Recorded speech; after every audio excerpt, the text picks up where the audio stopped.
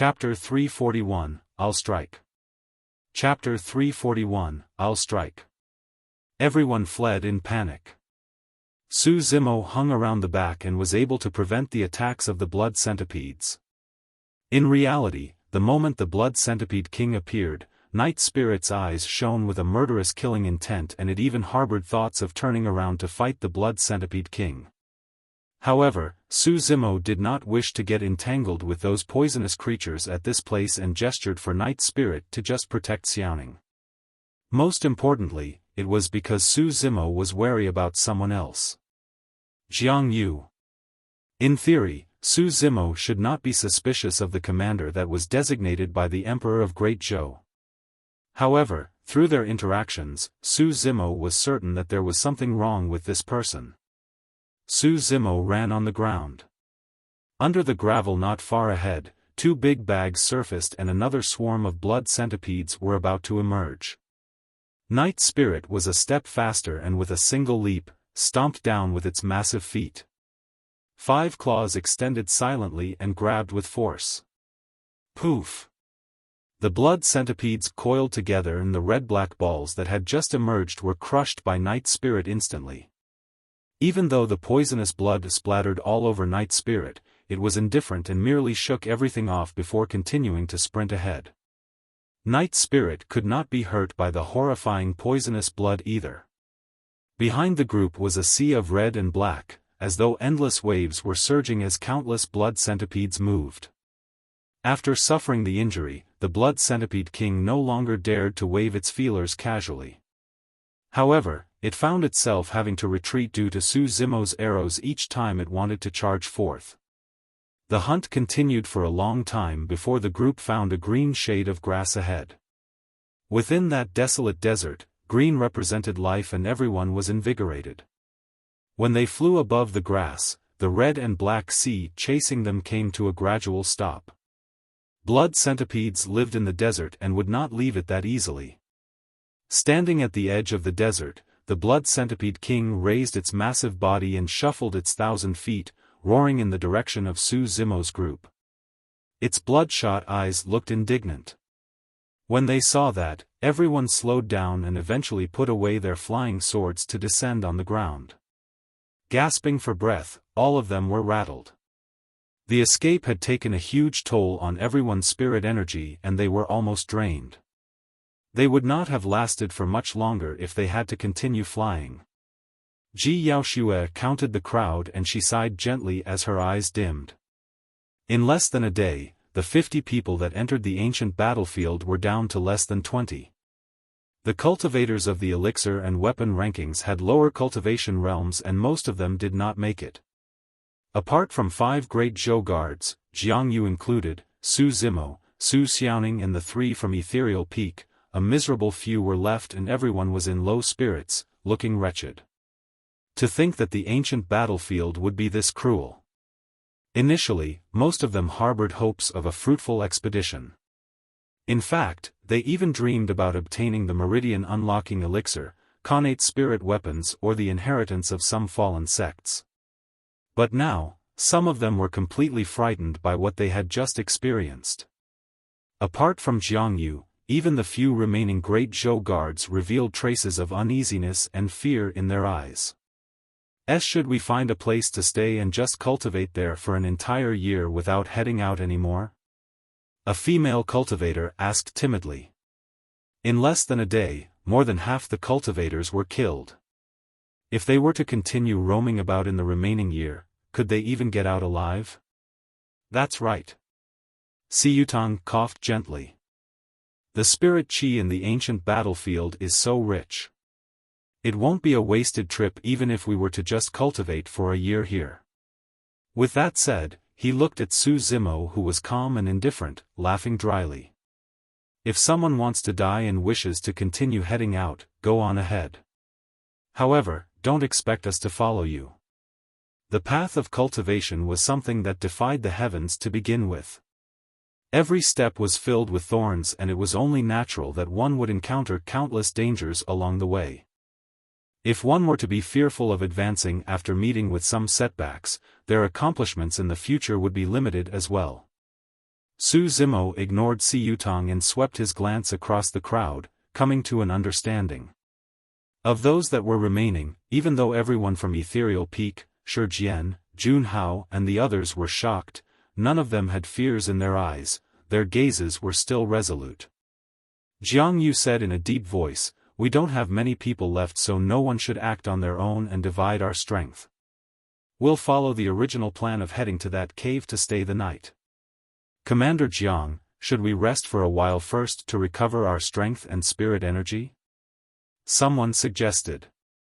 No. Jiang Yu rejected the suggestion without hesitation. Time is tight. We have to hurry and get there before night falls. He beckoned and determined the direction before walking in front to lead everyone. Ji Yaoxue slowed down and came to Su Zimo's side, asking concernedly with a worried expression, "Zimo, are you all right?" No matter what, she had witnessed the poisonous blood of the blood centipede spraying on Su Zimo. She was still worried that the poisonous blood might do damage to him. "I'm fine." Su Zimo shook his head and whispered, "There's something wrong with Jiang Yu. You have to be careful of him." Ji Yaoxue paused for a moment and raised her brow, looking perplexed.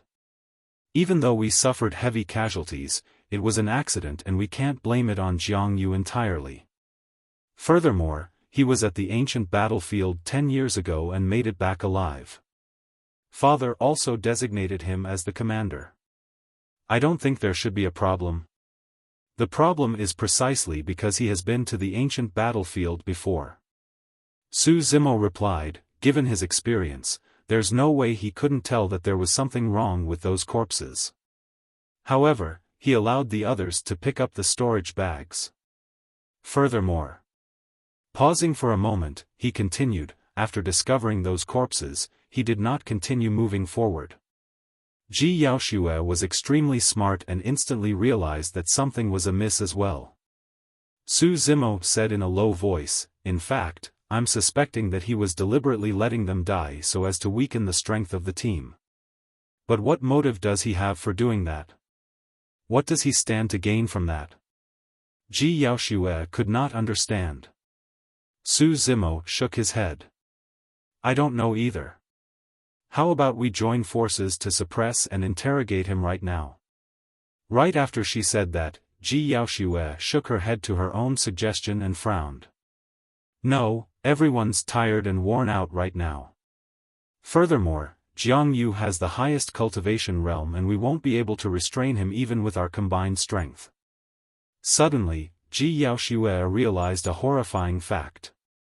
If there was truly something wrong with Jiang Yu, no one would be his match given his strength as a 6 Meridian Foundation establishment cultivator. "If you're agreeable, I'll strike to take him down." Right then, Su Zimo's voice rang out, his tone casual and indifferent. However, for some reason, his words made Ji Yaoxue's initially uneasy heart calm down instantly. Chapter 342, Great Shang Dynasty. Chapter 342, Great Shang Dynasty. Even though Ji Yaoxue did not believe that Su Zimo could take down a 6 Meridian Foundation establishment cultivator, his words gave her an inexplicable sense of assurance. It was the same feeling she felt back then in Tsanglang mountain range. Suddenly, Ji Yaoxue thought of something and her cheeks flushed, revealing a flawless beauty. Just as her imagination was running wild, Su Zimo's voice rang again. "Someone's coming." Ji Yaoxue snapped back to her senses and followed Su Zimo's gaze. However, she saw no one. In her bewilderment, Su Zimo's eyes narrowed and flickered as he suddenly declared, "Everyone, please stop. There's a group of cultivators headed for this direction in an imposing manner. They don't seem to be friendly. Everyone, be careful." The moment he said that, a commotion broke out in the crowd. Their group of 50 cultivators had suffered a massive loss and were down to less than 20 who were exhausted. If anyone had ill intentions, there was a high chance they might not survive. Jiang Yu walked right at the front and his back was facing Su Zimo. A cold and murderous intent flashed through his eyes. There's nobody? Many cultivators looked around and upwards nervously. However, they saw nothing but emptiness. All of a sudden, the sound of clothes fluttering sounded in the air ahead. At first, it was barely audible, but it grew louder as time went on.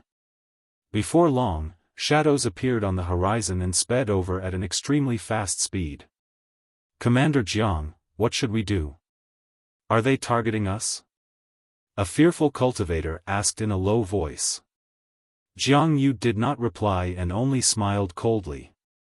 There were over 50 cultivators on the other side and they arrived in front of them in the blink of an eye. The few great Zhou guards yelled with changed expressions, "The great Shang dynasty." Upon hearing those words, everyone's heart sank. Jun Hao frowned, seemingly surprised. Ji Yaoshue's expression turned extremely terrible as well.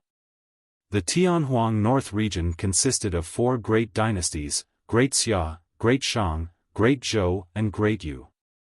There were always wars at the borders and the dynasties coexisted like fire and water. Under such circumstances, it was almost equivalent to the death penalty for them to encounter cultivators from the Great Shang dynasty. Su Zimo's gaze landed on Jiang Yu and his heart stirred as he vaguely understood something. The appearance of the Great Shang dynasty's cultivators was too coincidental and perfect, this was their weakest moment. Furthermore, the cultivators of the Great Shang dynasty had located them with such precision in less than a day, it was as though someone was guiding them. None of it made sense. However, everything could be explained if Jiang Yu was someone from the Great Shang dynasty. He had intentionally led everyone to the corpses previously because he wanted to make use of the blood centipedes to weaken their group.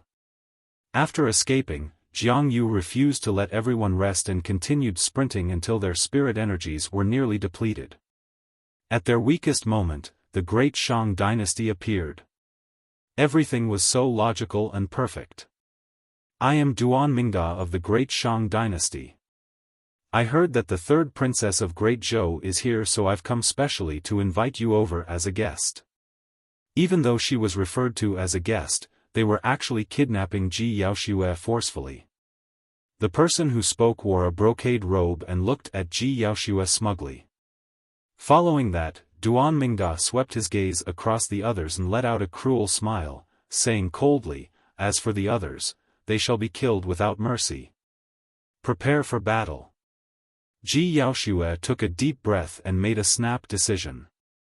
I would rather die in battle than be taken captive. Cultivators of the Great Shang dynasty, you have belittled me. At that moment, the tenderness on Ji Yaoshue's face was gone, replaced with a steely and murderous look. She glanced sideways and whispered, "Zimo, take everyone with you and escape as far as possible.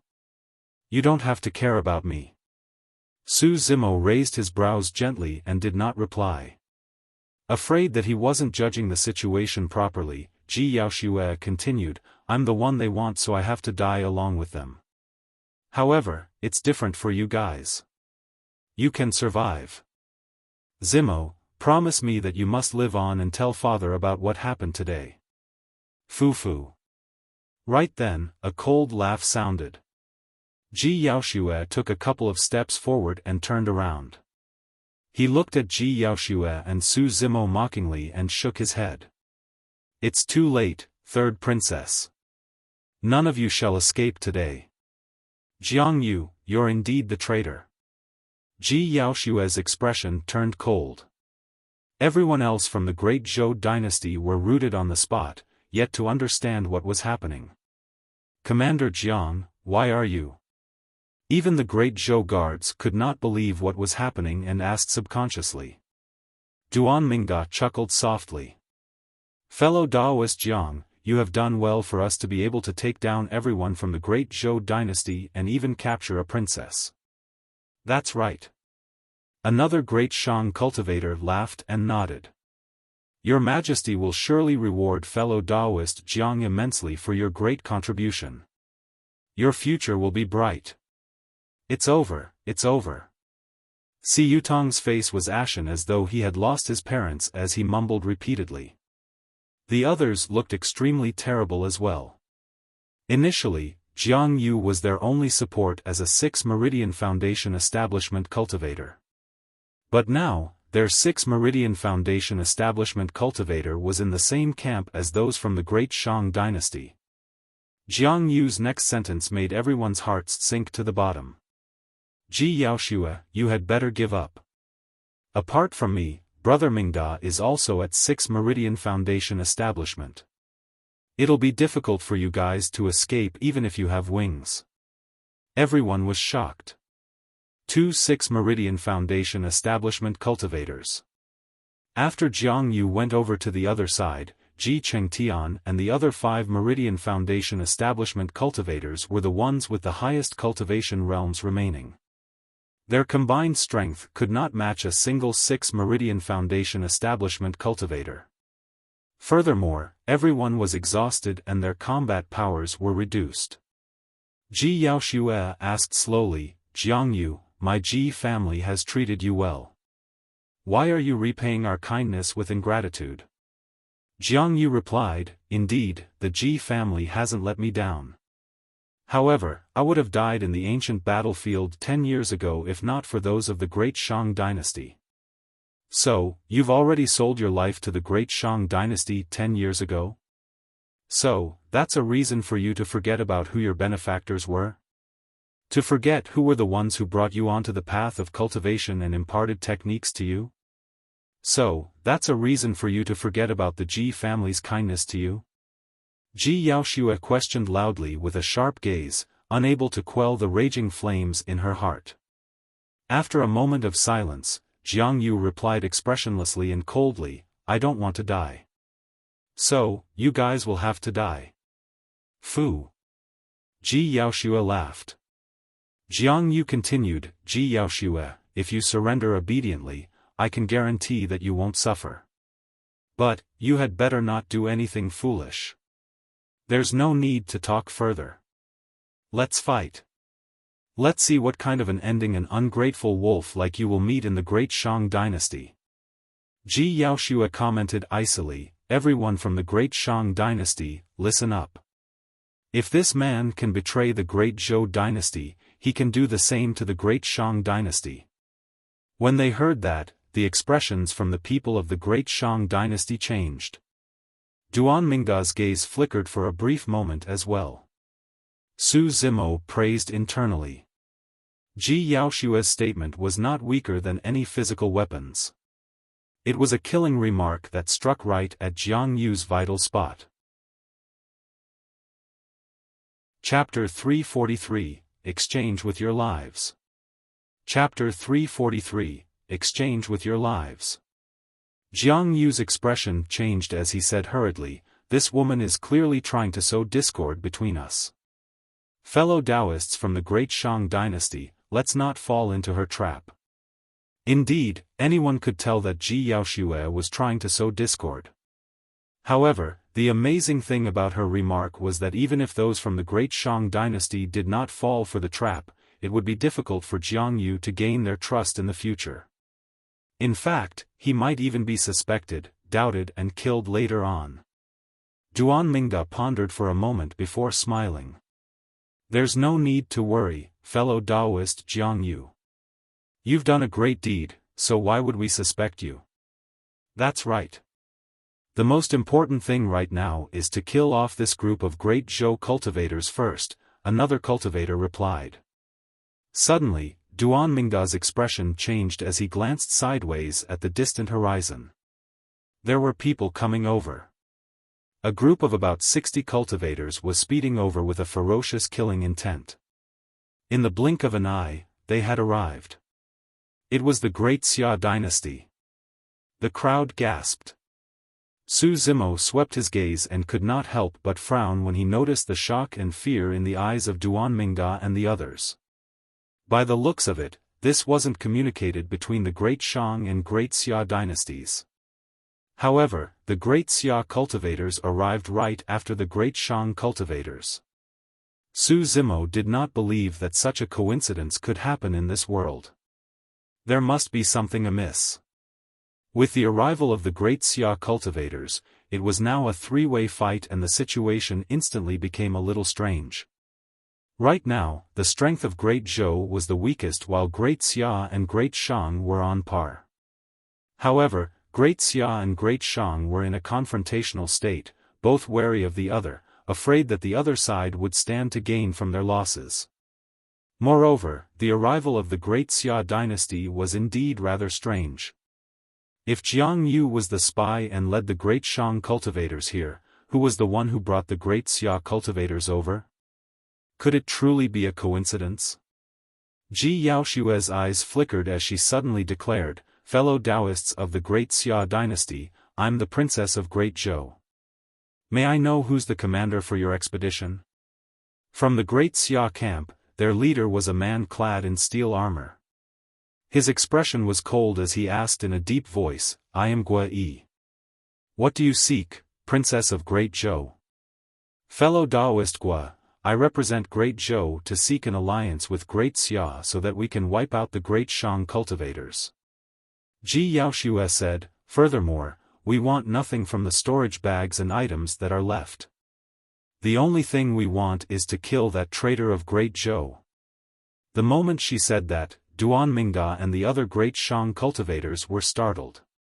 Even though there were less than 20 cultivators on the side of Great Zhou, they would definitely be a threat if they were to join forces with Great Xia. The situation was starting to disadvantage the Great Shang dynasty. Duan Mingda chuckled and eased the tension in the air before declaring loudly, "Fellow Taoist Gui, the remaining cultivators of Great Zhou are already at the end of their flight and there's nothing to fear. Ji Yaoshue's aim is for us to have an internecine outcome. Fellow Taoists of Great Xia, please do not fall for it." Gui of Great Xia remained silent. He swept his gaze over Su Zimo and the others thoughtfully. A moment later, he suddenly remarked, "How about we join forces to kill the Great Zhou cultivators first? As for the spoils of war, our two dynasties can split it evenly." Of course. When they heard that, Duan Mingda and the others agreed readily with bright eyes. Ji Yaoshue and the others felt their hearts sink. The Great Shang dynasty alone was enough to wipe them out, let alone combined with the Great Xia dynasty. Su Zimo furrowed his brows slightly. Gui's decision was staggered. It was as though he had only said that after he received an order. The coincidental appearance of the Great Xia dynasty coupled with Gui's reaction confirmed Su Zimo's guess that there was a spy within the remaining Great Zhou cultivators as well. Furthermore, the status of that spy in the Great Xia dynasty was even higher than Gui's. Earlier, that spy had used a special technique to transmit information, causing Gui to come up with the decision of working together with the Great Shang dynasty. Subtly, Su Zimo surveyed the remaining Great Zhou cultivators. His gaze paused briefly on one of them before looking away. Jun Hao of Azure Frost Sect. When they heard that Great Xia and Great Shang were joining hands, the Great Zhou cultivators were sad, indignant, frustrated and despaired. However, Jun Hao was the only one who was calm. He was so calm, as though he was not worried about his safety at all. Gui and Duan Mingda's group were still discussing how to share the spoils of war when Su Zimo looked up at the sky and walked over leisurely. "Zimo! Brother!" Ji Yaoshue and the rest were shocked, shouting instinctively. Su Zimo seemed oblivious and arrived not far from Gui and Duan Mingda's group before asking indifferently, "It's getting late. Are you guys done discussing? This is the #1 weapon refinement master of Great Zhou, a 3-Meridian Foundation establishment cultivator. He's in possession of 18 supreme-grade flying swords and a perfect spirit weapon, Blood Quencher." Jiang Yu said in a deep voice. The cultivators of Great Xia and Great Shang fell into an uproar. They looked at Su Zimo with burning eyes, as though they wanted to skin him alive. "Perfect spirit weapon? Are you serious?" Duan Mingda narrowed his gaze and glared at Jiang Yu, enunciating every word. "Absolutely." Jiang Yu nodded. He refined that blood quencher personally in front of everyone during the Great Zhou Dynasty's Sect competition. Duan Mingda turned to Gua Yi and said with a fake smile, "Brother Gua, how should we split that perfect spirit weapon?" A perfect spirit weapon was enough for golden cores to wage a bloody battle. Be it Great Xia or Great Shang, no one would give it up so easily. Gua Yi raised his brow slightly and asked, "What do you suggest, Brother Duan?" "I do have a suggestion." Suddenly, Su Zimo spoke. "Oh? What?"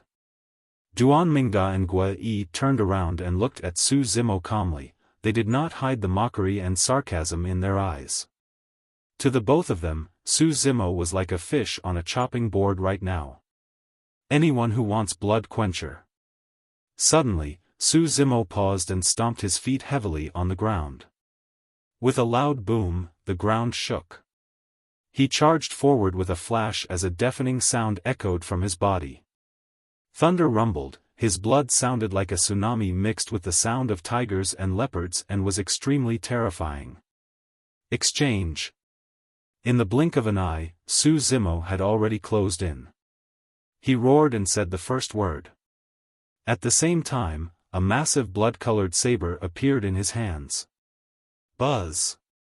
5 spirit patterns shone on the saber in a bedazzling manner like a blazing blood sun.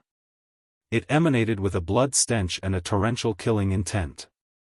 The cultivators of Great Xia and Great Shang were taken aback.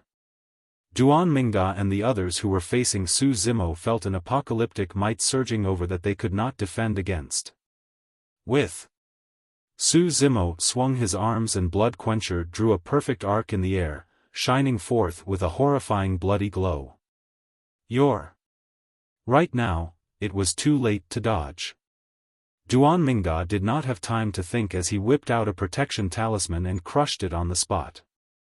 Before he could do anything else, blood quencher had already descended from above. Lives. Those who wanted blood quencher had to exchange for it with their lives. With Su Zimo's last word, Duan Mingda's body was split into 2 by blood quencher and blood splattered everything. Even the protection talisman could not save his life. A 6 Meridian Foundation establishment cultivator was killed with a single cleave. Chapter 344, Charging Ahead. Chapter 344, Charging Ahead. None of the cultivators of the 3 dynasties thought that Su Zimo would dare strike, let alone expect his strike.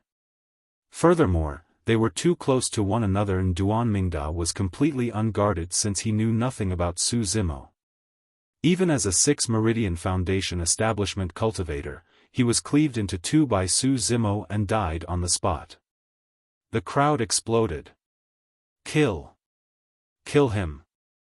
The great Shang cultivators were enraged as they roared with bloodshot eyes. Jiang Yu had witnessed Su Zimo in action before. The moment Duan Mingda died, he summoned a flying sword and leaped into the air to distance himself from Su Zimo. However, the other cultivators did not know better and remained standing on the spot, summoning their flying swords that glowed with spirit lights and conjured hand seals. They were prepared to strike at the same time to kill Su Zimo. Bang! After killing Duan Mingda, Su Zimo did not pause at all and charged right into the crowd. The cultivator at the front had just summoned his flying sword when his vision blacked out and he was sent flying. Exploding in midair, the person turned into a mist of blood. Pust! All the cultivators gasped when they saw that. A simple collision caused a cultivator to explode. The terrifying power of his burst could compare to an ancient ferocious beast. After devouring the divine dragon, Su Zimo attained greater mastery of the organ's refinement section. Every single punch and kick possessed a strength of 5,000 kilograms. The body of an ordinary cultivator would not be able to withstand his might in a clash. While he sent that person flying, Su Zimo swung blood quencher and slashed horizontally. Poof! A flash of blood appeared and a huge head flew up. Blood splattered from the broken neck, forming a terrifying sight. Blood quencher was blood-colored to begin with. After touching blood, the shade on its blade grew brighter and more blindingly red. Everyone, watch out. That person is extremely strong in melee combat. Don't let him get close to you. Jiang Yu rode on his flying sword and shouted from midair. The remaining great Shang cultivators were fear-stricken and wished that they could curse out loud. What's the point of saying it only now? Their commander for the expedition, Duanmingda, who was at 6 Meridian Foundation establishment, was already dead. As for Su Zimo, he was rampaging through the crowd and many cultivators were chopped down by Blood Quencher before they could even soar into the air. Even without Blood Quencher, those people would most likely die if Su Zimo closed in on them. Now that he had that perfect graded Blood Quencher in his hands, he was just like a tiger who had grown wings. Even if Su Zimo did not use all his strength, ordinary 4 and 5 Meridian Foundation establishment cultivators would not be able to withstand the might of a single slash from that heavy saber. Instant thunder. Su Zimo pointed forward and hollered softly, "Instant thunder." Snap! A deafening sound rumbled from the skies as a thunderbolt as thick as an arm descended instantly. It struck the crowd, turning it into a sparkling sea of lightning. Many cultivators conjured spirit arts instantly to defend against it. Seizing the opportunity, Su Zimo entered the crowd once more and flickered left and right. Everywhere his saber was pointed, broken limbs would fly as no one could defend against him. The great Shang cultivators at the outer circle summoned 2 flying swords, scurrying into the air on one while pointing the other at Su Zimo. Swoosh! Swoosh! Swoosh! Instantly, spirit lights danced the air as beams of light streaked through the air as though there were 1,000 rays.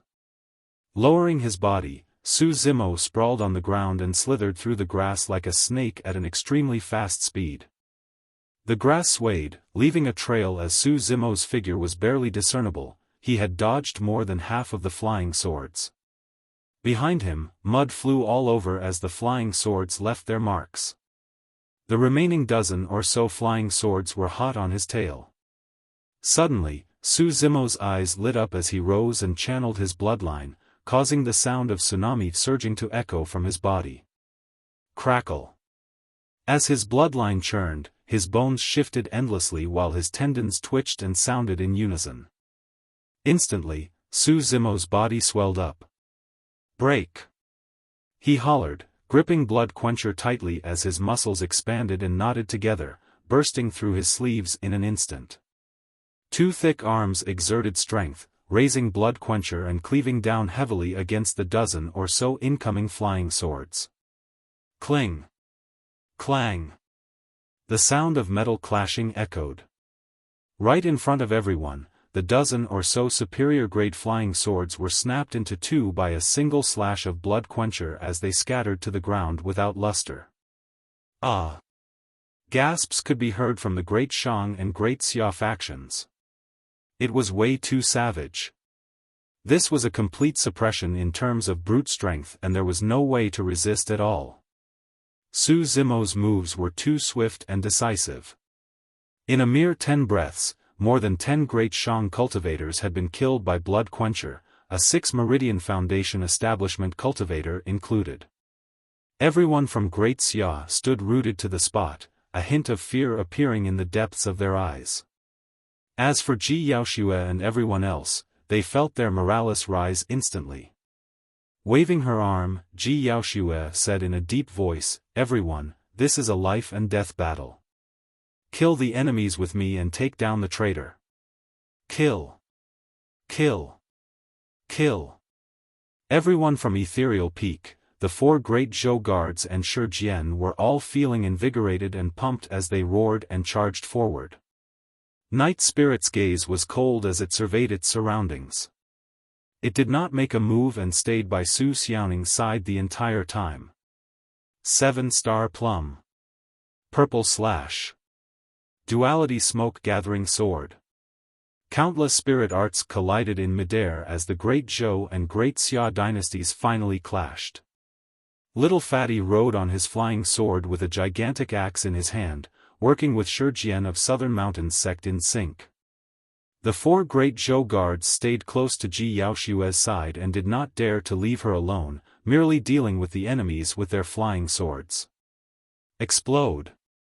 Leng Ro shouted softly as her sleeves shook and more than 10 talismans appeared. Thrown into the crowd, they exploded instantly, turning into a gigantic sea of flames that engulfed a few cultivators. Although she was only at 3 Meridian Foundation establishment, Leng Ro's attainment in talismans was truly brilliant. Otherwise, she wouldn't have gotten the number 1 spot of the talisman ranking.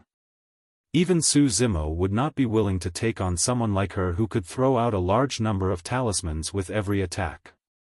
Ah! Ah! Ah! The few great Shang cultivators did not die on the spot. However, they were severely injured as their skins tore in a bloodied mess while they shrieked endlessly in the sea of flames. Shoo! Shoo! Ji Qingtian of Ethereal Peak released ethereal wings and his flying sword that was at the void level. Unpredictable streams of seemingly imperceptible ripples crossed the sea of flames, killing the shrieking great Shang cultivators. In the blink of an eye, the situation had reversed. The great Zhou faction now had the upper hand and were ferocious. In truth, there was another strong faction on the battlefield that had yet to interfere. Right from the beginning, most of the great Xia cultivators had been eyeing the situation from the sidelines coldly. Guiyi's gaze was fixed on a cultivator of great Zhou the entire time. Suddenly, in the chaotic battlefield, Junhao of Azure Frost Sect glanced askance at the direction of the great Xia faction and made a few continuous hand gestures. The gestures were extremely subtle and Guiyi was the only one who noticed them. Understanding what it meant, Guiyi raised his arm and shouted, "Go forth and eliminate the remaining survivors of the great Zhou dynasty." Chapter 345, 3 slashes. Chapter 345, 3 slashes. Buzz. Zimo was charging through the crowd when he heard a sword slash. His mind throbbed vaguely with a sharp pain as a warning flashed in his heart. The attack was extremely fast and sharp, it could definitely pose a threat to him. A 6 Meridian Foundation establishment cultivator had struck. Clang! Without time to look back, Zimo slashed in reverse and blocked the incoming flying sword. An ear-piercing sound of metal clashing screeched as sparks flew. That attack was extremely strong and Zimo shuddered, killing intent surging into his eyes. There was only a single person who could attack him from that angle, the traitor of the great Zhou dynasty, Jiang Yu. Sidestepping, Zimo dodged a couple more flying swords and spun around swiftly. He glared at Jiang Yu who was not far away in midair and said with a cold voice, "You have a death wish. Everyone, don't panic. As long as we keep our distance, that person is of no threat." Jiang Yu declared loudly, "I'll hold him back while you guys join forces to kill him." "Someone like you?" Zimo laughed coldly and ignored the flying swords and spirit arts coming at his back. Stomping on the ground heavily, he leaped into the air like a rainbow. In midair, Zimo conjured hand seals and suddenly, a gigantic pair of wings spread out behind him. They surged with spirit light and were lifelike. That was one of Ethereal Peak's 3 major secret skills, ethereal wings. With ethereal wings, Zimo could soar through the skies like golden cores without the need for external objects. His combat skill in the air was now the same as on the ground. Swoosh! Both wings flapped and in a flash, Zimo brushed by a great Shang cultivator. A bloody scar emerged from that person's neck as blood sprayed out while he fell from his flying sword, already dead. Jiang Yu's eyelid twitched. Even though he was a 6 Meridian Foundation establishment cultivator, a full 3 cultivation realms above Zimo, his speed with sword kinesis flight could not match Zimo who was in possession of ethereal wings. In other words, Jiang Yu could only fight Zimo head-on to see who would have the upper hand. Water Moon Wheel. Jiang Yu conjured hand seals and channeled his spirit energy fervently, forming a round, blue full moon that rippled in front of him. It shone with a chilling killing intent and charged forward. Break! Zimo's bloodline rumbled as the power of thunder gathered in his palm, turning into a thunder spear that shimmered with lightning as he threw it towards the full moon. Boom! The two spirit arts collided into a huge bang. The lightning spirit energy surged, producing a dizzying oval sphere of energy that illuminated half the sky. They were even. Right from the beginning, Zimo's body had not paused for the slightest bit, and in the blink of an eye, he was 100 feet away from Jiang Yu. Go! Seeing that his spirit art was useless, Jiang Yu controlled his flying sword and pointed forward hurriedly. The sword quivered, turning into a beam of light that shot towards Zimo's face. At the same time, Jiang Yu rode on his flying sword and retreated furiously. His attack was not meant to injure Zimo. It was for Zimo to deal with it head-on. That way, Zimo's speed would naturally decrease and the both of them would be able to maintain a safety distance.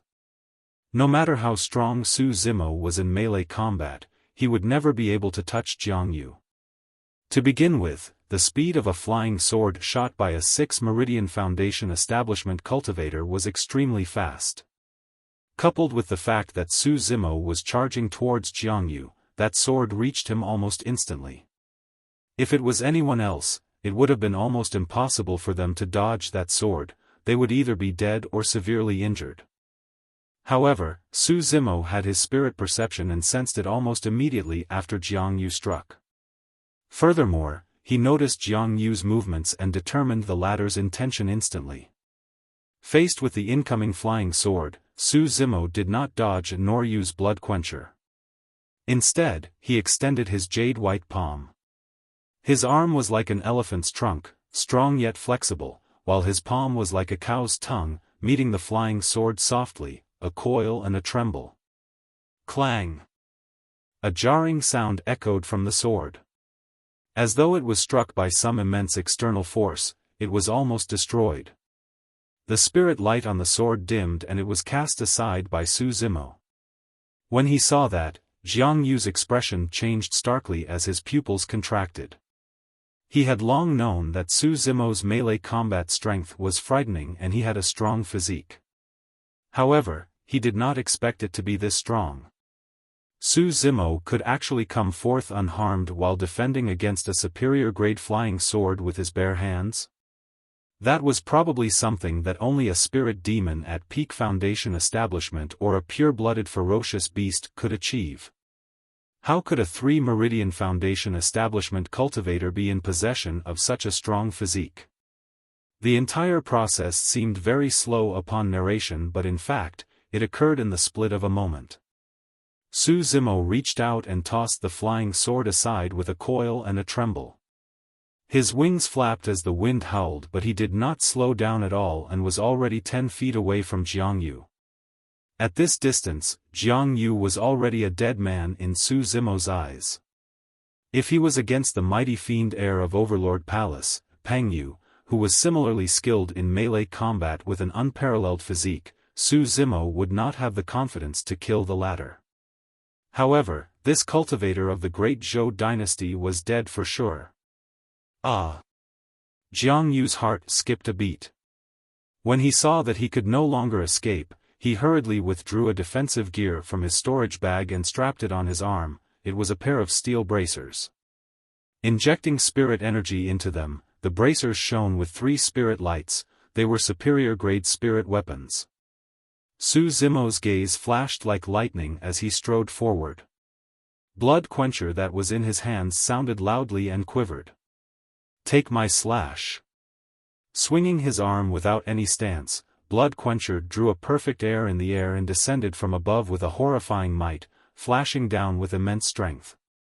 Blood drained from Jiang Yu's face as he propped up both arms instinctively. The bracers shone brightly above his head. Clang! There was a deafening sound. Jiang Yu's body shuddered and his feet wobbled. Nearly falling from the flying sword, his arms could not withstand the blow and shook while blood oozed from the side of his lips. Good, again. Su Zimo laughed and chopped down with Blood Quencher again. Clang! Jiang Yu's arms were nearly split apart and the sharpness of Blood Quencher was almost at his head. The blood stench emitted from the blade was suffocating. The spirit light of his bracers flickered. After 2 consecutive slashes from Blood Quencher, that superior-grade spirit weapon was almost done for. Die! Su Zimo spat out coldly. As soon as he said that, Blood Quencher descended once more heavily against Jiang Yu's arms. Crack! Crack!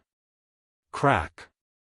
A series of cracks could be heard from within the bracers. Right after, Jiang Yu's eyes dimmed as he spat out a mouthful of fresh blood, his arms collapsing. Blood Quencher descended and a cold blade sliced through Jiang Yu's head, causing a bloody scar. Shing! Jiang Yu's body split into 2 as he fell alongside the flying sword beneath him, blood and organs splattering everywhere. Another 6 Meridian Foundation establishment cultivator had died to Blood Quencher.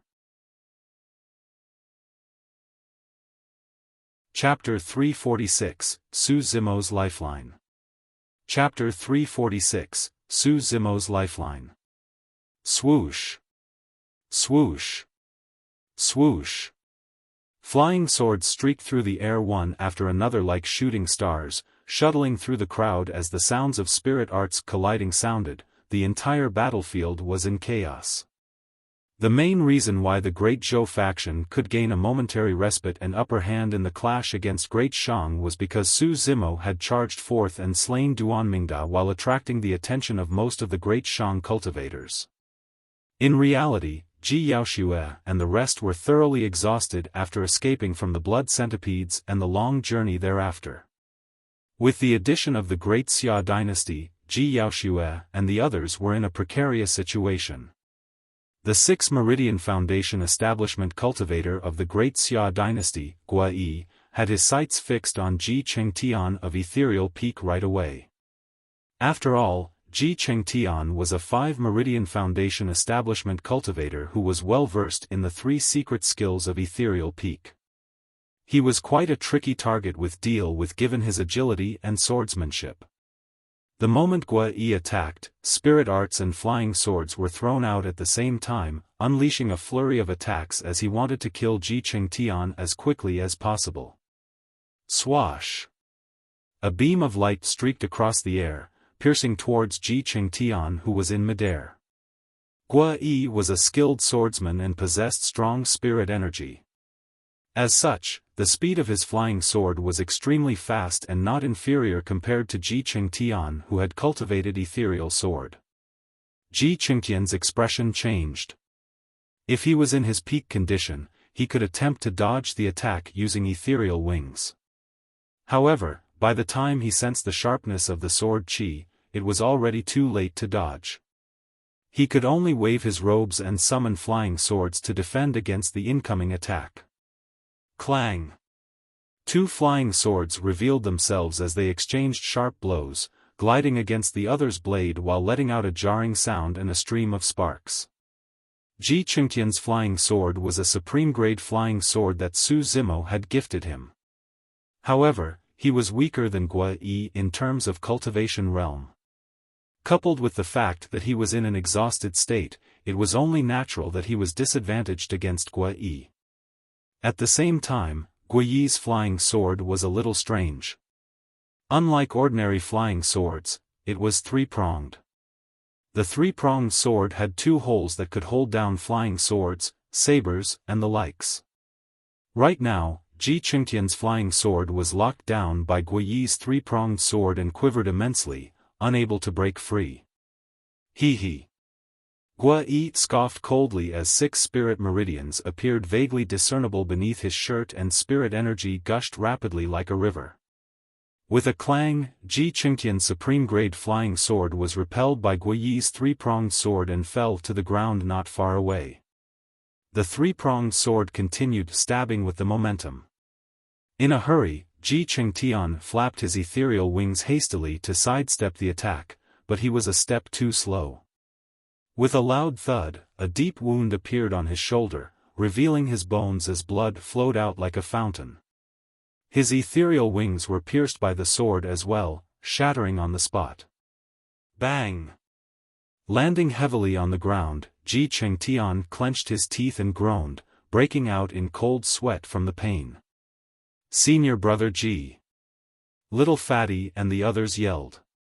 Shoo! The three-pronged sword attacked and stabbed straight at Xuantian's head. Ah! With a furious howl, Little Fatty shook off the cultivators around him and swung his gigantic axe fiercely at the three-pronged sword. Clang! The three-pronged sword shone brightly and its blade quivered, repelling the gigantic axe instantly. Little Fatty was only at 3 Meridian Foundation establishment, a full 3 cultivation realms beneath Guai, so he was naturally not a match for Guai in terms of strength. If not for the fact that he had trained his physique regularly, the gigantic axe would have flown out of his hands. Even so, Little Fatty's palm was still torn and bled from the vibration. Swash! A few talismans landed in front of Xuantian and suddenly shattered, forming layers of barrier. It was Leng Ro who had tossed out a couple of protection talismans. Crack! Crack! Crack! The three-pronged sword pierced a few barriers consecutively before stopping. Xuantian also seized the opportunity to leave the spot and was out of immediate danger. "I don't have many talismans left," Leng Ro whispered. Almost all of the remaining Great Zhou cultivators, apart from Su Xiaoning, were injured. Surrounded in the midst of the Great Xia faction, they were almost at their limits. Suddenly, 3 reverberating bangs rang out from the air not far away. Many cultivators looked towards the voice instinctively and saw yet another 6 Meridian Foundation establishment cultivator, Jiangyu, falling from midair after being slashed by Su Zimo. Pust! All the cultivators were shocked. Duan Mingda's death could have been attributed to his carelessness of underestimating the enemy. However, Jiang Yu's death was full proof of Su Zimo's strength. It was definitely not a simple coincidence for a 3 Meridian Foundation establishment cultivator to kill 2 6 Meridian Foundation establishment cultivators in a row. In midair, Su Zimo could sense the change in the situation as he turned around slowly, sweeping over the battlefield with a cold gaze. "Great Xia Dynasty, you guys truly have a death wish." Before his sentence was finished, Su Zimo had already flapped his wings while dragging the bloodied blood quencher, charging towards the Great Xia cultivators. The crowd exploded in an instant and a commotion broke out. Su Zimo slew 2 6 Meridian Foundation establishment cultivators in a row and his aura right now was torrential. With an intense bloodlust and killing intent that was almost materialized emanating from his body, who would dare go against someone like that? No one even dared to meet his eyes. Bang! A Great Xia cultivator stood in midair on his flying sword and was unable to dodge in time. It took a single collision against Su Zimo for him to die on the spot without even being able to make a sound. In the blink of an eye, Su Zimo arrived before Guai. Swoosh! Blood quencher descended from above and the massive blade seemed as though it wanted to rip the void apart. Its monumental aura was unstoppable. Guai looked terrible as he waved both hands to hurriedly maneuver his three-pronged sword over as a defense. Clang! The saber and sword collided and the whole of the three-pronged sword held down blood quencher. Guai's eyes lit up as he channeled spirit energy fervently. All 6 spirit meridians of his shone with a boundless spirit light and his dantian was throbbing in pain. As long as I can repel this blood quencher, Su Zimo will not be a threat at all. To Guai, the perfect spirit weapon was the reason for Su Zimo's terrifying combat strength. Hands off! Guai bellowed. Hands off! Su Zimo sneered and his bloodline rumbled. Channeling spirit energy, the 5 spirit patterns on his saber shone with a divine and bloody light, resembling a blood sun that shone with endless rays. Clang! Clang! Against the suppression of Blood Quencher, the three-pronged sword spirit light flickered. It looked like it could crumble at any moment. Shatter! Su Zimo roared, and with a twist of his arm, the saber trembled. Crack! Crack! The three-pronged sword creaked as cracks appeared on the blade, and it shattered on the spot. Guai was scared out of his wits and retreated hastily, his gaze landing on a great Zhou cultivator nearby. When Junhao saw that, his pupils constricted as well. Their plan had failed. Su Zimo was way more terrifying than he had expected. They were bound to suffer a massive loss if that man did not die. Even if they managed to escape, their forces would be severely crippled and they would not be able to fight for treasures against other factions in the ancient battlefield. While Su Zimo was strong, Junhao was convinced that all humans had weaknesses. As long as he could locate Su Zimo's lifeline, he could deal a fatal blow to the latter. Narrowing his gaze, he caught sight of Su Xiaoning at the side and his eyes shimmered. Chapter 347, Direct Death. Chapter 347, Direct Death. Hidden in the crowd, Junhao gestured towards the direction of the Great Xia faction before pointing at Su Xiaoning beside him. 10 armored cultivators from the Great Xia faction understood his intentions and exchanged glances before nodding in secret. The 10 of them separated and mixed into the crowd. 5 of them wore light armor and controlled their flying swords while releasing spirit arts to attract the attention of everyone else. The other 5 cultivators wore heavy armor and were fully geared from head to toe. The armor alone weighed around 500 kilograms. It was obvious that those 5 on the ground were body-tempered cultivators. They wielded daggers and split up in different directions, approaching Su Xiaoning stealthily. In midair, Su Zimo swung Blood Quencher and tore into the crowd, ripping a bloodied path by chopping up all cultivators who stood before him. Even 5 Meridian Foundation establishment cultivators could not withstand a single slash from Su Zimo. Throughout the entire process, Su Zimo's eyes were fixed on Guai. That was the only 6 Meridian Foundation establishment cultivator on the battlefield. As long as he was dead, the others would naturally collapse. Su Zimo noticed that some Great Xia cultivators were behaving oddly. However, he merely glanced at them indifferently while continuing to hunt down Guai with a raised saber. At the same time, Guai could sense Su Zimo's killing intent.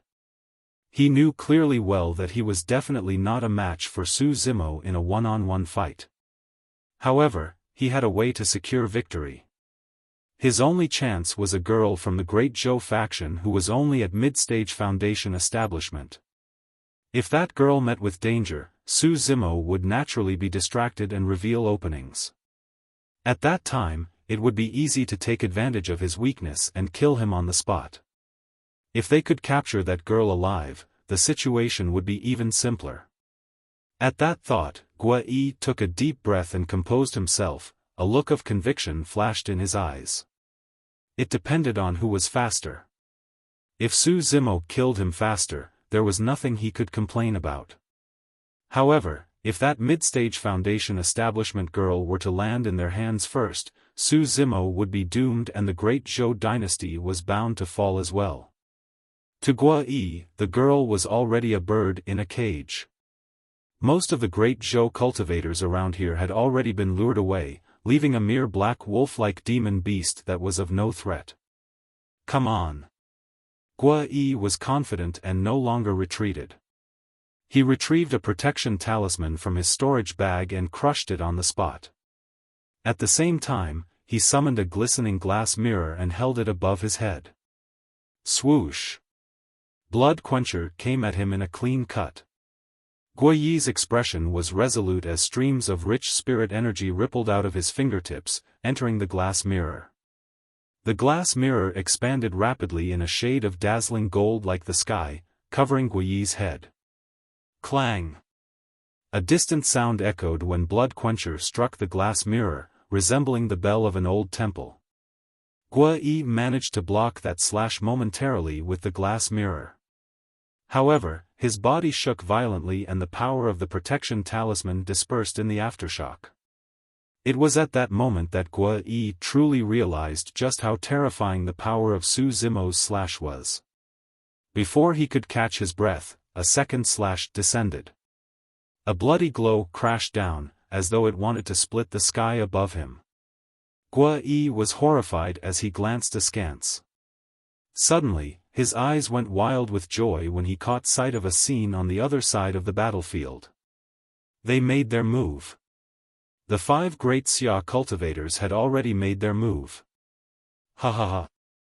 Su Zimo, take a look. Your sister is about to die. Guo was laughing in a maniacal manner and his features were almost contorted. Right after, his laughter stopped and his heart sank. Su Zimo's blood quencher did not stop at all. His eyes were calm and there was no trace of panic or worry in them at all. In fact, Su Zimo did not even turn to look. How could that be? What went wrong? Guo looked to the other side of the battlefield instinctively. The next moment, his eyes were widened in shock, as though he had just witnessed the scariest thing in the world. His mouth opened up but he could not say a single word, it was as if someone had grabbed his throat. The 5 heavy-armored Great Xia cultivators formed an encirclement around Su Xiaoning and were less than 10 feet away. All 5 of their gazes were subconsciously fixed on the demon beast beside her. It was covered with a cold, indestructible scale armor from head to toe and its tail was like a steel whip, carrying a sharp spike that shone with a chilling aura at its tip. Ever since the start of the battle, the demon beast had been by the girl's side and had never made a move. Right now, it was sprawled on the ground motionlessly. Even after a long time, its eyes seemed like they were closed, as though it was lazily asleep. The 5 of them glanced at the demon beast. Jun Hao gave a subtle nod. Attack! One of them shouted softly and the 5 of them split up in different directions. Charging forward at the same time, they arrived before Su Xiaoning within a couple of steps. Jun Hao, who was watching at the side, pretended to be shocked and exclaimed, "Watch out." In truth, it was too late even if the cultivators nearest to Su Xiaoning jumped in to assist her. A smug look flashed through Jun Hao's eyes. All of a sudden, Night Spirit, who was initially sprawled beside Su Xiaoning, opened its eyes, letting out 2 cold rays of light. Instantly, the temperature of the battlefield seemed to have dipped. It rose and with a single leap, extended a pair of front paws to welcome 2 incoming cultivators. Sharp claws extended stealthily from the gap between its fingers and shone with a cutting glint and a cold aura. A ferocious aura that was asphyxiating burst forth. Night Spirit was way too fast. The 2 of them merely felt their visions blur before one of them died on the spot with blood gushing out of his ripped throat. There were 5 holes in the steel helmet of the other person. Night Spirit had ripped through it and the person collapsed limply on the ground with brain juice flowing out. A black shadow streaked through the void. It was like a snake in the night, coiling around the throat of a cultivator before ripping forcefully. Crack! Crack! Crack! The person's throat was snapped on the spot. Immediately after, the black shadow continued darting around. Poof! One of the cultivators seemed to have been pierced by a steel whip as a cold light shone from his back. It was Night Spirit's tail. Heavy and steel armors were akin to paper against Night Spirit's claws and could not withstand a single blow. Snap! At the same time, Night Spirit opened its mouth and lunged forward, biting at the throat of the 5th cultivator. Tilting its head slightly, the person's head was snapped and fresh blood splattered everywhere. Everything had happened too quickly. It took less than a breath of time since Night Spirit took action. Furthermore, everything seemed to have been done at the same time. Even Su Zimo could not accomplish something like that. Every single part of Night Spirit's body was built to kill. In the blink of an eye, 5 great Xia cultivators were dead on the spot. All of them had widened eyes that were filled with confusion. Even at the last moment, they did not know what they had just encountered. Chapter 348, Defeated Departure. Chapter 348, Defeated Departure. The strong stench of blood filled the air, making one sick. Night Spirit's attacks caused the entire battlefield to pause for a moment. Junhao did not blink at all as his pupils constricted, focusing his sights on the 5 great Xia cultivators who were filled with blood from head to toe. He was seemingly shocked silly. All of a sudden, turning around slowly, Night Spirit's cold gaze landed on Junhao. Instantly, Junhao's breathing halted. For a brief moment, he felt as though his heart was gripped by an invisible hand. Night Spirit walked slowly and arrived before Junhao. Junhao's mind was blank right now as his limbs went cold, he could not move at all. Night Spirit's body was much taller than Junhao's and it was looking down at him from above.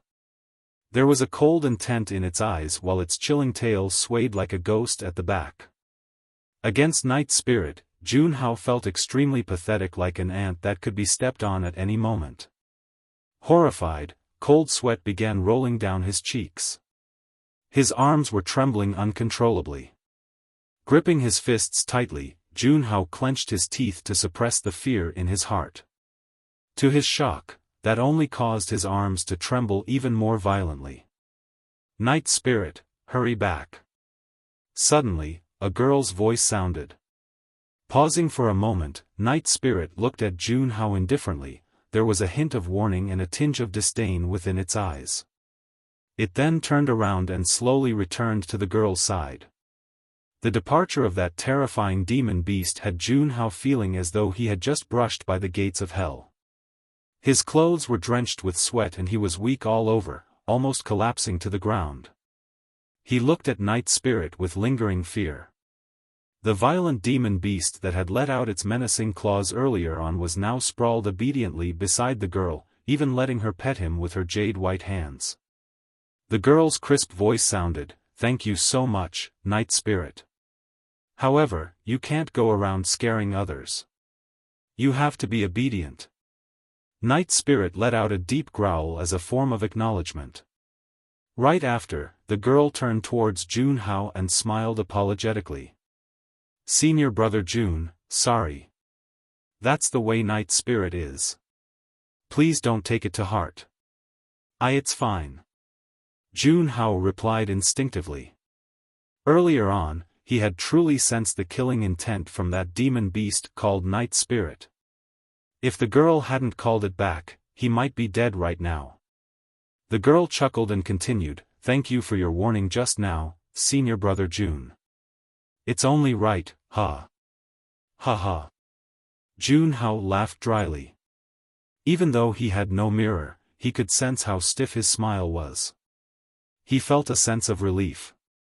He merely gave that fake warning earlier on because he did not want to expose his identity prematurely.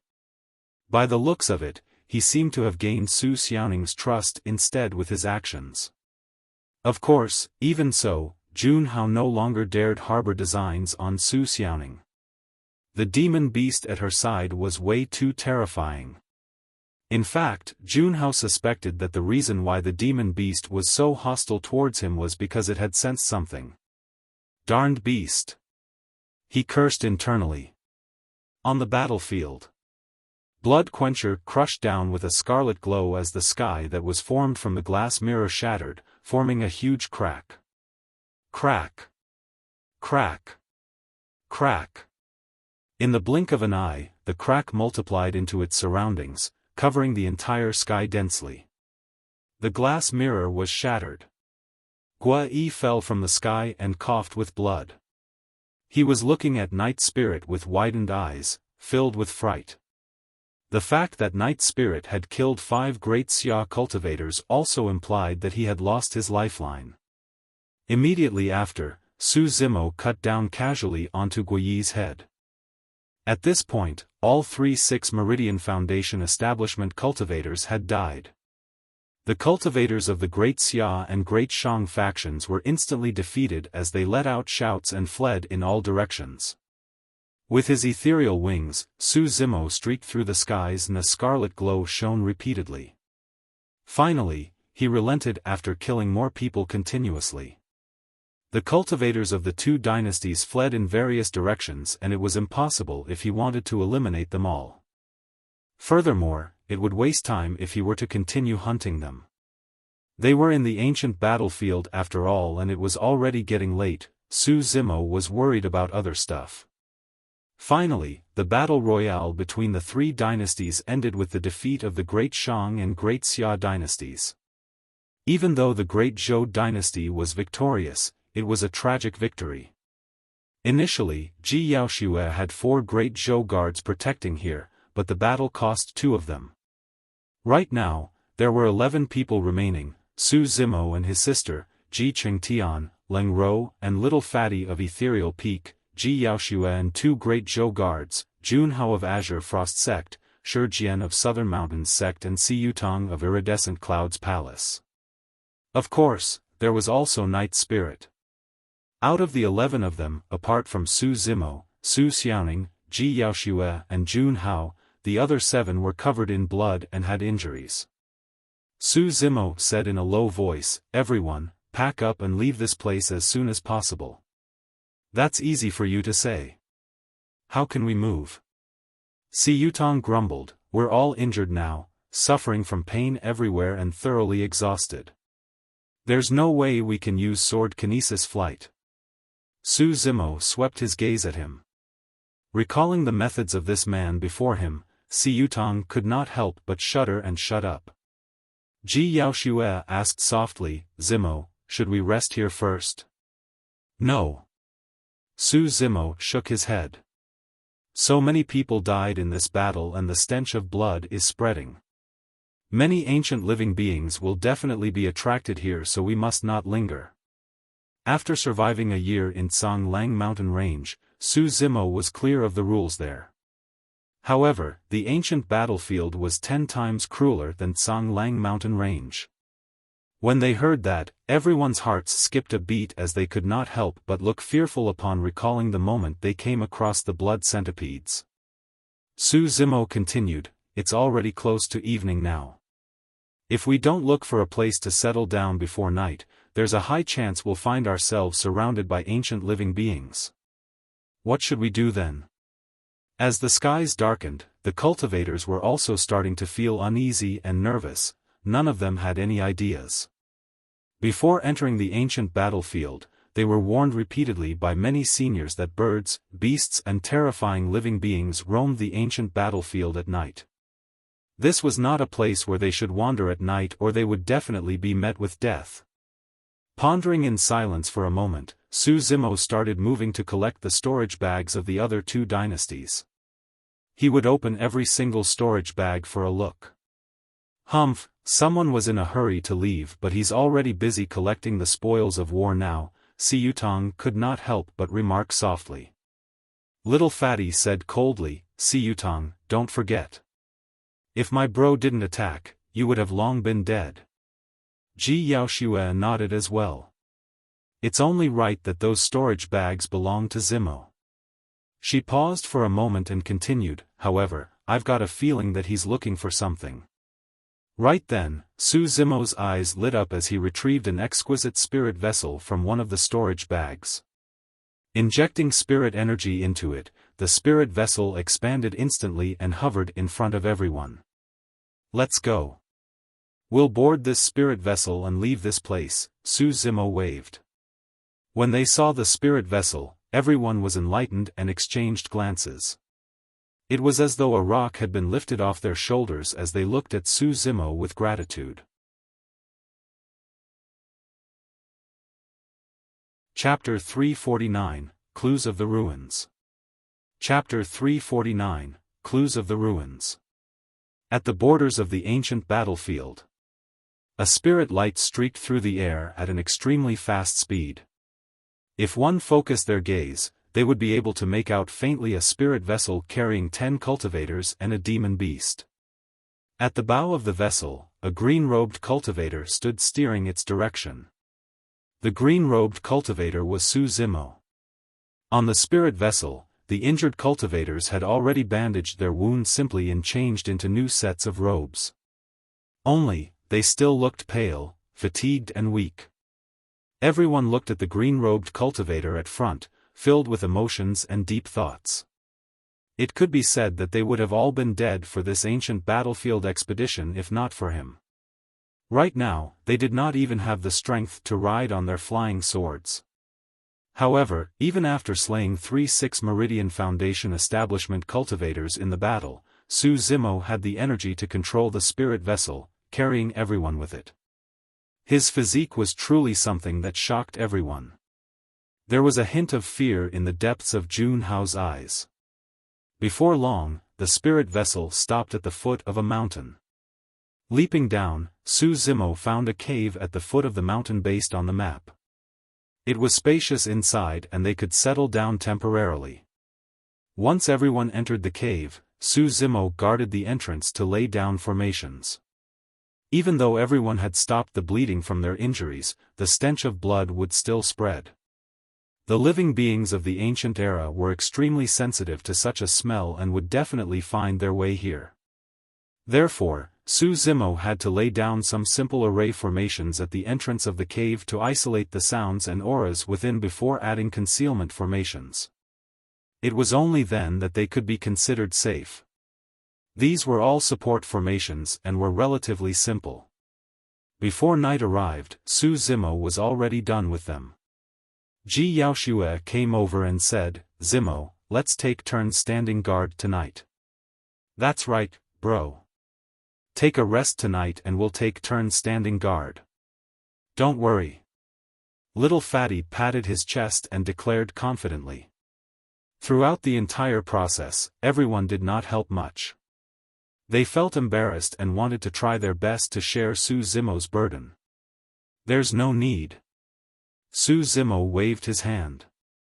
"Rest well and regain your strength as soon as possible. Night Spirit will guard over here." At the mention of Night Spirit, a look of fear flickered through everyone's eyes. Even though it merely attacked for a brief moment during the battle in the day, it was way too shocking. If the feeling that Zimo gave off to everyone was one of unpredictability, the feeling that Night Spirit gave off was one of fear. Nighttime. On this day, everyone had been through too much and were worn out physically and mentally. Now that they were finally relaxed, most of them fell asleep. Night Spirit rose and walked out of the cave stealthily. It melted into the darkness and vanished. Zimo was not worried about Night Spirit.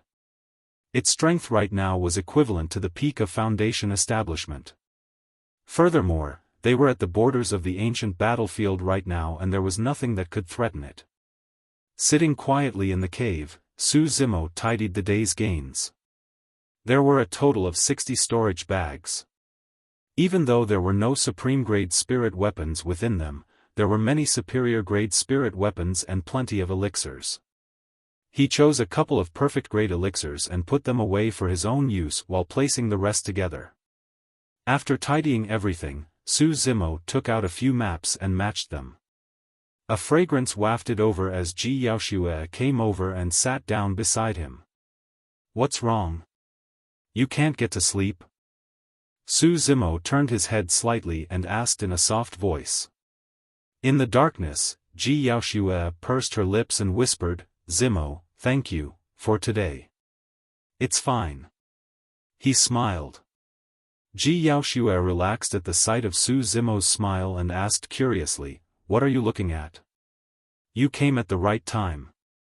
Do you know of any clues to the ancient ruins?" He asked. Cultivating in the ancient battlefield was only one aspect. More importantly, it was obtaining the Meridian unlocking elixir along with other treasures and inheritances. All of those items only existed within the ruins of the ancient battlefield. "No." Ji Yaoxue shook her head. Most of the ruins around the borders of the ancient battlefield have been looted entirely and there are few that are undiscovered. Take a look at this. Zimo opened up the few maps in his hands and placed it before Ji Yaoxue, pointing to a red dot. This location has been indicated on these few maps. I suspect that this is an ancient ruin that was discovered by the Great Shang and Great Xia dynasties. Indeed. Ji Yaoshua held up the few maps and matched them before nodding. Even though she was moved, there was a look of worry in her eyes. We're currently short-handed. This ruin will definitely attract many factions and cultivators, leading to a cruel battle. It's all right. Su Zimo smiled gently. There are no powerful sects and top-tier cultivators at the borders of the ancient battlefield. Furthermore, we've already destroyed a large part of the Great Shang and Great Xia dynasty's strength. They won't be a threat. When should we set off? Ji Yaoshua asked. 10 days from now. Su Zimo replied in a deep voice, heal your injuries in the 10 days and stabilize your cultivation realm. Once everyone has recovered, we'll set off. The two of them chatted a little more before Ji Yaoshua went back to rest upon Su Zimo's persuasion. Shifting his gaze, he looked towards Jun Hao in the crowd. He had a vague feeling that there was something amiss about Jun Hao. However, he could not kill the latter just because he looked strange without concrete evidence. However, Su Zimo was certain that there was a Great Xia dynasty spy of high status among the people remaining. Retracting his gaze, he smiled gently. No matter who the spy was, that person would not dare to behave recklessly from today on. Those tricks were nothing but a joke in the face of absolute strength. Late at night. A dark shadow entered from outside the cave stealthily without alerting anyone. Sensing something, Su Zimo opened his eyes and glanced at Night Spirit. He could sense a blood stench emanating from Night Spirit's body and it was somewhat familiar. It was the Blood Centipede King's aura. In that 6 hours, Night Spirit had returned to that desert and killed the Blood Centipede King. Su Zimo chuckled. He was the only one who could guess what Night Spirit was thinking. In the day, Night Spirit had to protect Su Xiaoning and could not venture too far. It was most likely fed up that it could only run from those blood centipedes. Now that Su Zimo was guarding this place at night, Night Spirit went over and killed that Blood Centipede King straight. Rising, Su Zimo nodded to Night Spirit. The two of them had a tacit understanding. Now that Night Spirit had returned and was guarding the cave, Su Zimo left the place. Due to the soundproof formation, it was quiet within the cave. The moment he left the cave, Su Zimo heard the roars of beasts and the cries of birds. The world shook, the trees swayed and the grass rustled. It was as though there was some terrifying existence nearby that was absolutely frightening. It was a completely different world inside and outside the cave. Despite being in such an environment, Su Zimo did not show the slightest trace of fear. Instead, he looked slightly excited and his blood was rumbling. At night, the world belonged to the ancient demon beasts. However, it also belonged to Su Zimo. After all, from a certain perspective, Su Zimo was a demon. Chapter 350, 7 Orifices. Chapter 350, 7 Orifices. After many years of cultivation, Su Zimo had already made it a habit to only cultivate the mystic classic of the 12 demon kings of the great wilderness at night.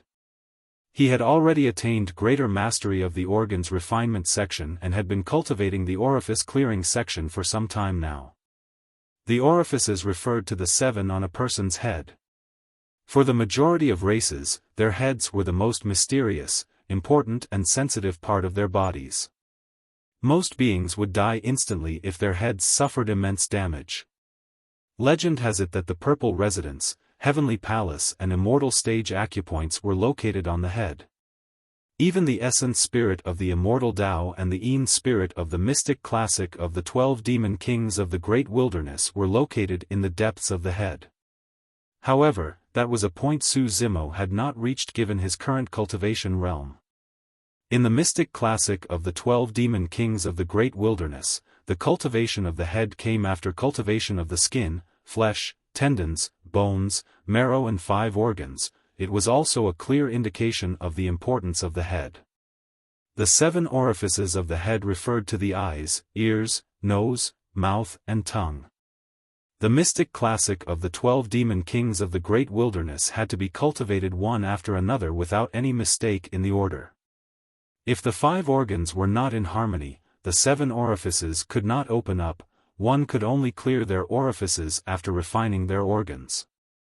By refining their organs, one could produce the essence chi of their organs, the so-called demonic chi. Once the 5 organs resonated with the 7 orifices, demonic chi would naturally pass through the orifices as well. Between the 5 organs and 7 orifices, the liver corresponded to the eyes, the kidney to the ears, the lungs to the nose, the spleen to the mouth, and the heart to the tongue. In other words, the essence chi of the 5 organs would clear through their corresponding orifices. The nurturing of demonic chi to flow through the orifices would allow one to attain lesser mastery of the orifice clearing section. At that point, they would be able to reach the realm of universal sight and hearing. Prior to this, the skin, flesh, tendons, bones and marrow would correspond to the 5 organs and form a minor heavenly cycle within the body. After clearing the 7 orifices, the skin, flesh, tendons, bones and marrow, 5 organs and 7 orifices will tricorrespond and form a major heavenly cycle within the body.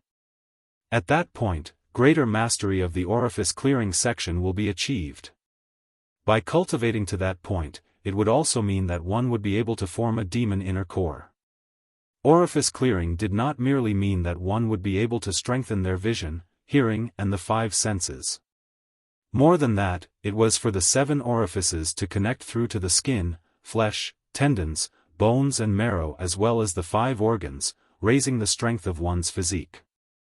Furthermore, after one attained greater mastery of the orifice clearing section, a major heavenly cycle would be formed in their body. That way, Zimo's body would be more coordinated and harmonious. He would be agile as a swallow while carrying the weight of a bear. His movements and stability would coexist, melding toughness and gentleness. Meek as a virgin, he could burst like a rabbit. Every single movement of his 4 limbs would gather his entire body's power into a single spot, causing his strength to rise immensely. At the end of the orifice clearing section, Yu left a sentence. At this point of your cultivation, you would have perfected your technique and cultivated universal sight and hearing. With the help of the spirit perception, you will be able to avoid danger without seeing or smelling it. Be it whether you're moving, sitting, or lying down, your heart will be able to sense and you will be able to defeat your enemies within 10 feet with your bare hands. Each time he saw the statement Yu left behind, Zimo felt his blood boil. In other words, that sentence meant that he was invincible within 10 feet. Furthermore, Zimo believed that the mystic classic of the 12 demon kings of the great wilderness truly did possess such a capability.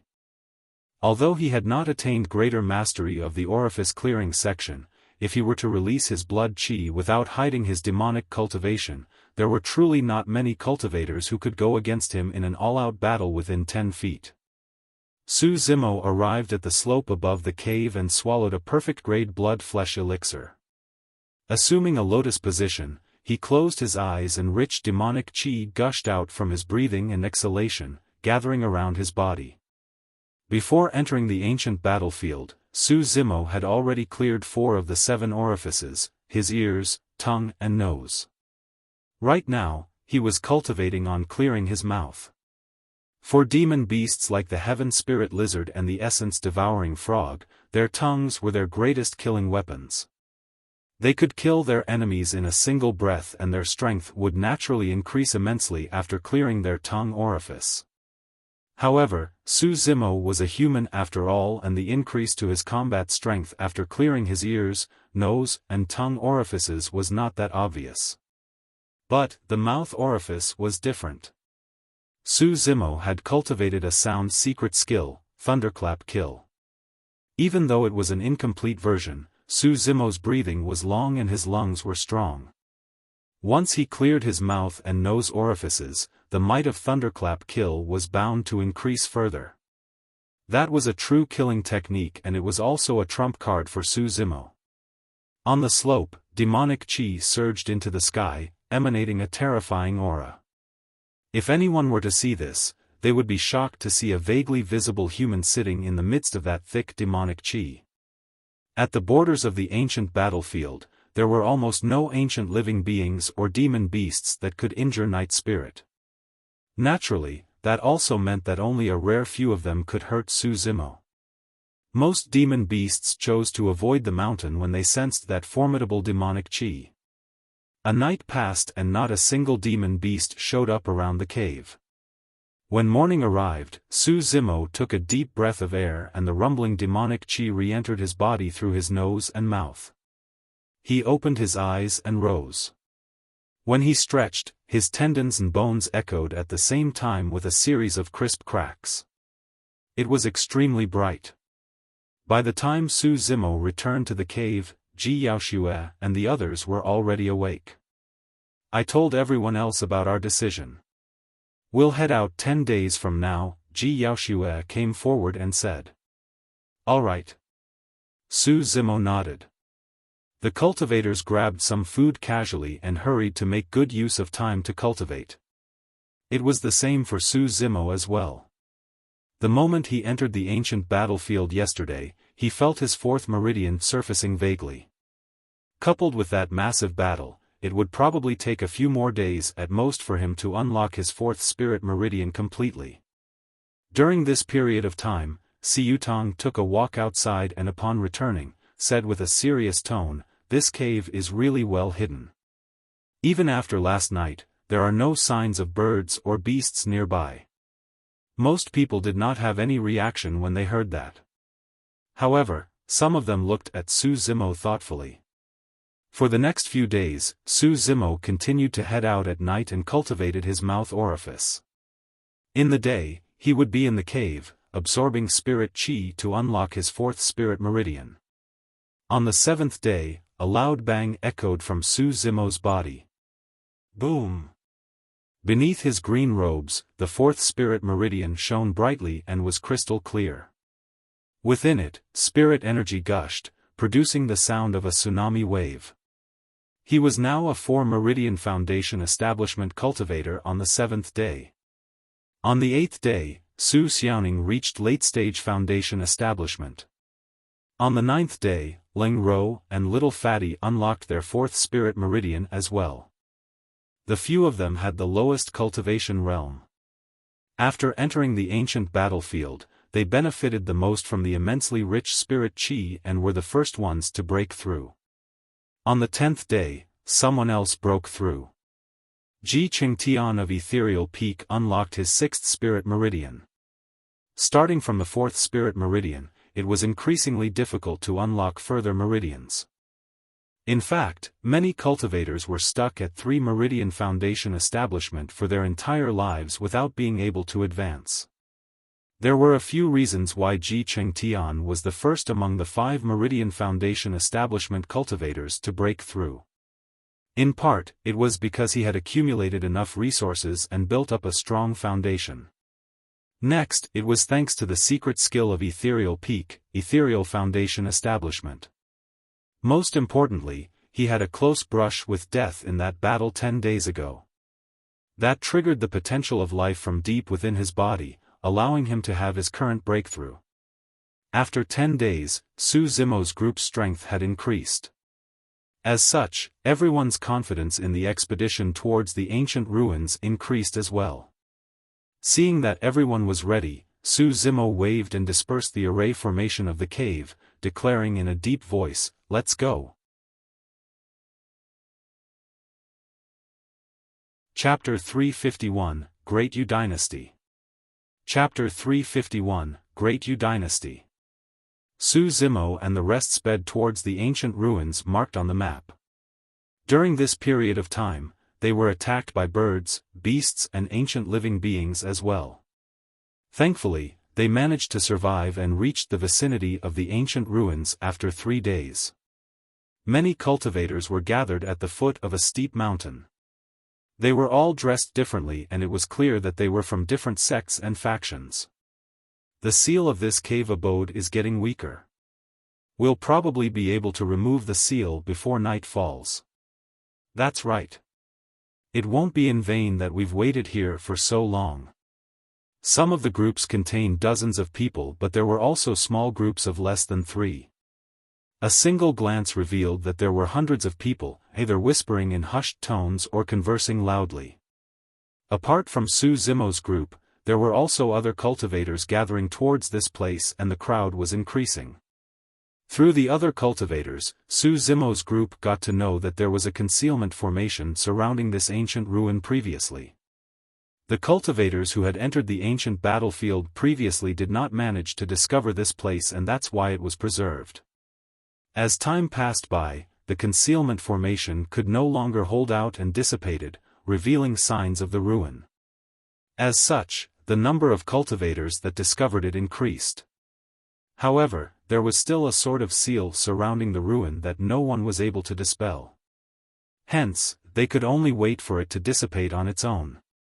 By the looks of it, this should be a cave abode left behind by a golden core. I wonder what treasures are inside. Hopefully, there's a meridian unlocking elixir. Of course, it'll be even better if there are supreme-grade spirit weapons. Perhaps there's even a perfect spirit weapon. Yes, looking at the seal outside this cave abode, this golden core wasn't someone weak in the ancient era. There's a possibility that he may have left behind a perfect spirit weapon. There were different types of ruins in the ancient battlefield. Some of them were cave abodes left behind by ancient cultivators such as the one before them. There were also ruins of sects that would contain a myriad of secret skills and elixir recipes, some of which may have already been extinct. The first goal of all cultivators who entered the ancient battlefield was the meridian unlocking elixir. For Foundation Establishment cultivators, the meridian unlocking elixir was a treasure that had long been lost in Tianhuang mainland. Each time a meridian unlocking elixir showed itself, it would lead to a bloody battle. Zimo brought Ji Yaoxue and the others to the foot of the mountain, where they settled down at an empty space, waiting for the seal to dissipate. He gazed at the cave abode at the top of the mountain in deep thoughts. Little Fatty analyzed, I don't think there's anything good in a cave abode left behind by a golden core. There's a higher chance of finding a meridian unlocking elixir in the ruins of a sect. That's not for sure. Zimo shook his head. Anyone who can dominate the ancient battlefield and leave behind an inheritance cave abode is far from simple. Furthermore, the fact that the seal of this cave abode did not dissipate for so long is proof that there must be great treasures within. As time passed by, the aura of the seal outside the cave abode weakened and the number of cultivators increased. Although everyone was fine now, the tension at the foot of the mountain was getting increasingly heavy. The reason why there was no conflict was because the treasures were not seen yet. It was almost certain that blood would be spilled the moment a rare treasure showed itself. Suddenly, a commotion broke out from the crowd as they dispersed, while a group of cultivators with cold expressions wearing dark metal armor strode through. It's the Great Yu Dynasty. We have to be careful later. Ji Yaoxue looked at the dozens of cultivators nearby and whispered, their leader should be the prince of the Great Yu Dynasty. Right as Ji Yaoxue said that, the Great Yu prince turned around, seemingly sensing something. When he saw Zimo and the rest, there was a flash of mockery in his eyes. That's all the people you have left? Seems like the Great Zhou Dynasty has suffered quite a heavy loss in just over 10 days. The Great Yu prince chuckled. I'll give you guys a suggestion. Stay away from this mess and you might be able to return to Great Zhou alive. Otherwise, foo-foo. Don't worry about it, Ji Yaoxue's tone was calm. The Great Yu Prince's eyes lit up when he caught sight of Ji Yaoxue's appearance. A strange glint flashed in his eyes as he laughed evilly. How may I address you, beauty? Right after, he looked around and caught sight of Leng Ro and Su Xiaoning, causing the evil glint in his eyes to intensify. Not bad, not bad. The Great Yu Prince laughed as he rubbed his hands together. You guys come in all shapes and sizes and each has your own merits. I like it, Fufu. Insolent. Junhao bolted upright and shouted with a sullen expression, "This is the princess of Great Zhou. How dare you speak such filthy words?" Su Zimo frowned. Although Junhao seemed like he was chiding the Great Yu dynasty, he was exposing Ji Yaoshue's identity at the same time. It was hard to tell if his action was justified. No wonder. The Great Yu prince burst into laughter and stared at Ji Yaoshue's flawless face with darkened eyes. His gaze seemed illusory as he said, "That's an aura that only a princess can possess." For some reason, Ji Yaoshue felt her head spin when she met with the Great Yu prince's gaze. She felt drowsy and was losing her consciousness. All of a sudden, a figure appeared in front of Ji Yaoshue, blocking her from the Great Yu prince's gaze. Ji Yaoshue shrugged her head and took a deep breath, regaining clarity in her eyes. There was a hint of regret in the depths of the Great Yu prince's eyes.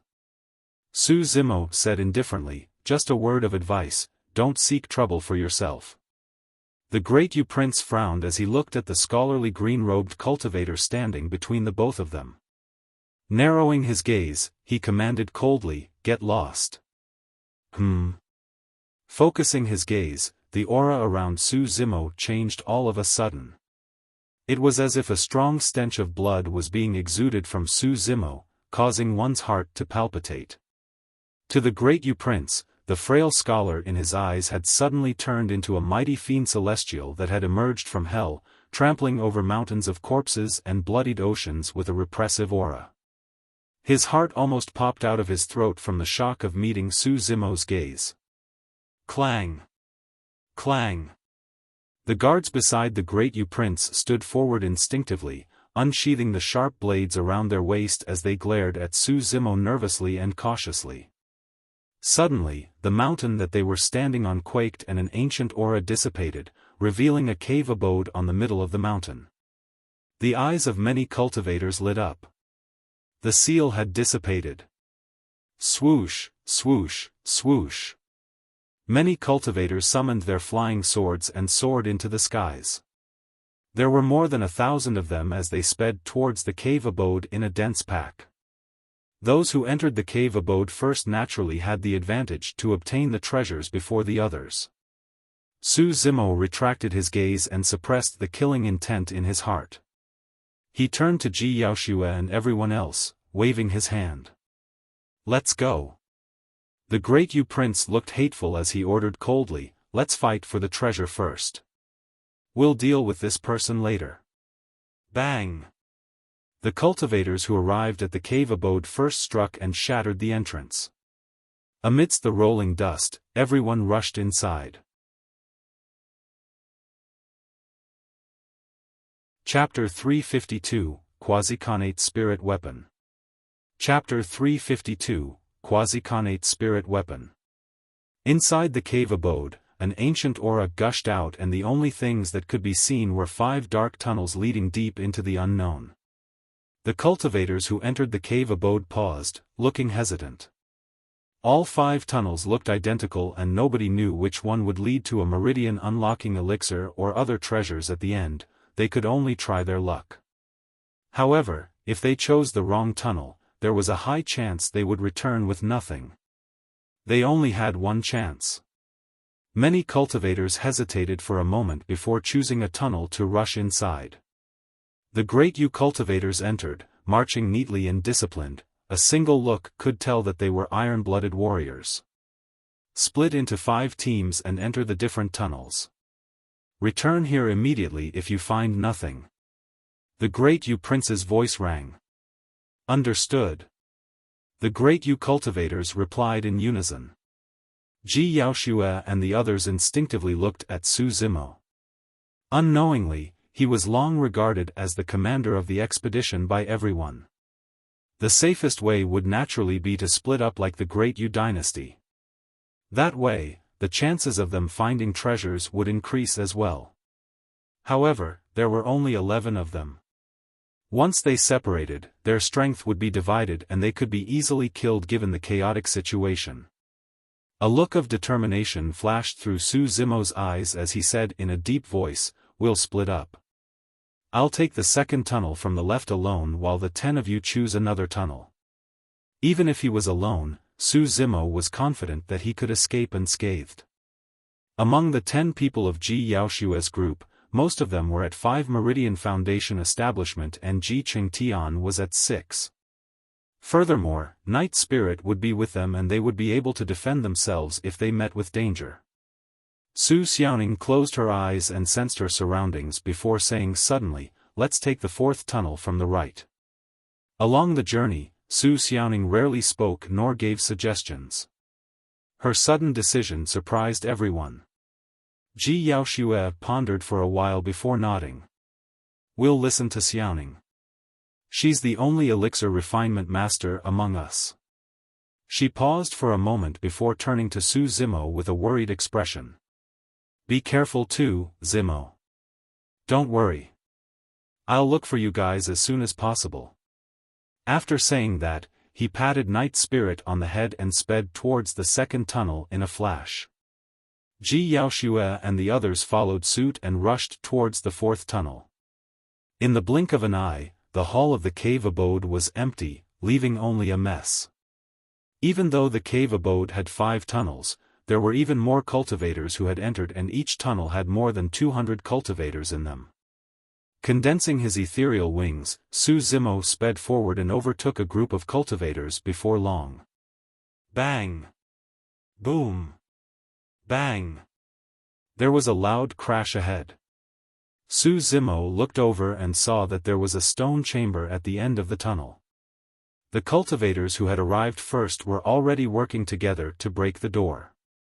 However, the stone door was extremely thick and shone with a metallic luster. Even after countless years, it did not corrode and was still indestructible. Against the impact of many spirit arts and weapons, the stone door shook endlessly and dust fell. However, it refused to go down. Splash! Bang! Boom! Boom! Suddenly, the sound of a tsunami wave mixed with rolling thunder could be heard above the heads of the cultivators, echoing in a terrifying manner. Right after, a figure flew past their head and crashed against the stone door heavily. Bang! There was a deafening noise. Under countless frightful gazes, that thick stone door was shattered by that figure and crumbled on the spot into a pile of rubble. Pust! The cultivators gasped. Was that even a human? After smashing the stone door, Su Zimo entered the chamber without hesitation. It was a spirit weapon chamber. The stone chamber was extremely spacious and there was a crack as thick as an arm on the ceiling. It crossed the entire room and one could see the skies outside that was gradually darkening. There were many spirit weapons in the stone chamber. Most of them were flying swords, but there were also armors, shields and other defensive spirit weapons. They were mostly scattered on aged stone racks. At a glance, there were hundreds of them. When the cultivators rushed in and caught sight of the spirit weapons, their eyes reddened slightly with greed. Snatch! Without any hesitation, the cultivators started fighting for the spirit weapons on the stone racks. 3 superior-grade spirit weapons. Ha ha ha. This is a supreme-grade flying sword. The heavens are on my side. Su Zimo was calm and unhurried. His eyes were clear and shone with a glint as he swept his gaze across the spirit weapons on the stone rack. To be fair, he did not have much of an interest towards spirit weapons. That was unless they were perfect grade or the legendary Connate spirit weapons. However, the chances of him coming across a Connate spirit weapon in a cave abode at the borders of the ancient battlefield was extremely slim. Su Zimo was merely looking around to see if there were any perfect spirit weapons. All of a sudden, his gaze landed on a gigantic dark bow. The bow was placed in a corner and looked extremely ordinary and inconspicuous. However, it was almost night outside and the moon was hanging high in the sky. The cool and gentle moonlight shone through the crack on the ceiling and spilled onto the gigantic dark bow. A ray of moonlight slid down the curve of the bow, revealing that there was no dust on it at all. Su Zimo's eyes lit up. Swash! With a swift motion, he sprinted towards the corner. Lifting the gigantic bow in the blink of an eye, he injected spirit energy into it. Bam! The bow quivered and let out a trembling sound that rattled one's heart. 5 beams of spirit light shone on the gigantic bow. 5 spirit patterns, it was a perfect spirit weapon. Su Zimo was elated. There were 3 small words etched inside the bow. Moon Concealment Bow. Right after, Su Zimo's heart stirred as he exclaimed softly. Behind the 3 words was a faint spirit pattern that emitted a soft glow. It was barely discernible against the 5 spirit patterns. This is a Connate spirit pattern. Su Zimo was shocked. He finally understood the crack on the ceiling of the stone chamber existed. The direction of the crack was aligned to the moon's trajectory. Every night, moonlight would spill onto this gigantic bow, nourishing it. In the ancient battlefield where the spirit chi was so rich, there could only be a single reason why the owner of the cave abode did this. He was trying to make use of the moon essence and the ancient spirit chi to create a Connate spirit weapon. However, it was a pity that the Connate spirit pattern was not fully formed and could only be considered as half-nourished. The moon concealment bow could only be considered as a quasi-Connate spirit weapon. Suddenly, Su Zimo felt a sense of danger as he sensed scorching gazes piercing his back. The stone chamber seemed to have gone quiet all of a sudden. The 5 spirit lights emanating from the moon concealment bow were completely exposed to the other cultivators, attracting everyone's attention. A perfect spirit weapon. A treasure that even golden cores would bleed for. No one spoke and everyone's breathing became heavier. Chapter 353, Might of Moon Concealment. Chapter 353, Might of Moon Concealment. Kill. Finally, some of the cultivators could not hold back anymore and struck, conjuring hand seals and pointing towards Su Zimo. Swoosh! A fiery fireball flew over. Clang! Clang! The sound of swords clanging rang as countless spirit lights flashed. In the blink of an eye, the stone chamber was filled with sword chi that were all directed towards a single person, Su Zimo. The cultivators who struck came from different factions and sections. However, all of them had a tacit understanding at that moment. To them, even a 6 Meridian Foundation establishment cultivator would die without a doubt against such furious attacks. The fiery fireball shot by and the air crackled from the heat. Bang! Suddenly, Su Zimo extended his palm and trails of lightning wrapped around his arm as he grabbed the incoming fireball. His palm was unharmed. Spirit arts of that level could not threaten Su Zimo at all. Perhaps, he might have been more concerned if they were cast by a 7 Meridian Foundation establishment cultivator. When the cultivators saw that, their pupils constricted. Right after, everyone's vision blurred. Su Zimo had already vanished from where he was. Bang! Bang! Bang! A bloody path appeared within the crowd as people were knocked away by a tremendous force, turning into blood mists. Some of them smashed against the stone walls, bleeding from head to toe with broken bones. Some of them were ruptured before they could even react and died on the spot. It was too fast. In the blink of an eye, Su Zimo had already charged into the crowd. Within a stone chamber as such, Su Zimo's melee combat strength was thoroughly maximized. A great Yu cultivator on the left slashed over.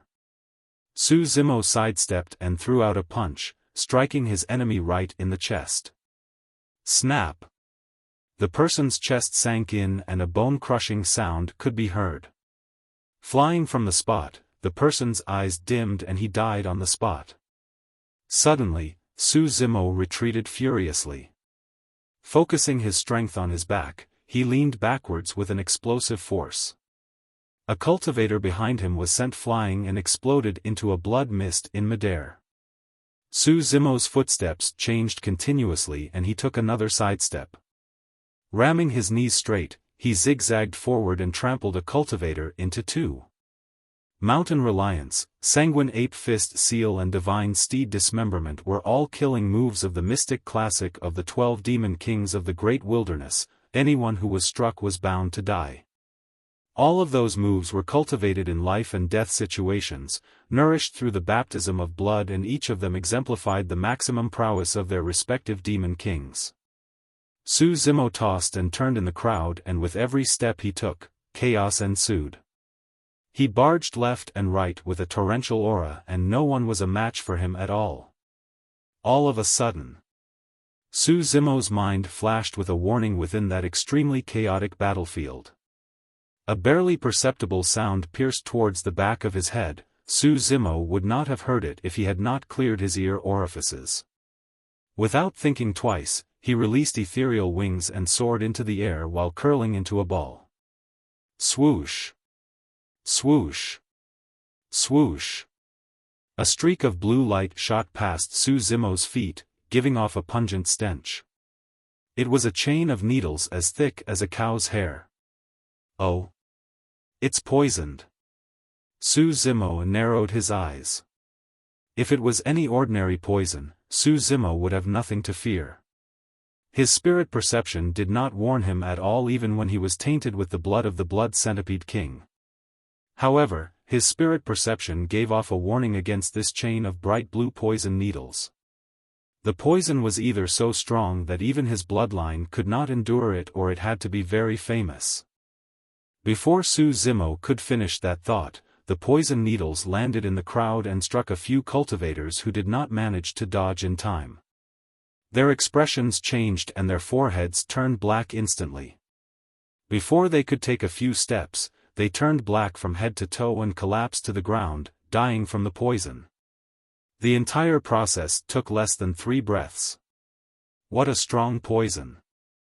Zimo swept his gaze across the crowd and could not help but frown when he could not find the perpetrator. Mystify! Suddenly, he extended his arm and a ball of lightning condensed in his palm. The ball exploded in front of everyone in a blinding manner. Thunder rumbled and echoed back and forth within that stone chamber, turning increasingly clear and deafening. The thunder art of the Void Thunder Manual could make use of the explosiveness of thunder to blind the 5 senses of a cultivator. Worried about the safety of Ji Yaoxue and the others, Zimo had no intention of getting held back by the cultivators in the stone chamber. Furthermore, there was even a cultivator that was like a viper hidden in the midst. With the help of Mystify, he charged out of the stone chamber in a flash and sped out the tunnel he came from. Chase! He has a perfect spirit weapon. We can't let him run just like that. Many cultivators adapted through Mystify and shouted together, riding on the flying swords as they chased through the tunnel. In the crowd, a skinny man that looked extremely ordinary glared at Zimo's back view. A cold light flashed through his eyes and he followed the others in the pursuit. Within the tunnel, flying swords and spirit arts were shot out continuously. Zimo was extremely annoyed. Suddenly, he recalled the Quasi-Connate spirit weapon he had just obtained and retrieved the moon concealment bow from his storage bag. Arrow, load and strung bow like a full moon. The entire action was done in one go, and the 5 spirit patterns on the moon concealment bow shone with a cold and gentle gleam, resembling a full moon. Shoo! 3 arrows shot out in succession, but there was only a single sound streaking through the void. The cultivator at the front of the chase was a 6 Meridian Foundation establishment cultivator. When he saw Zimo load the arrow, he was already prepared and crushed a protection talisman instantly. Poof! There was a crisp sound. The moment the protection talisman was formed, it was pierced by an arrow. That person's head was pierced as well and exploded on the spot. A cultivator behind the person was totally unprepared and was struck by the arrow, which still had momentum, falling from midair. Confident of his heavy armor, a great U cultivator did not reduce his speed while injecting spirit energy furiously, causing his armor to shine with 3 spirit lights. It was a superior-grade defensive spirit weapon. Poof! An arrow tore through the air and pierced the person's armor instantly. The person's heart-protecting mirror shattered and a bloodied hole appeared in his chest where blood spurted out. Taking a few more steps forward, that person landed heavily on the ground with widened eyes, unable to die in peace. Zimo was secretly shocked at the sight. The might of the moon concealment bow was astonishing, and it could even destroy the defense of a superior-grade spirit weapon with ease. Its killing potential was even greater than Blood Quencher. There was no wonder why it was a Quasi-Connate spirit weapon. With 3 arrows, 5 cultivators, including a 6 Meridian Foundation establishment cultivator, were already killed. The cultivators who were hot on Zimo's tail slowed down immediately as no one wanted to run in front. If the green-robed cultivator ahead were to turn back and fire a couple more arrows in this narrow tunnel, they were bound to die as they were all squeezed with nowhere to hide. With that delay, Zimo had already run further and further. Returning to the hall of the cave abode, Zimo looked around, but he did not find Ji Yaoxue and the others. Instead, he saw quite a number of cultivators coming forth from the other tunnels, heading into the 4th tunnel from the left. That was the tunnel that Ji Yaoxue and the others had chosen. I heard it's an elixir chamber at this side and there's a meridian unlocking elixir. Hurry! We'll miss it if we're too late. When he heard those comments, Zimo's heart skipped a beat. Roar! Suddenly, a terrifying roar echoed from the depths of that tunnel, chilling as though it was a god of war from hell. Night Spirit! Zimo narrowed his gaze. Without hesitation, he sprinted towards the 4th tunnel in a flash. Chapter 354, Let's see who dares to move. Chapter 354, Let's see who dares to move. Cultivators rushed into the 4th tunnel continuously, all of their eyes red with excitement. The meridian unlocking elixir was only effective when consumed for the first time. Even in the ancient era, it was an extremely rare item that was difficult to refine and was offered by super sects to their legacy disciples as rewards. They found meridian unlocking elixirs in there? I heard that there's 3. That's too little. There's nothing we can do about it. Unless it's the ruins of a great sect, there's no way there would be so many meridian unlocking elixirs. It's already extremely lucky to find 3 meridian unlocking elixirs in this cave abode left behind by a golden core. There were hundreds of cultivators gathered outside the elixir chamber and their numbers were rising. Ji Yaoxue, the great Zhou dynasty won't be able to hold on to the 3 meridian unlocking elixirs. I advise all of you to know what's good for you. The great Yu Prince's voice sounded. That's right. Hand the meridian unlocking elixirs over. Some cultivators shouted. In the depths of the elixir chamber, Ji Yaoxue and the others were huddled in a defensive formation. They looked grim and there were corpses around them. Buzz! The wings behind Ji Xuantian flapped and his supreme-grade flying sword circled around him, shining with 4 bedazzling spirit lights as it hummed. He surveyed the surroundings and said in a deep voice, "You'll have to ask my sword if you want the elixirs." Even though he said that, Ji Xuantian was nervous internally and his palms were sweating. The situation was extremely unfavorable for them. The 3 meridian unlocking elixirs instantly turned Ji Yaoxue and everyone else into public enemies. If not for Ji Xuantian and Night Spirit's consecutive attacks that cleanly killed off some of the cultivators that attacked them, they might have already been drowned in the chaos. Foo-foo. The great Yu Prince chuckled. Fellow Daoist, you don't have to act tough. There's hundreds of us here. You guys will die soon enough with just a single sword strike from each of us. But none of you will be able to escape unscathed as well. Even though Ji Yaoxue was a woman, there was a sharp and murderous look on her face, showing her resolve. There was no way anyone would hand over the meridian unlocking elixirs that they have obtained. The reason why the other cultivators had not attacked was because they were wary of Ji Qingtian, who was in midair and Night Spirit on the ground. However, as time passed by, the cultivators gathered outside increased and the patience of the cultivators here was running out. All of them looked menacing and conjured hand seals while summoning their flying swords. They could strike at any moment. The great Yu Prince swept his gaze past Ji Yaoxue, Leng Ro, and Su Xiaoning before laughing coldly. "Three beauties, I really can't bear to trample on you guys as such. You had better know your place or I won't be able to protect you as well once the fight breaks out, Fufu. This is a feud between the Great Zhou and Great Yu dynasties. Some cultivators, I'm advising you not to be used as a weapon." Ji Yaoxue ignored the Great Yu Prince and looked at the other cultivators, trying to make some of them back off. The Great Yu Prince snorted coldly with a vicious glint in his eyes before declaring loudly, "Everyone, blood must be spilled if you want the elixirs. Meridian unlocking elixirs are getting rarer these days. Right now, there's 3 of them here.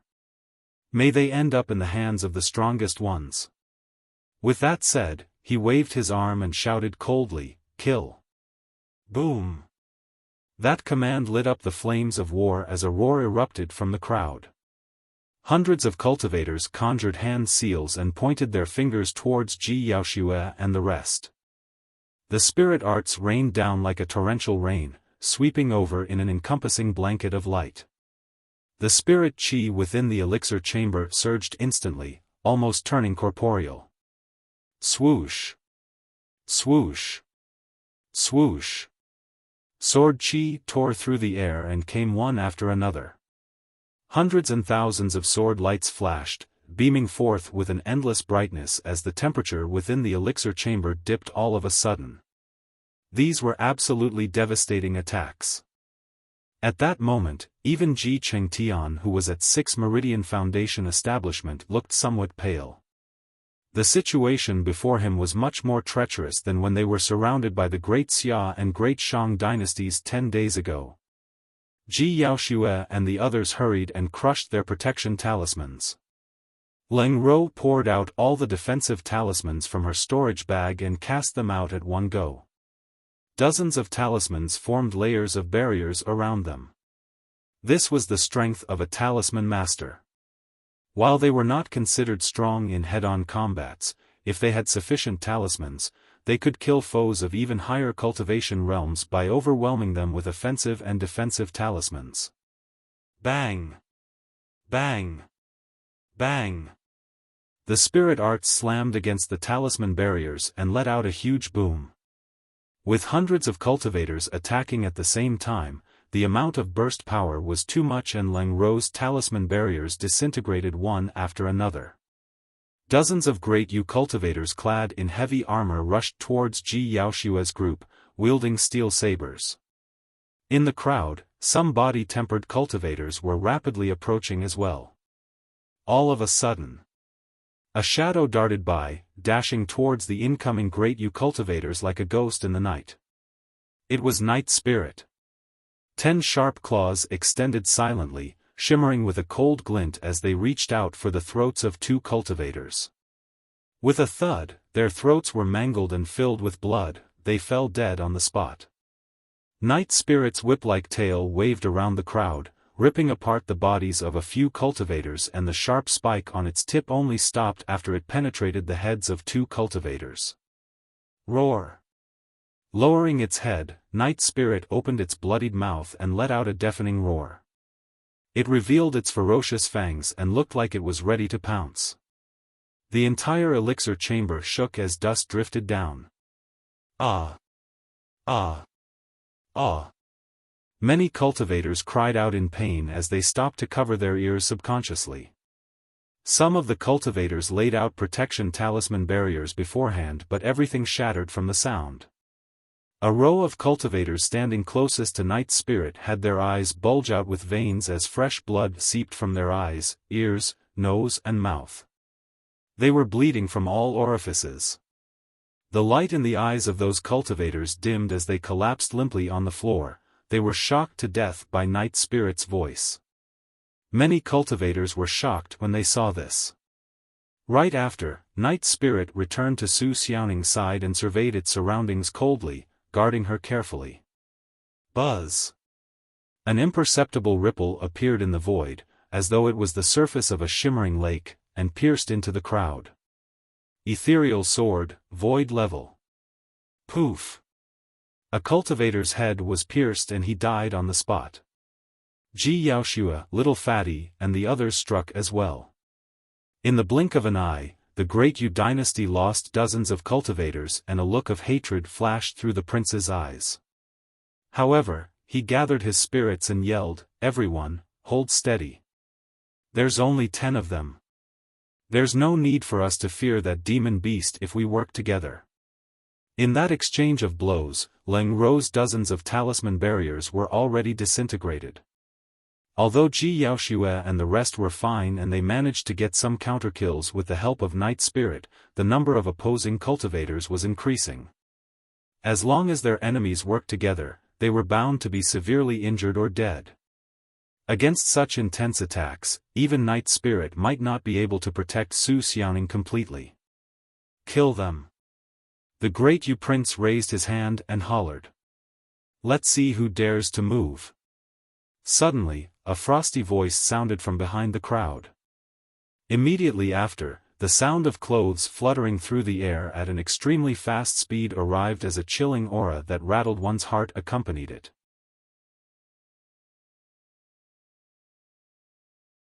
Chapter 355, Shocked Crowd. Chapter 355, Shocked Crowd. In a chaotic battlefield with hundreds of cultivators, no one would stop just because someone asked them to. Within the crowd, there were still some cultivators who summoned their flying swords and conjured hand seals. Swoosh! Swoosh! Swoosh! A loud sound tore through the void at an extremely fast speed and a few cold lights flashed. The arrows arrived before the person did. Poof! Poof! Poof! With a few crisp sounds, blood flashed. The few cultivators had just conjured their spirit arts and summoned their flying swords. However, their heads were pierced and they died on the spot before they could even make their moves. "Who's there?"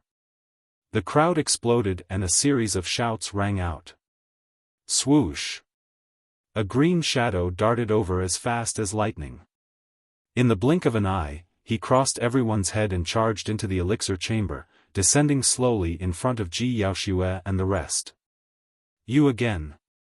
The great Yu prince's face darkened when he caught sight of Su Zimo. However, he gloated internally the next moment. In this situation, anyone who came would die. The great Yu prince refused to believe that this frail-looking green-robed cultivator could salvage this situation. They had hundreds and thousands of Meridian Foundation establishment cultivators. Even a 7 Meridian Foundation establishment cultivator might not be able to escape unscathed.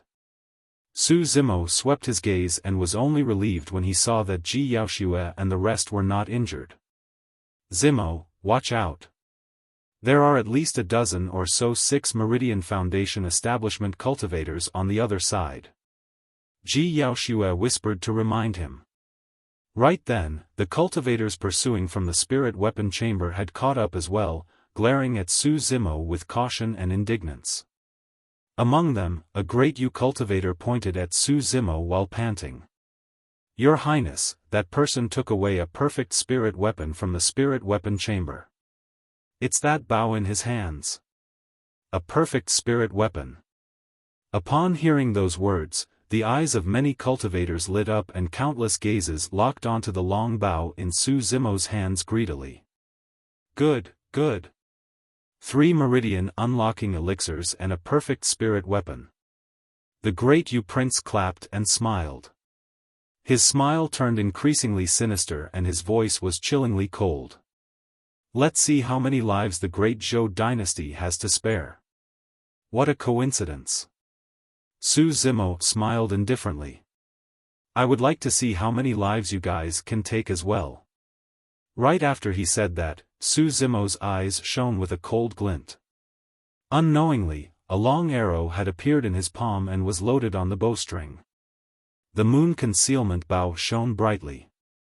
Swoosh!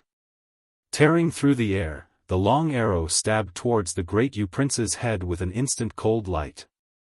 Not good. Be careful, Your Highness.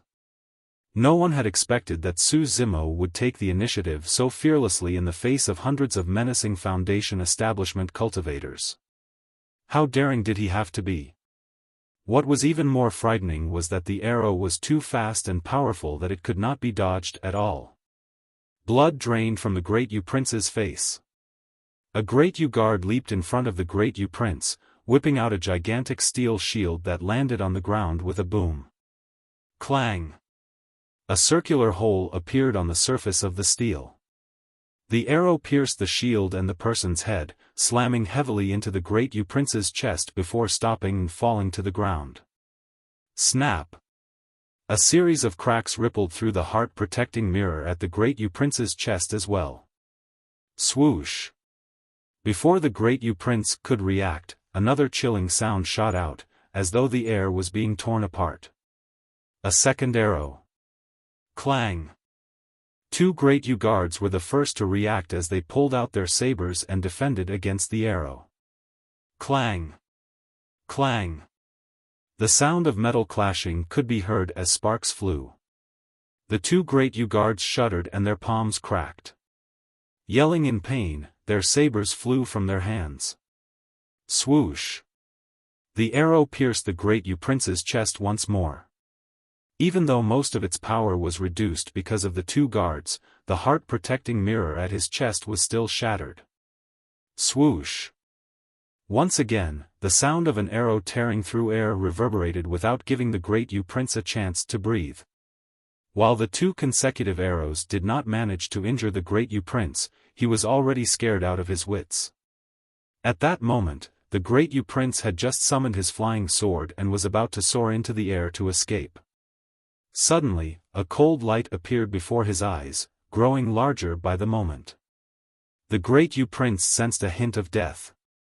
Right in front of everyone, he had just leaped up when the cold light pierced through his chest. It came out from his back and was embedded heavily on the stone wall nearby. Droplets of blood dripped from the quivering tip of the arrow. The eyes of the great Prince dimmed and he was already dead by the time he fell to the ground.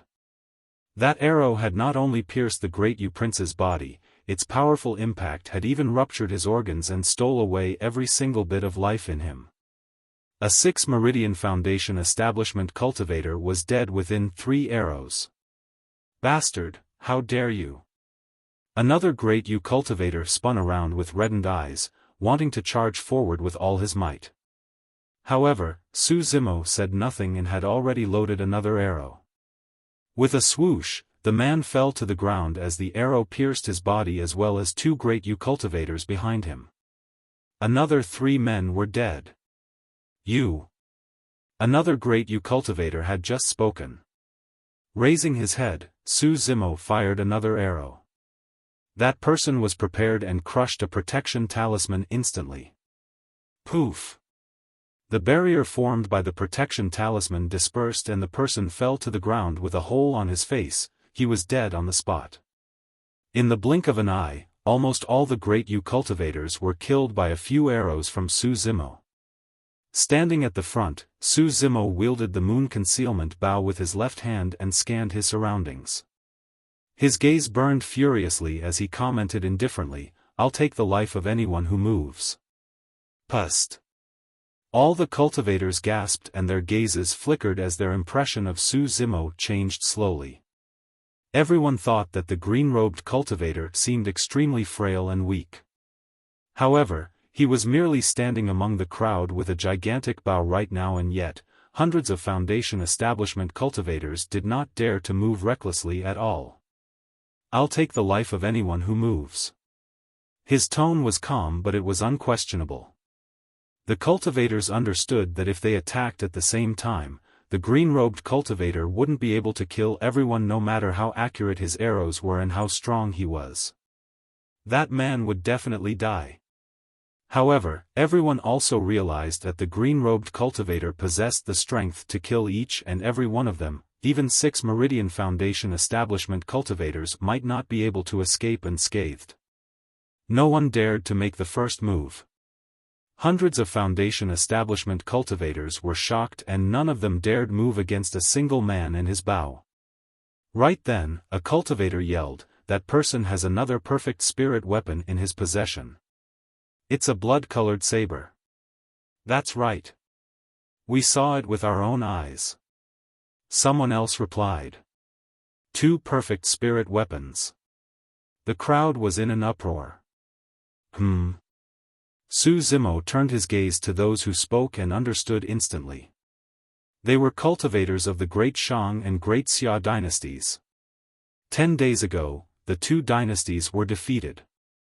These were the cultivators who had managed to escape, and they were here as well, separated and hidden among the crowd. "Fellow Taoists, there's a few hundred of us here. How strong can that bow in his hands be?" "That's right. We don't have to be frightened by him. I heard that he's the #1 weapon refinement master of Great Zhou, and there are many supreme-grade spirit weapons in his storage bag. If we kill him, everything will belong to us." Upon hearing those words, the cultivators who were initially hesitant and wanted to retreat were once again filled with murderous intent. The crowd turned restless.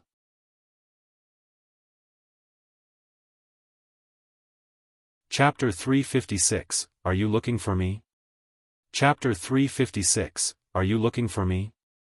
2 perfect spirit weapons, 3 Meridian unlocking elixirs and many more supreme-grade spirit weapons were more than enough for the cultivators to lose their minds. If we take action, there will definitely be cultivators who will perish under his bow. As long as it's not me, I'll have a chance to obtain the perfect spirit weapon and the Meridian unlocking elixirs. That bow can load up to 10 arrows at most, while we have hundreds and thousands of cultivators. How many can he kill? The cultivators were all tempted and harbored designs. A skinny cultivator was hidden in the darkness, glaring at Zimo with a venomous gaze. A blue glint shimmered between his fingers. A murderous intent started spreading through the stone chamber. "Kill!" In the crowd, someone shouted and ignited the flames of war. Zimo shot out an arrow in the direction of the voice without even taking a look, killing a Great Xia cultivator that was hidden in the crowd instantly. Many flying swords tore through the void with sharp intents, and spirit chi surged within the stone chamber as spirit arts burst forth. Zimo did not retreat nor dodge. His eyes lit up as he slapped his storage bag and 18 flying swords appeared instantly. The swords quivered and shone with spirit lights before speeding off, leaving sword scars in the void as a formation light was triggered.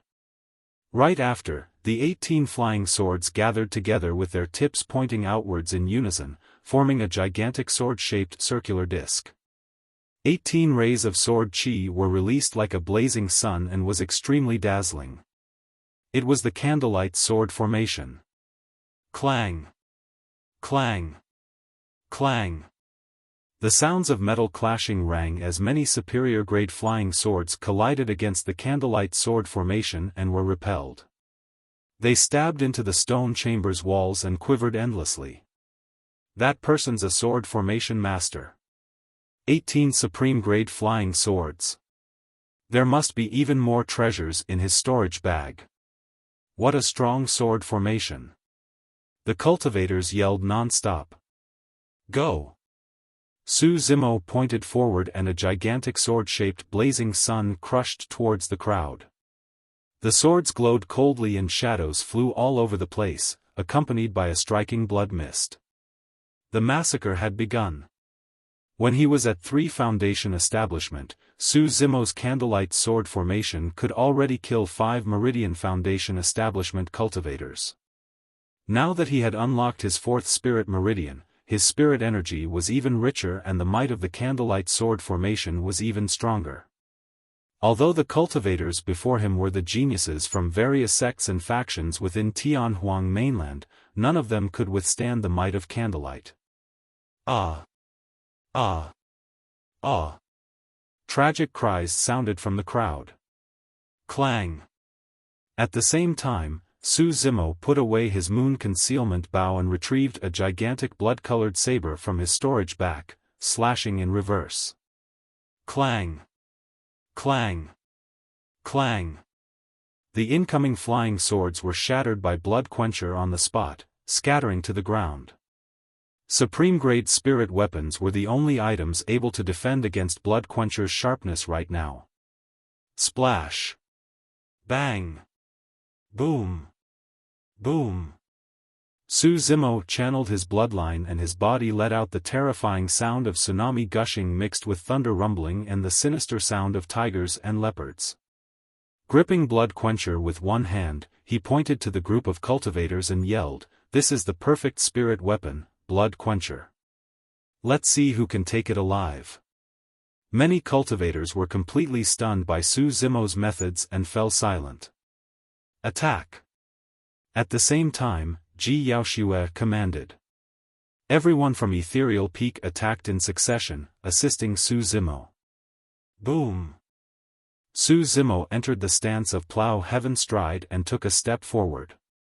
Stamping on the ground with one foot, an echo shook the entire elixir chamber as though it could collapse at any moment. Many cultivators lost their footing and almost fell to the ground. Bursting into laughter, Zimo had already charged into the crowd wielding Blood Quencher with immense momentum. The blade swung and cleaved left and right, no one could survive a single exchange against Zimo. Blood Quencher was mighty to begin with, even body-tempered cultivators such as Little Fatty and Xuantian would not be able to lift Blood Quencher given its weight. Coupled with Zimo's strong physique and terrifying bloodline, Blood Quencher was practically a weapon of mass destruction with frightening killing potential when it was swung in the crowd. Let's see where you guys can run to. Zimo barged into the crowd and focused his attention on the cultivators of Great Shang and Great Xia. No matter who was in front of him, they would be sent flying with a single strike. Anyone touched by Blood Quencher would be severely injured, if not dead. The survivors of the Great Shang and Great Xia dynasties were initially well hidden within the crowd. However, Zimo located them in the blink of an eye and killed them on the spot. Many cultivators were utterly defeated as broken limbs flew everywhere on the battlefield while fresh blood gushed out. The stone chamber was almost entirely dyed red. Even 6 Meridian Foundation establishment cultivators were helpless against Zimo. This was a one-sided defeat. At that moment, many cultivators were gradually realizing that only a 7 Meridian Foundation establishment cultivator or the successor of one of Tianhuang mainland's strongest factions could take on someone like Zimo. Everyone pushed, shoved and shouted as they scurried towards the tunnel they came from. However, the entrance of the stone chamber was only so big and there was a limit to the number of cultivators the tunnel could hold. As such, the thousands of cultivators squeezed together in a chaotic manner. All of a sudden, a sense of danger rang in Zimo's mind. It's him again. He narrowed his gaze and instantly, a murderous intent rose in his heart. In a flash, Zimo lowered his body and was almost stuck to the ground. He slithered into the crowd like a snake and disappeared. A blue light shot by the spot where Zimo disappeared from, flitting into the crowd. After 2 breaths, the faces of more than 10 cultivators in the crowd turned black as they fell to the ground silently, dead. In such a chaotic battlefield, it was no big deal for those few cultivators to die. Before long, their figures were drowned by more cultivators rushing from the back and no one paid attention to them. In a corner, a skinny man hid amongst the crowd. While he looked like he was escaping, his gaze was actually fixed in the crowd, seemingly looking for something. Is he already dead? The skinny man mumbled softly with a confused expression. The crowd had blocked his line of view for a brief moment earlier on and he seemed to have caught sight of the green-robed cultivator falling after he attacked. Logically, that man should have been dead after being struck by his soul-seeking needle. However, the skinny man searched continuously but could not find any traces of the green-robed cultivator's corpse. Could his body have been shifted because of the crowd? Frowning tightly, the skinny man felt that there was something amiss. Not far away, a green-robed figure was sprawled on the ground within the chaotic crowd, slithering and approaching at an extremely fast speed using all four limbs. As the skinny man frowned in his thoughts, his vision blurred and a green figure stood up from the ground right in front of him, blocking his line of sight. "Are you looking for me?" An ice-cold voice rang beside the skinny man's ears, carrying a chilling killing intent that caused his heart to sink.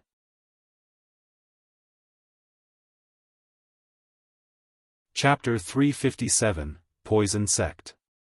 Chapter 357, Poison Sect. A look of panic flickered through the skinny man's eyes. However, he returned to normal in an instant and spirit energy surged furiously within him as he raised his palm, revealing 6 spirit meridians that shone beneath his robes.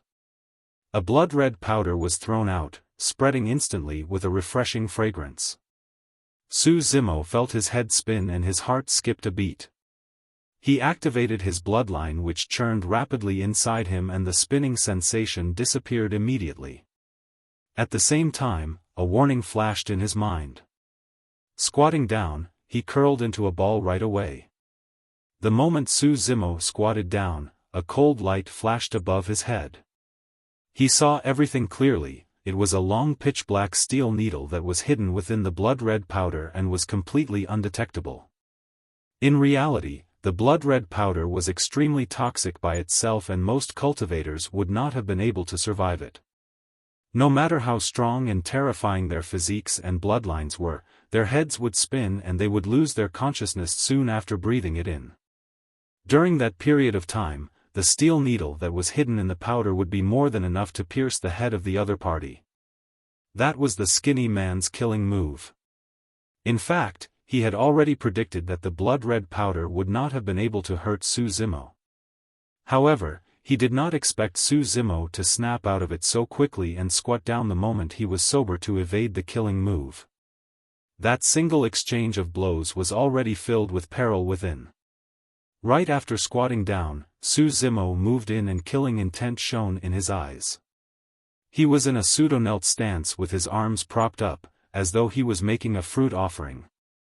The moment he evaded the skinny man's killing move, Zimo executed a killing move of his own. The skinny man's expression was unchanged as he leaped backwards while sending his heel forth to kick against Zimo's hands. Zimo frowned internally. Usually, he would definitely be fearless if his opponent chose to meet him head-on. Given his physique, he had absolute confidence of smashing the skinny man's feet with a single punch. However, for some unknown reason, Zimo felt uneasy the moment the skinny man kicked out. Swoosh! Ethereal wings spread out behind Zimo and he soared into the air before the move was completely unleashed. All of a sudden, a faint green blade poked out from the man's heel, emitting a pungent smell with poison tainting its tip. While Zimo could have destroyed the skinny man's soul with a single punch earlier on, he would have to be damaged by the poison blade in return. Zimo realized that the man was filled with poison from head to toe and must not be touched. Clang! Hovering in midair, Zimo retrieved Blood Quencher from his storage bag.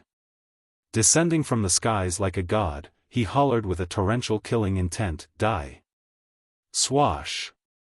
Blood Quencher slashed through the air and its massive blood beam seemed to cut the entire elixir chamber in half. The skinny man was shocked as his vision was shrouded by the blood beam and he could barely see anything else. Slapping on his storage bag, the skinny man hurriedly retrieved a steel shield and injected spirit energy into it, causing it to expand above his head. Boom! The moment the shield was summoned, the blood beam arrived and collided against its surface heavily with a resounding bang. The shield shattered. With a thud, a shield shard stabbed into the skinny man's abdomen, almost penetrating through as blood gushed out. The skinny man staggered a few steps backwards before falling to the ground, his face pale as he watched Su Zimo, who was approaching. A bitter look flashed through his eyes as he laughed sinisterly. "You can't kill me. I'm from the Poison Sect." "Poison Sect?" Su Zimo arrived in front of the skinny man and looked down with a cold expression. Sensing no reaction from Su Zimo, the skinny man laughed in a mocking manner. "From your reaction, I suppose you haven't heard of the Poison Sect?" Su Zimo replied indifferently, "You're right, I haven't indeed. However, I'd like to." "Ha!" Laughing sinisterly, the skinny man said, "The Poison Sect is one of the 5 heretical doctrines. You won't be able to deal with the consequences of offending us. Let me remind you that I'm merely the weakest disciple of the Poison Sect. Otherwise, there's no reason why I would be roaming around the borders of the ancient battlefield."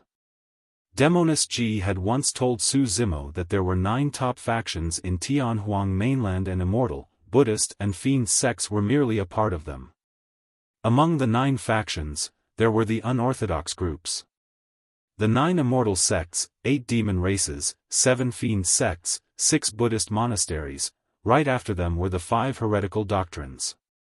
In other words, the Poison Clan was one of the top sects in Tianhuang mainland. Typically, legacy disciples of these 9 great factions would not be found at the borders of the ancient battlefield. However, what the skinny man had said should be true. Even though his cultivation realm was not high, his methods were sinister and he was filled with poison. Su Zimo could die on the spot if he was careless given his current strength. 5 heretical doctrines, so what? Su Zimo asked differently. The skinny man's expression changed. He could sense killing intent from Su Zimo's calm voice. "I'll kill someone even if they're from the immortal sects." Su Zimo laughed coldly and swung his saber. The skinny man let out a miserable howl. "If you kill me, all of you will have to die on the ancient battlefield." The moment he said that, the skinny man's head was lopped into the air with blood gushing out. In that short while, the elixir chamber was left with nothing but corpses on the ground and the pathetic back views of all the other cultivators who had escaped. Although Ji Yaoxue and the rest had expended a lot of energy for another intense battle, they could not conceal the excitement in their eyes. The rewards of this battle were too great. Notwithstanding the hundreds of storage bags, they had even retained the 3 meridian unlocking elixirs. Ji Yaoxue handed a jade bottle to Su Zimo with a smile. "Zimo, there are 3 meridian unlocking elixirs inside. Take one of them." Since Xiaoning was the one who discovered their existence initially, it's only right that she gets one. As for the last one, we'll give it to fellow Daoist Ji Chengtian. I'm sure no one has any objections towards the distribution. Su Zimo received the jade bottle and opened it to take a look. A bitter herbal fragrance wafted out, causing the spirit energy in his meridians to rumble.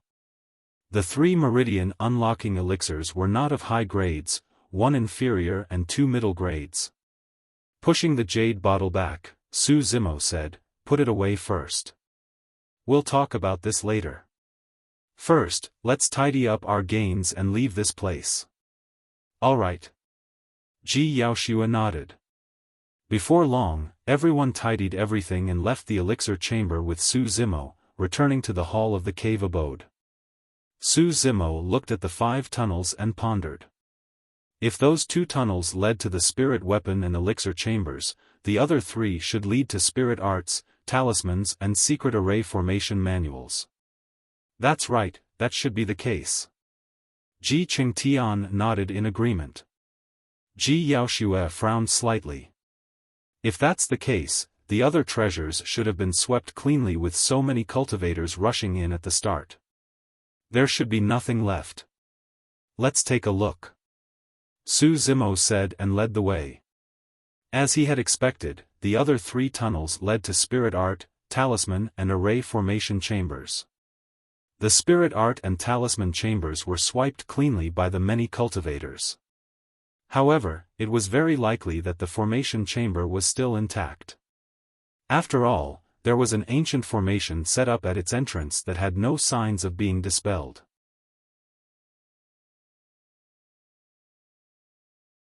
Chapter 358, Decision. Chapter 358, Decision. The formation in front of the stone chamber was initially complex and obscure. However, after all these years, it was now on the verge of collapsing. Zimo observed it for a moment and started to dispel the formation. By dawn, the ancient formation was finally dispelled as everyone cheered and followed Zimo inside. This stone chamber was much more spacious than the previous ones. Inside was a stone bed with a dried corpse sitting on it. The moment everyone entered the chamber, the movement of the air currents caused the corpse to turn into ash and scatter. Even golden cores could not withstand the corrosion of time, and there were no traces left. The stone chamber did not resemble a formation chamber, but the cultivation chamber of the golden core instead. There were a few racks on both sides of the stone bed with many ancient manuals, jade and secret scrolls, as well as jade bottles with elixirs in them. Zimo casually went forward and flipped through them. There were all sorts of items in the chamber, including talisman and elixir recipes as well as secret formation manuals. Meridian Unlocking Elixir. Suddenly, Xiaoning's voice sounded with delight and excitement. Everyone turned over and saw her clutching a jade bottle tightly, her voice somewhat emotional. There's more meridian unlocking elixirs inside. Ah! How many are there? Little Fatty and the rest asked hurriedly. Pausing for a moment, Xiaoning said slowly, 13. Ah! That's great! Tang could not help but burst into laughter. If there were only 3 meridian unlocking elixirs, he would not have been in line for one of them. Now that there were 13, he would get one no matter what. Junhao remained calm and lowered his head slightly with a cold glint in his eyes. Xiaoning continued, furthermore, the meridian unlocking elixirs in this jade bottle are of higher grades. 5 of them are superior grade and the rest are all middle grade. The other cultivators exchanged glances and smiled. This was a pleasant surprise. Including the 3 meridian unlocking elixirs previously, they had a total of 16 and would have excess even after distributing to everyone. This meant that everyone could choose to cultivate in seclusion without taking the risk to look for treasures outside and just wait to return to the great Zhou dynasty a year later. In the ancient battlefield, the longer one spent outside, the easier it would be for them to meet with danger. They did not merely have to defend against the threat of birds, beasts and ancient living beings, but also other sects and factions. Yet, all of those were gone for them right now. Zimo smiled faintly, seemingly distracted. Ji Yaoxue frowned slightly in deep thought when she saw Zimo's smile. The timing for one to consume a meridian unlocking elixir was rather particular. Typically, most cultivators would make use of the rich spirit qi of the ancient battlefield to cultivate and only consume the meridian unlocking elixir after they unlocked their 6th spirit meridian so as to attempt for the 7th. In their group, Ji Chengtian was the only 6 meridian foundation establishment cultivator right now. However, Ji Chengtian held onto the meridian unlocking elixir in his hands and contemplated for a long time. Instead of using it, he put it away. Zimo nodded in silent agreement when he saw that. It was clear that Ji Chengtian wanted to attempt to unlock the 7th spirit meridian with his own strength and leave the meridian unlocking elixir to try and attempt for the 8th meridian. Naturally, there was no way Zimo was going to consume it as well. In part, it was because his cultivation realm was too low. It would be a waste of such a treasure if he were to consume it at 4 Meridian Foundation establishment. At the same time, it was because the grade of the Meridian unlocking elixir was too low. Ever since he started cultivating, Zimo had rarely consumed elixirs and they were all at perfect grade. Before entering the ancient battlefield, Zimo had already made up his mind that not only would he have to look for a Meridian unlocking elixir, he had to look for one at perfect grade. The reason why Foundation Establishment had its name was because it was the process of stabilizing the root of one's cultivation path. The finer the foundation establishment, the slimmer the chances of one encountering issues in the future of their cultivation. Zimo was an immortality and demonic cultivator to begin with, and his path was fraught with difficulties. He was not going to allow any blemishes to appear on it. The group had not slept for an entire day. Coupled with the fact that they had just experienced another intense battle, they were finally feeling the fatigue now that things had calmed down. Without a word, little Fatty looked for a corner to sleep. Xuantian scratched his head and looked for a corner to rest as well. Take a rest first if you're tired. Zimo nodded and turned to leave. Looking at Zimo's back view, Xiaofan pondered for a moment before following along. He left the cave abode and surveyed his surroundings before soaring into the air, only returning after circling the surroundings. Xiaofan stood by the entrance of the cave abode and looked at Zimo, who had just returned. "What are you doing, Zimo?" Xiaofan asked. Zimo smiled. "I took a look around and saw that this cave abode is located halfway up the mountain and the slope is rather steep. As such, it's easy to defend and hard for anyone to attack us. There's even scars of formation patterns left behind which I can repair. This is an excellent place for cultivation in seclusion, and you guys can stay here in peace." Suddenly, Xiaofan asked, "Zimo, where are you going?" Zimo froze for a moment. He had not expected Xiaofan to notice something amiss with his casual remark. She did not say anything, merely looking at Zimo silently with a slightly lowered head. After pondering for a moment, Zimo gave a bitter smile. "I want to check out the depths of the ancient battlefield. We've got sufficient meridian unlocking elixirs and can stay here to cultivate before returning to Great Zhou a year later. It's too dangerous to head into the depths of the ancient battlefield." Xiaofan frowned. "Zimo, birds and beasts are not the only ferocious things in the depths of the ancient battlefield. The cultivators there are extremely strong and they can kill people beyond their cultivation realms. Furthermore, there are many top factions and successors of super sections. If you're alone." Although Xiaofan did not continue, deep worry could be seen from her eyes. Zimo faked a relaxed smile. "It's fine. If I can't defeat them, I'll be able to escape given my strength." The matter about the meridian unlocking elixirs was not something he could explain simply. Moreover, Zimo could vaguely sense that he would still head into the depths of the ancient battlefield even without the allure of the meridian unlocking elixirs. His nature was not that of a scholar, and his bloodline was filled with restlessness, a fearless bravado to continue moving forward. He wanted to check out how the so-called successors and legacy disciples of Immortal, Buddhist and top faction sects were like. Rather, Zimo wanted to have a good fight with those people. "I'll accompany you then," Xiaofan said. "I'll be able to provide you with some help no matter what." "No." Decisively, Zimo shook his head and rejected her. "Xiaofan, there's no need for you to take the risk and head into the depths of the ancient battlefield with me.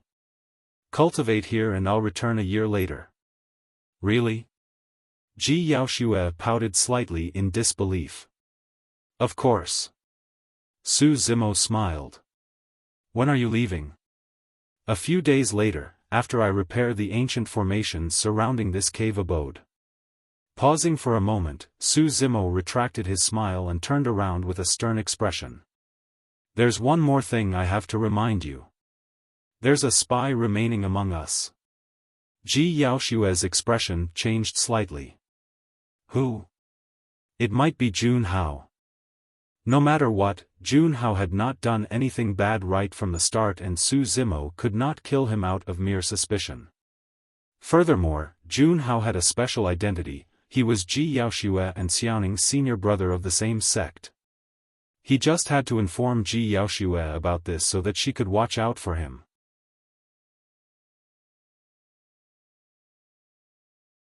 Chapter 359, Xuantian City.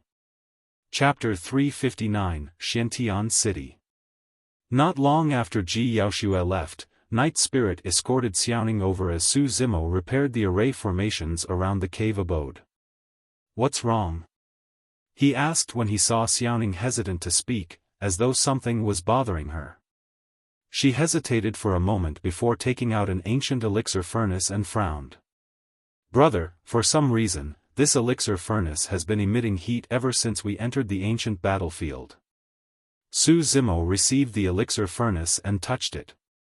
Indeed, the elixir furnace was giving off a faint heat that was not too obvious. This was the elixir furnace was the source of their feud with True Fire Sect back in the capital of Great Zhou. Ever since Xiaoning obtained that elixir furnace, she was able to focus with ease and reach her peak performance for elixir refinement. Back then, Su Zimo had already sensed that this elixir furnace had an extremely powerful background.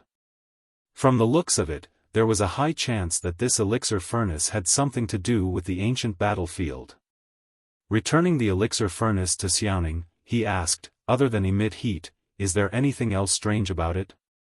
"Strange?" Su Xiaoning pondered for a moment before replying, "I haven't been sleeping well for the past few days. It feels as though there's something imperceptibly reaching out to me. Does that count?" Su Zimo's heart skipped a beat as he asked, "Can you sense what direction it's reaching out to you from?" "That way." Su Xiaoning pointed to the south with a firm tone. Nodding in reply, Su Zimo formed a plan. Since he was already planning on checking out the depths of the ancient battlefield, he might as well head along the direction that Xiaoning pointed out to see if he could uncover the secret behind the ancient elixir furnace. For the next 10 odd days, Su Zimo stayed in the last stone chamber alone for a couple of days after repairing the array formations outside before summoning everyone to the hall of the cave abode. "I plan to leave this place and check out the depths of the ancient battlefield." Su Zimo made a casual glance at Junhao after saying that. The latter's emotions could not be read. Ji Yaoxue and Su Xiaoning knew about this matter beforehand and naturally did not have much of a reaction. However, the others had varying reactions. Siyu Tang was the first to leap out and object. "I'm definitely not going. Before entering the ancient battlefield, many seniors have advised me countless times not to enter the depths of the ancient battlefield. I'm not going to join your death wish. Mr. Mo, we have the terrain advantage here and the protection of the formations. Now that we've already obtained the meridian unlocking elixirs, we can just cultivate here in seclusion. There's no need for us to take the risk of exploring deep into the ancient battlefield." A great Zhou guard frowned and shook his head as well. "Brother Zimo is strong and he's able to protect himself even in the depths of the ancient battlefield." Junhao stood up and sighed regrettably. "However, it's a pity that my strength is limited, so I can't join you." Su Zimo looked at Junhao silently with a fake smile before turning to the other cultivators. Ji Qingtian said in a deep voice, "Zimo, I'll join you." "Bro, me too." Little Fatty stood out hurriedly. Leng Ro nodded to Su Zimo as well. Shrugging, Shi Jian said with a silly smile, "I'll join you guys too." Another great Zhou guard frowned with a stern expression. "Everyone, you have to think this through properly. It is much more dangerous in the depths of the ancient battlefield than the borders.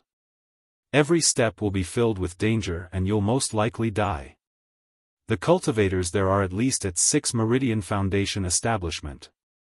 Another person added, "That's right. If you encounter a successor of one of the top factions, they can kill you guys single-handedly. For the past thousands of years, there has never been a cultivator who had entered the depths of the ancient battlefield and returned alive." Su Zimo cupped his fists. "Thank you for your reminders, fellow Taoists, but I have already decided." In truth, everyone from Ethereal Peak knew that it was more dangerous deeper into the ancient battlefield. However, danger and opportunity was correlated. Furthermore, there was something more important for Ji Qingtian and the others. Before entering the ancient battlefield, the two peak masters, Lu Hui and Xian Yi, had already hinted to them that they should search for alternative tunnels to leave the Great Zhou Dynasty and the Tianhuang North region. Before long, Ji Qingtian, Leng Rou, Little Fatty, Xiaoning, Shi Jian and Night Spirit arrived behind Su Zimo. The team of 11 people were now left with Ji Yaoxue and 2 Great Zhou guards along with Jun Hao and Si Yutang. I've already repaired the array formations outside and there are sufficient stone chambers. You guys can split up to cultivate. Su Zimo gazed deeply at Ji Yaoxue before leaving with Xiaoning and the rest. After Su Zimo and the others left, Ji Yaoxue said indifferently in a dejected manner, "I'll be cultivating in seclusion from today on. Nobody should enter my cultivation chamber." With that said, she walked towards the stone chamber at the end of the 5th tunnel. There were 5 stone chambers in total and Si Yutang chose one of them to begin his long cultivation as well. Jun Hao gazed at Ji Yaoxue's back view and a cold glint flashed through his eyes as he smirked. After leaving the place, Su Zimo checked against the map and led everyone south. With Su Zimo and Night Spirit around, the journey was still relatively safe. However, as they ventured deeper, even Su Zimo was feeling a gradual sense of pressure. The strength of the ferocious beasts they encountered was getting stronger and they were even ambushed by some other cultivators a couple of times. Apart from Su Zimo, almost everyone else was injured. Although they were of the same cultivation realm, the 6 Meridian Foundation establishment cultivators they encountered in the depths of the ancient battlefield were much stronger than those at the borders. Even Ji Qingtian was beaten in a one-on-one fight despite possessing Ethereal Peak's 3 major secret skills. As for Su Zimo, the pressure on him was mounting. He could ensure the safety of the 6 of them at the borders of the ancient battlefield. But now, he could only ensure 2 at most. They continued on the road for 10 days with barely any time to cultivate. Even though their cultivation realms were similar to before, Ji Qingtian and the others experienced significant growth in their strength due to the intense battles and brushes with death in those 10 days. That was a transformation that cultivation in seclusion could never achieve. 10 days later, an ancient city appeared on the horizon close to evening, as if an ancient beast was sprawled there. That was a place indicated on the map as a gathering spot, named Xuantian City. Cities that were left behind in the ancient battlefield were usually the biggest gathering spots where cultivators of all factions gathered. Everyone heaved a sigh of relief. They were worn out physically and mentally after being on the road for 10 days. Apart from Su Zimo who was still brimming with energy without any signs of fatigue, the others bore injuries and were already at their limits. If they could not find a place to settle down before the sky turned dark, that would have been an arduous night for them. Along the way, Ji Qingtian and the others gradually viewed Su Zimo with increasing curiosity and respect. Be it at the borders of the ancient battlefield or deep inside, nobody could read Su Zimo's limits. That seemingly frail body of his seemed to possess limitless energy and his vigor and endurance were shocking. The few of them knew that if not for Su Zimo, they would have died on the journey before they even saw Xuantian City.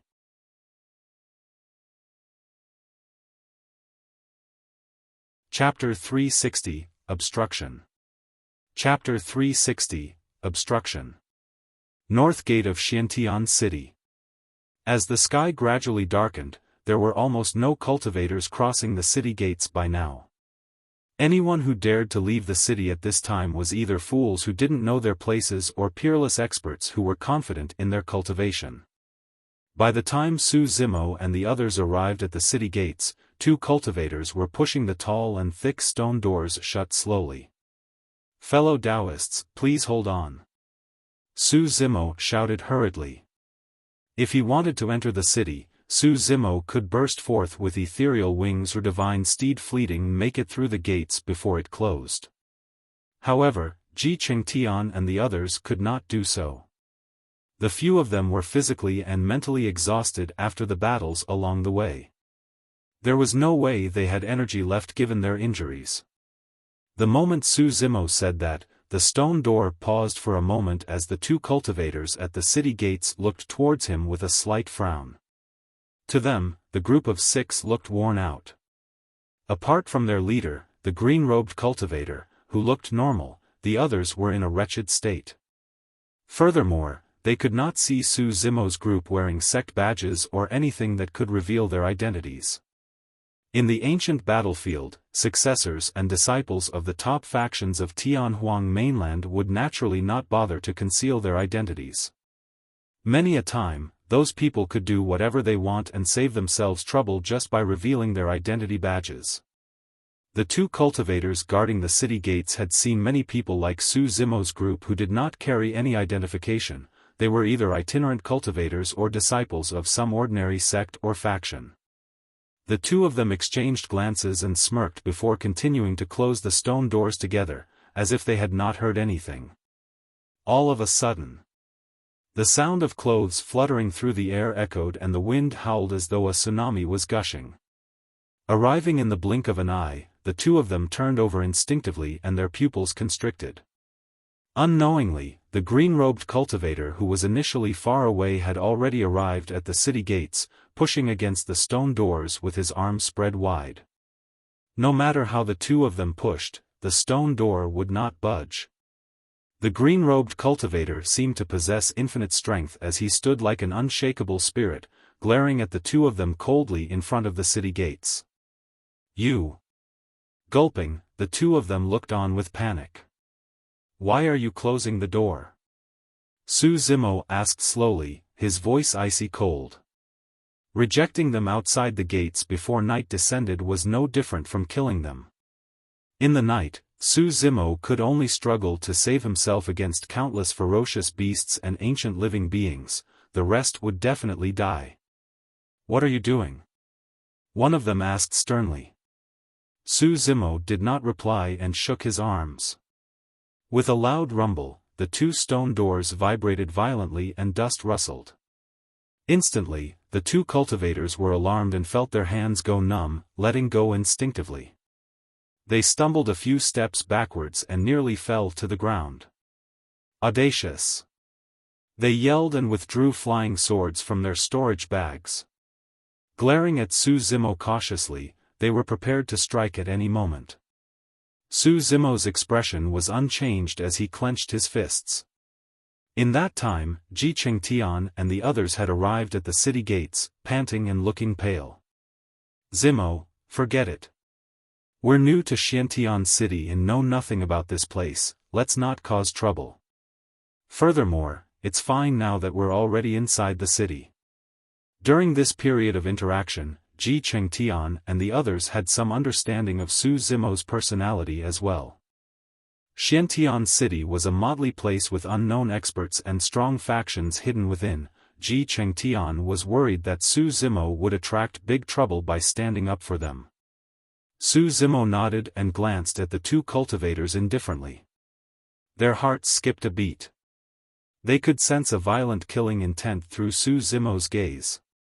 This is someone who can just injure anyone at any moment without hesitation. The same thought fluttered through their minds as they watched Zimo's group leave, not daring to stop them. Xuantian and the others were tense the entire time as well, afraid that something unexpected might happen and cause trouble. They only heaved a sigh of relief after the two cultivators guarding the gates let them pass silently. There were quite a number of cultivators in Xuantian City and ancient buildings stood on both sides of the streets, most of the residences occupied by many cultivators. Zimo's group attracted the gazes of many cultivators as they walked through the city. There's a late-stage Foundation establishment cultivator in that group of 6? How did they manage to get to Xuantian City alive? It's no use even if they're inside the city. I reckon that the 6 of them won't survive for more than 3 days. Xuantian City is no friendly place. Without strong backing, they can only be subjected to being slaughtered by others like fish on a chopping board. As those cultivators discussed, more than 10 cultivators came down from the city walls. Their leader was a tall and burly man whose clothes exposed his hairy chest and carried a fierce gaze. It's already past 7 p.m. and you haven't closed the city gates? Are you too tired of living? The burly cultivator's voice was rough and he spoke like a ruffian. Su Zimo's group was still nearby. When they heard that voice, Ji Qingtian and the others were stunned and their hearts sank. A cultivator shook his head with pursed lips when he saw this, smiling. 3 days? There's no way the 6 of them can leave now that he has appeared. That's right. The few of them are already at the end of their road given their injuries through their arduous journey. There's no way that man is going to let go of these lambs that are ripe for the slaughter. Who is that man? Someone asked. He's the right-hand man of the 4 mounted bandits, Cho Wanli. Even though he's only at 6 Meridian Foundation establishment, he is skilled in corporal mortification martial arts and is extremely strong with a vengeful bloodthirst. There's few people who are willing to provoke him at the north gate of Xuantian city. The 4 mounted bandits. Pust. Many cultivators were shocked and they heard that, shutting their mouths and gasping in secret. City gates. The 2 cultivators were so scared that their bodies shivered as they hurriedly pointed towards the back of Su Zimo's group. It's them. We were about to shut the city gates when the 6 of them barged in. Cho Wanli turned toward Su Zimo's group as a violent glint flashed in his eyes. If everyone else could tell that Su Zimo's group was weak after traveling, it was only natural that Cho Wanli's burning eyes could tell the same. He recognized their weakness with a single glance. The 6 of you up front, stop right there. Cho Wanli hollered and charged murderously toward Su Zimo's group with more than 10 other cultivators. Ji Qingtian and the others sighed internally and could only stop and turn back. Initially, Su Zimo was walking right at the front. After they turned around, he was already behind them. Su Zimo was about to advance when Ji Qingtian held him back and whispered, "Zimo, don't be reckless. Let's see what this man wants. It'll be best if we don't have to fight." That's right, bro. Judging from the cultivators around us, this guy seems to have a powerful background. Let's try not to fight him head-on, little fatty whispered as well with sweat dripping down his forehead.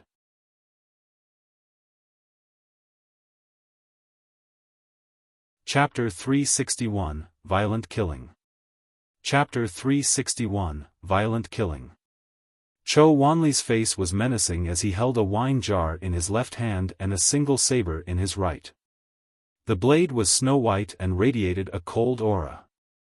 With more than 10 other cultivators, Cho Wanli rushed over in a huff.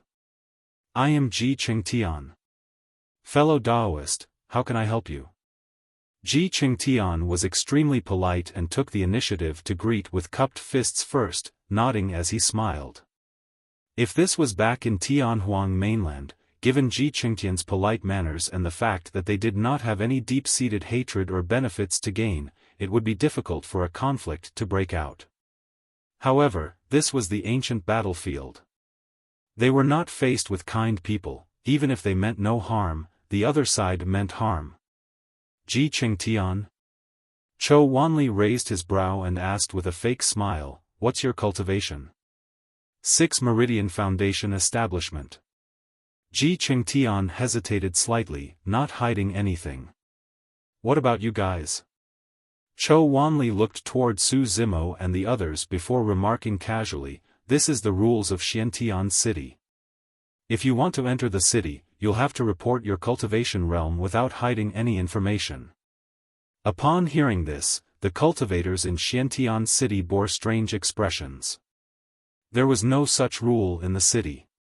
The reason why Cho Wanli said that was most likely because he wanted to find out the strength of Su Zimo's group.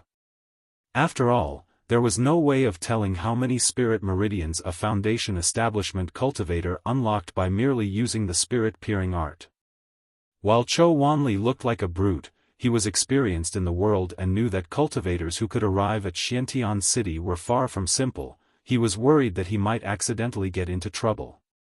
Su Zimo frowned at the rules mentioned by Cho Wanli.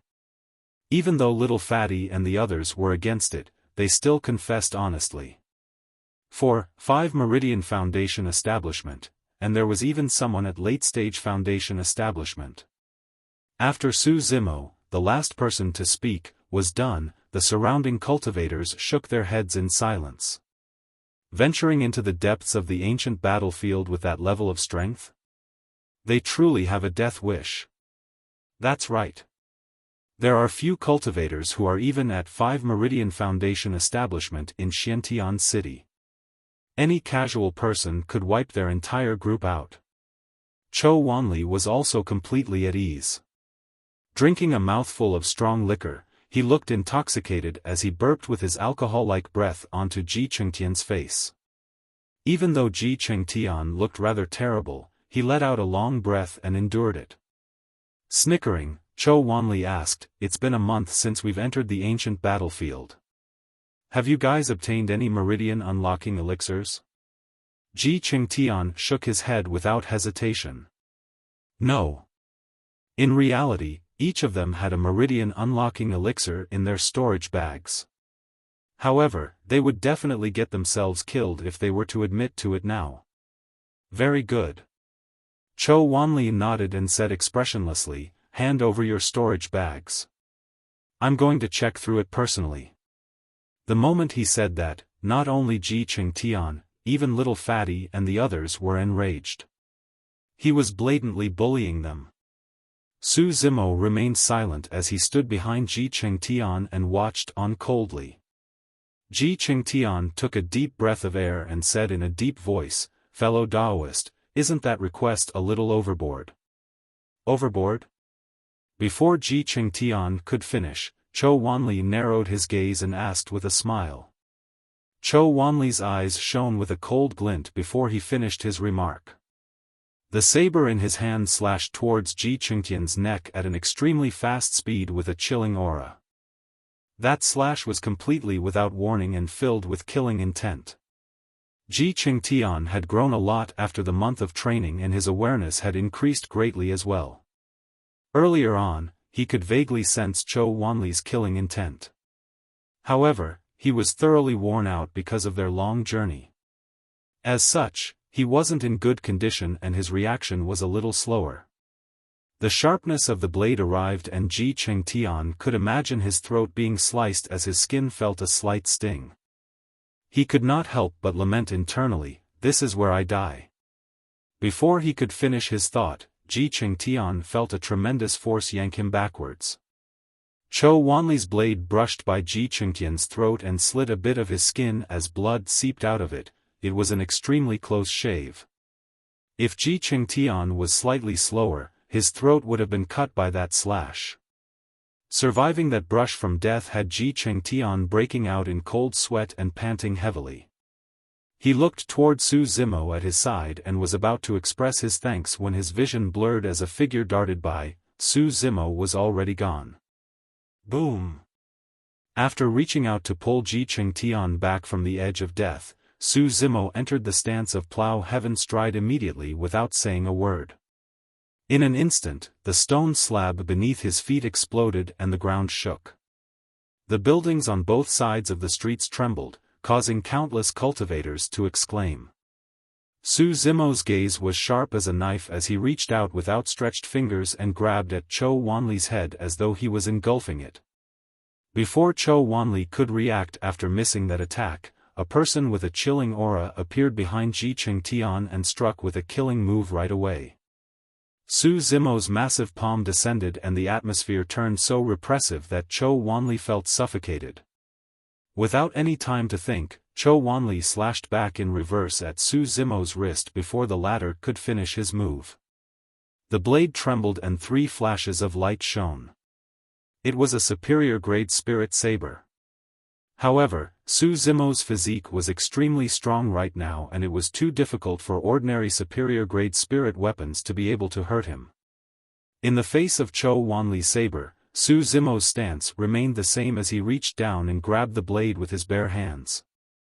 With a coil and a tremble, he seized the saber to his side. Leaning in, Su Zimo gripped the saber in his hand tightly and stabbed in reverse. Blood flashed and a bloodied saber protruded out from the back of Zhou Wanli's head. The moment their figures exchanged positions, Cho Wanli's head was pierced and he died on the spot. Right from the beginning, Su Zimo could tell that this man was a nefarious figure. That was the reason why he struck with a killing move immediately without any mercy. After killing Cho Wanli, Su Zimo took a sidestep and leaned into the arms of another cultivator.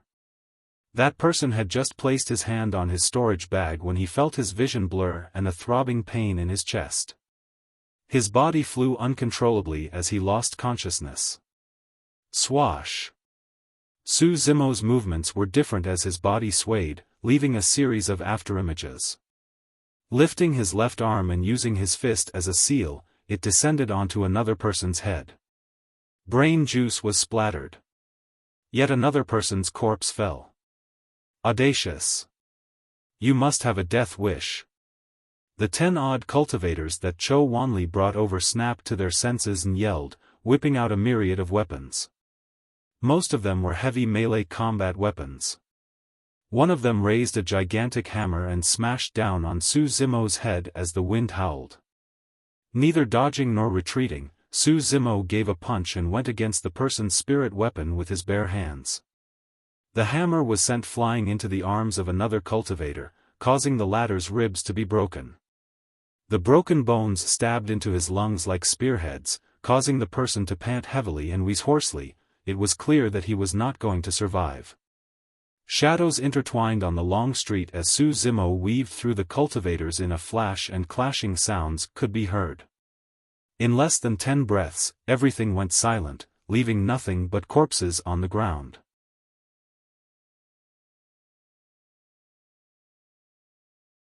Chapter 362, For Mounted Bandits.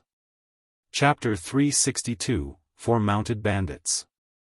Everything had happened too quickly. Not to mention Cho Wanli's group who were involved in the fight, even the bystanders were stunned as they stood with lost expressions. After a long time, shock passed through their eyes. As they looked at the green-robed cultivator standing in the bloodbath, 3 words shot through their minds: decisive to kill. Cho Wanli never had a chance to strike again after missing his first attack. This man's personality is indeed rather suited for roaming in the ancient battlefield. What a pity, a cultivator in the crowd shook his head. With Cho Wanli dead and the 4 mounted bandits' vengeful personality, this group of people are bound to be tormented to death unless they look for some major sect in Xuantian city to back them up. Although sects of the top factions do not fear the 4 mounted bandits, there's no need for them to get on bad terms with the 4 mounted bandits just for these people. There's no sect that will want to take them in. On the long street, Su Zimo's expression was calm as he turned around and said softly, "Let's leave this place first." Ji Qingtian and the rest nodded. By now, they had realized as well. In the ancient battlefield, in Xuantian city, there was no room for logic or rules. This was a world where the fittest survive. A cruel place filled with bloodshed. The streets were filled with bloodstains that were still wet, as though telling everyone that a massacre had just happened. Battles could happen at any moment and other cultivators would just watch the show with no intention of helping. Showing weakness at a place as such would only cause their enemies to take advantage of them. The crowd on the street gave way as the cultivators looked at Su Zimo's group as though they were looking at dead people. Right now, the most important thing for Ji Qingtian and the rest was to find a place to settle down for the night so that they could recover their energy and heal their injuries. The well-preserved buildings in Xuantian city were long taken over by many factions and cultivators, leaving only a few precarious buildings that were on the verge of collapsing. After walking for a while, Su Zimo's group found a dilapidated mansion on the street corner. It was not exactly accurate to call it a mansion. After all, the walls around the mansion had already collapsed, leaving behind only some broken walls. The courtyard was overgrown with weeds and the few houses remaining were in shambles. "Let's rest here for the night." Su Zimo knew very well that they would not be able to find a good place even if they were to continue searching. Furthermore, Ji Qingtian, Leng Ro and the others were thoroughly exhausted and it was unsuitable for them to carry on outside. "Bro, take a rest first. I'll head out for a stroll and find out more about the background of Xuantian City, Little Fatty closed in and whispered. Alright, take care, Zimo nodded. Little Fatty had cultivated body tempering techniques before and was much stronger than Xuantian, Leng Ro, and the others in terms of physique. Furthermore, he looked chubby and friendly. Tactful in his ways and alert, Zimo was not worried about Little Fatty's safety. Everyone's hearts felt heavy in this completely unfamiliar environment. Even though Xuantian City could ward off the birds, beasts and ancient living beings outside, it could not protect them from the greed in the hearts of cultivators, and that was even scarier than the demon beasts outside. Not wanting to burden Zimo, Xuantian and the others wanted to make good use of the time to recover energy and heal their injuries. Soon, Little Fatty returned. Bro, I've asked around. Little Fatty pursed his lips and said in a deep voice, there are a few top factions coexisting in Xuantian City. There's Glass Palace of the Immortal Sects, Malevolent Earth Sect of the Fiend Sects, Puppet Sect of the 5 Heretical Doctrines and Elixir Yang Sect and Thousand Crane Sect of the 4 Unorthodox Groups. Xuantian and the others frowned deeply with stern expressions. Immortal Sects, Fiend Sects, Unorthodox Groups and Heretical Doctrines, those were the top factions of Tianhuang mainland. If they hadn't ventured deep into the ancient battlefield, they may never encounter these top factions throughout their lives. Zimo's heart skipped a beat. He hadn't had any interactions with Glass Palace, Puppet Sect, Elixir Yang Sect nor Thousand Crane Sect. However, he dealt with the 7 Fiend Sects a couple of years ago. Deep underground, Zimo encountered a couple of Fiend heirs and even killed the heir of Malevolent Earth Sect forcefully despite going against 5 of them. To be fair, the Malevolent Earth Sect heir had died unjustly in that fight. If not for the existence of the Spirit Lock formation such that the Fiend heirs could not unleash their full strength, Zimo would have been the one dead. Now that a few years have passed, Malevolent Earth Sect must have chosen a new Fiend heir. Of course, Zimo was not worried of being recognized by those of Malevolent Earth Sect as well. In that battle back then, the powerful skeleton caused the entire place to collapse with its final gambit. Later on, Demonis G mentioned that apart from the 2 of them, the only ones that survived were the 5 other Fiend heirs. That meant that no one of Malevolent Earth Sect had seen him before. Little Fatty continued, among them, Elixir Yang Sect and Thousand Crane Sects are weaker in terms of strength. Elixir Yang Sect is the largest elixir refinement sect in Tianhuang mainland with solid roots that trace back to the ancient era.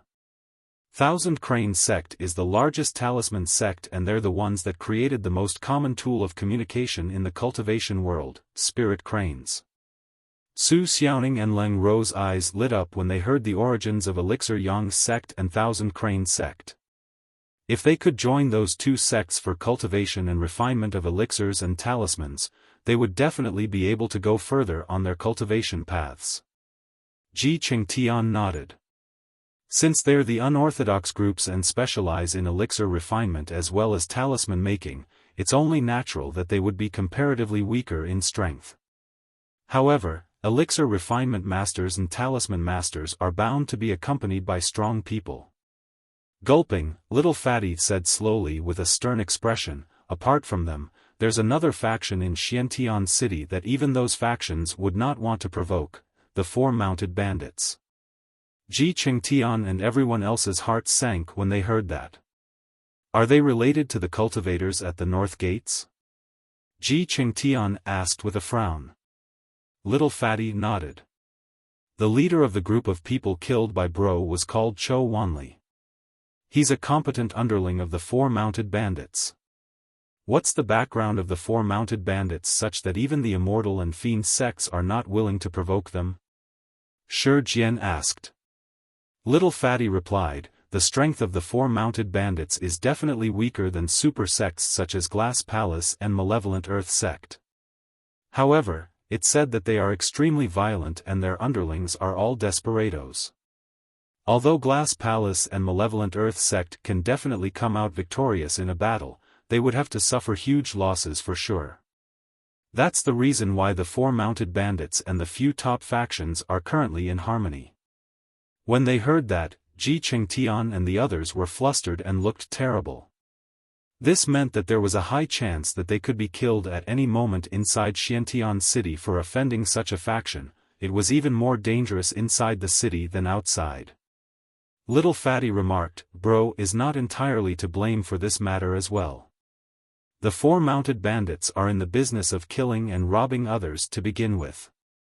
For cultivators that pass through the north gates, if they are weak or have no background, it'll be difficult for them to survive. This is a group of vicious and villainous people who take joy in killing others. Even if you hand over all the treasures in your storage bag, it's not guaranteed that you will walk out alive." At that point, Little Fatty sighed. "I heard that there has already been 1,000 cultivators who have died in the hands of the 4 mounted bandits over the past month." A cold glint flickered through Zimo's narrow gaze.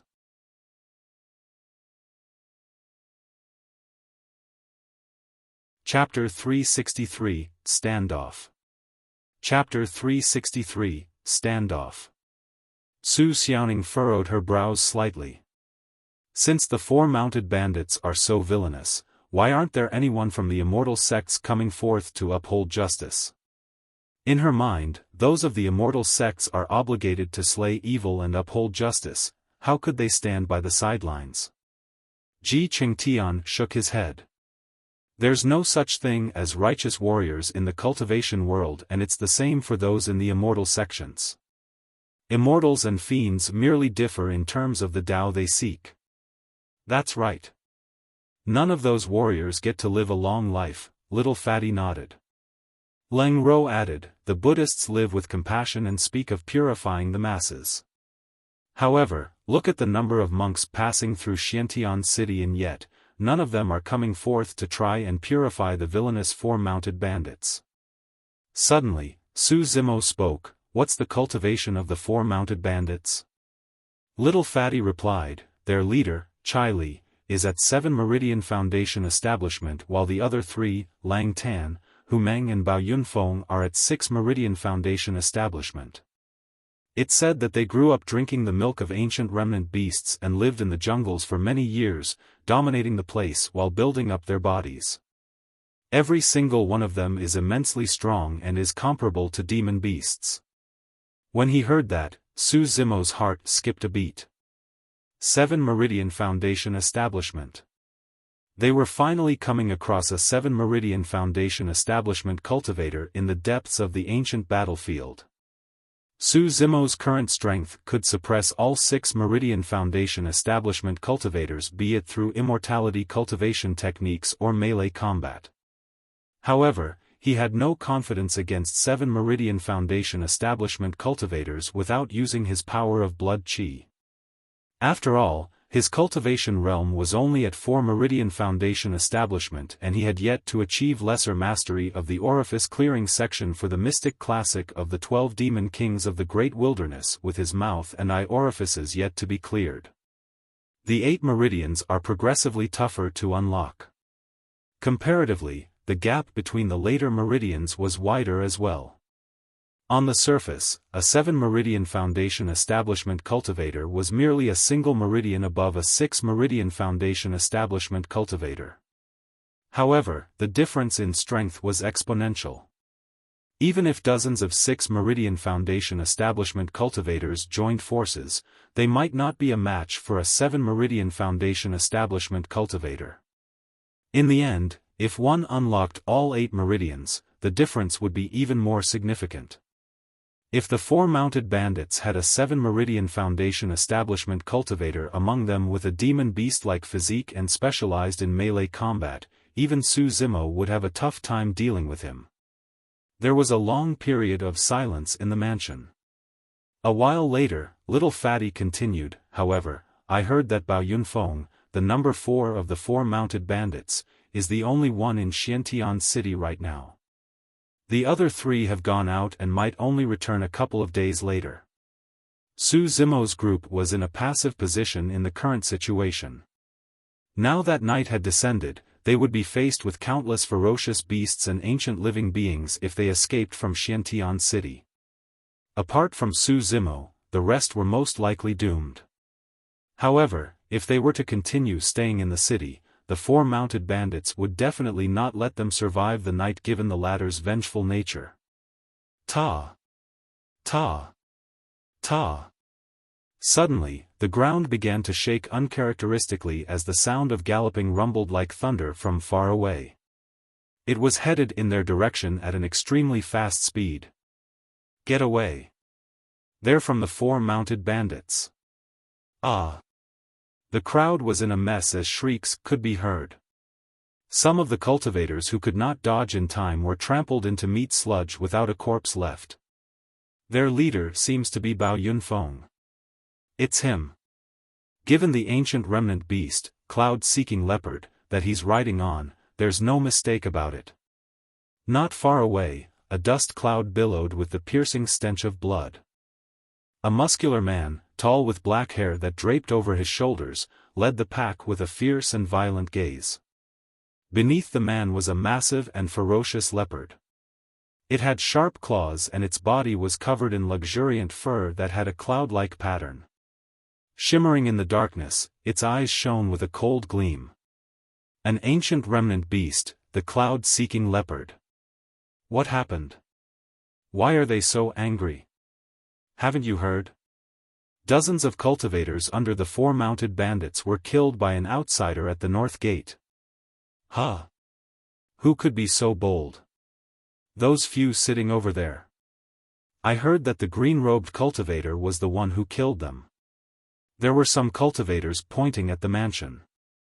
A commotion of this size instantly attracted the attention of many cultivators.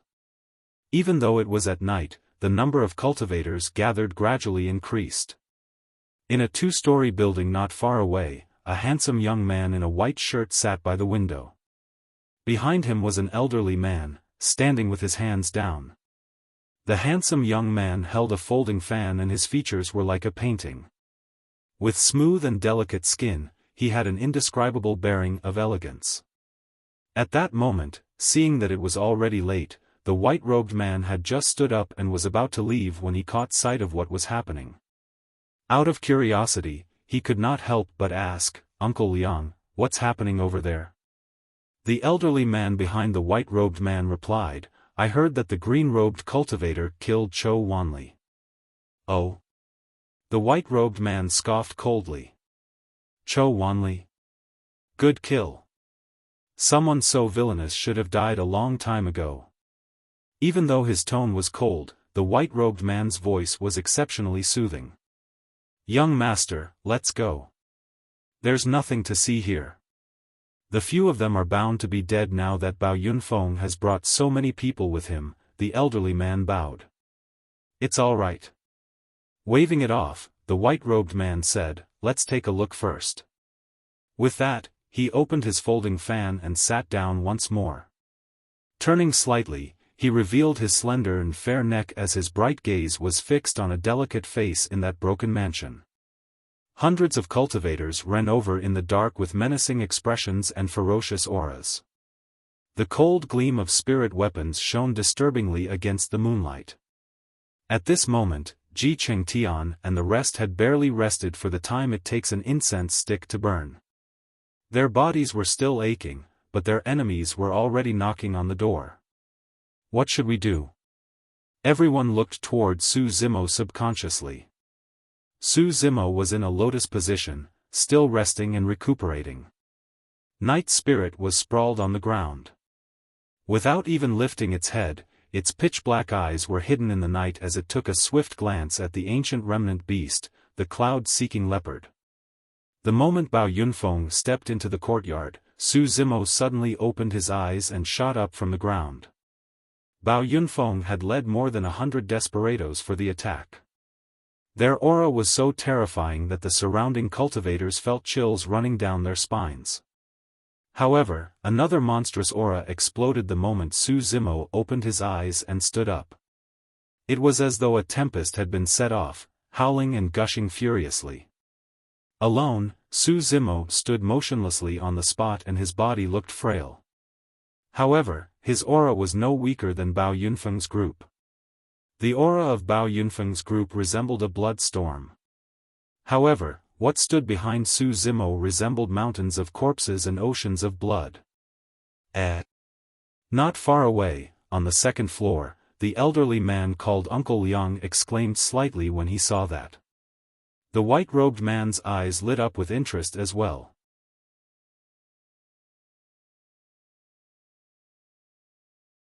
Chapter 364, Unyielding. Chapter 364, Unyielding. Two massive and different auras collided invisibly in the voids, causing the weeds in the courtyard to disintegrate into powder. The air seemed to have gone stale. A war was about to break out. Xuantian and the others watched the scene with sweaty palms, feeling as though their hearts were about to stop beating. The people before them were vastly different from the cultivators at the borders of the ancient battlefield. These were all desperados who were stronger, more violent and fearless. A single clash was enough for them to be wiped out. No one could imagine the amount of pressure Zimo was enduring against such ferocity. However, nobody, including the cultivators who were watching, could see any traces of fear in Zimo's eyes. He was calm and indifferent. To think that he could remain expressionless under such circumstances. That person has a strong heart. So what? That isn't going to change the outcome. He's going to die today unless he's a 7 Meridian Foundation establishment cultivator. I heard that he's only at 4 Meridian Foundation establishment. Bao Yunfeng arrived not far from the mansion riding on his cloud-seeking leopard. As he looked down at Zimo, the glint in his eyes intensified. Piak! Piak! Piak! Suddenly, Bao Yunfeng clapped and nodded repeatedly with glee. Great, great! Everyone was confused, not understanding what Bao Yunfeng meant by that. A moment later, Bao Yunfeng said, "Green-robed man who looks scholarly, you were the one who killed Xuantian?" "I am." Zimo admitted to it without hesitation with a calm tone. "Fu-fu." All of a sudden, Bao Yunfeng laughed and said leisurely, "My motive originally was to capture you alive and torture you slowly. I've got countless methods to make a man suffer a fate worse than death. However..." With a slight pause, Bao Yunfeng changed the topic. "I've suddenly changed my mind." Everyone was stunned. Xuantian and the others were stunned as well, not understanding what Bao Yunfeng meant. On the second floor, the white-bloused man frowned in deep thought. Zimo's expression was indifferent as he looked at Bao Yunfeng quietly without replying, waiting for the latter to explain. A look of admiration flashed through Bao Yunfeng's eyes. "Originally, I thought that you were just a reckless cultivator. Now, I can't help but admit that you're quite a character. Xuantian didn't die in vain. I'll give you a chance. Follow me and I'll let bygones be bygones." When they heard that, a commotion broke out in the crowd. What good luck! That person's life is truly tough for a miracle to appear. Seems like Bao Yunfeng truly holds this man in high regards. Otherwise, he wouldn't have made this decision. Seems like Xuantian died for nothing. This was a change that many cultivators have not expected. Initially, all of them thought that Zimo was dead for sure. None of them expected Bao Yunfeng to take a liking to Zimo and wanted to take the latter as an underling. "You've changed your mind?" Suddenly, Zimo asked. Stunned momentarily, Bao Yunfeng nodded right after. "That's right. Since you're new to Xuantian City, let me enlighten you. I am one of the 4 mounted bandits. In Xuantian City." Before Bao Yunfeng could finish, Zimo interrupted him, "But, I haven't changed my mind." Bao Yunfeng narrowed his gaze on Zimo. "What do you mean?" Raising his head slightly, Zimo looked at Bao Yunfeng expressionlessly and said in an indifferent tone, earlier on, I was prepared to kill you. I still am. Therefore, prepare to die. The moment he said that, an uproar broke out. Is that man crazy? He's really asking to die. Ji Qingtian and the others were silent. No matter what, they would support Su Zimo's decision.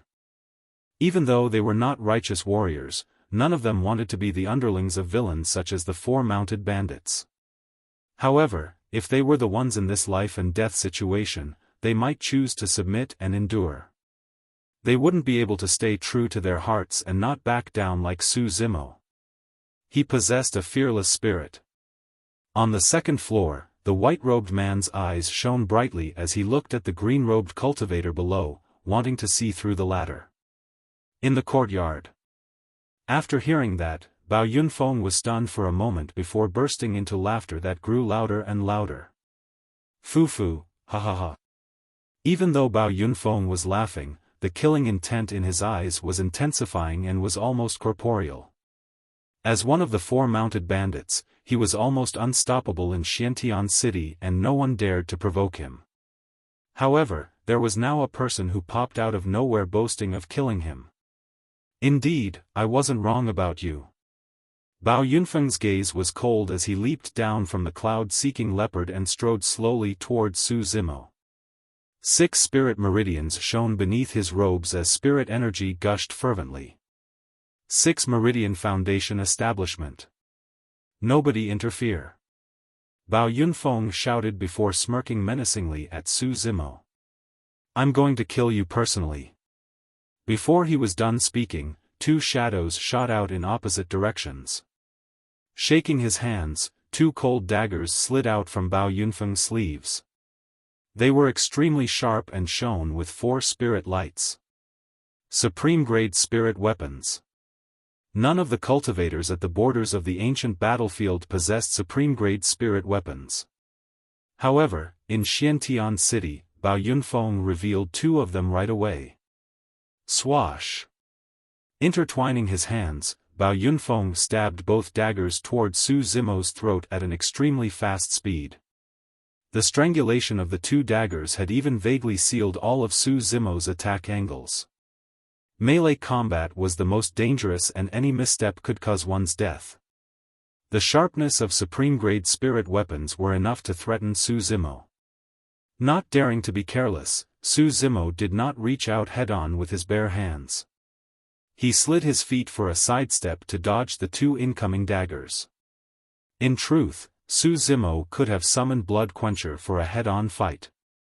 However, Blood Quencher was a perfect spirit weapon after all and it was easy for other cultivators to covet it, leading to endless battles.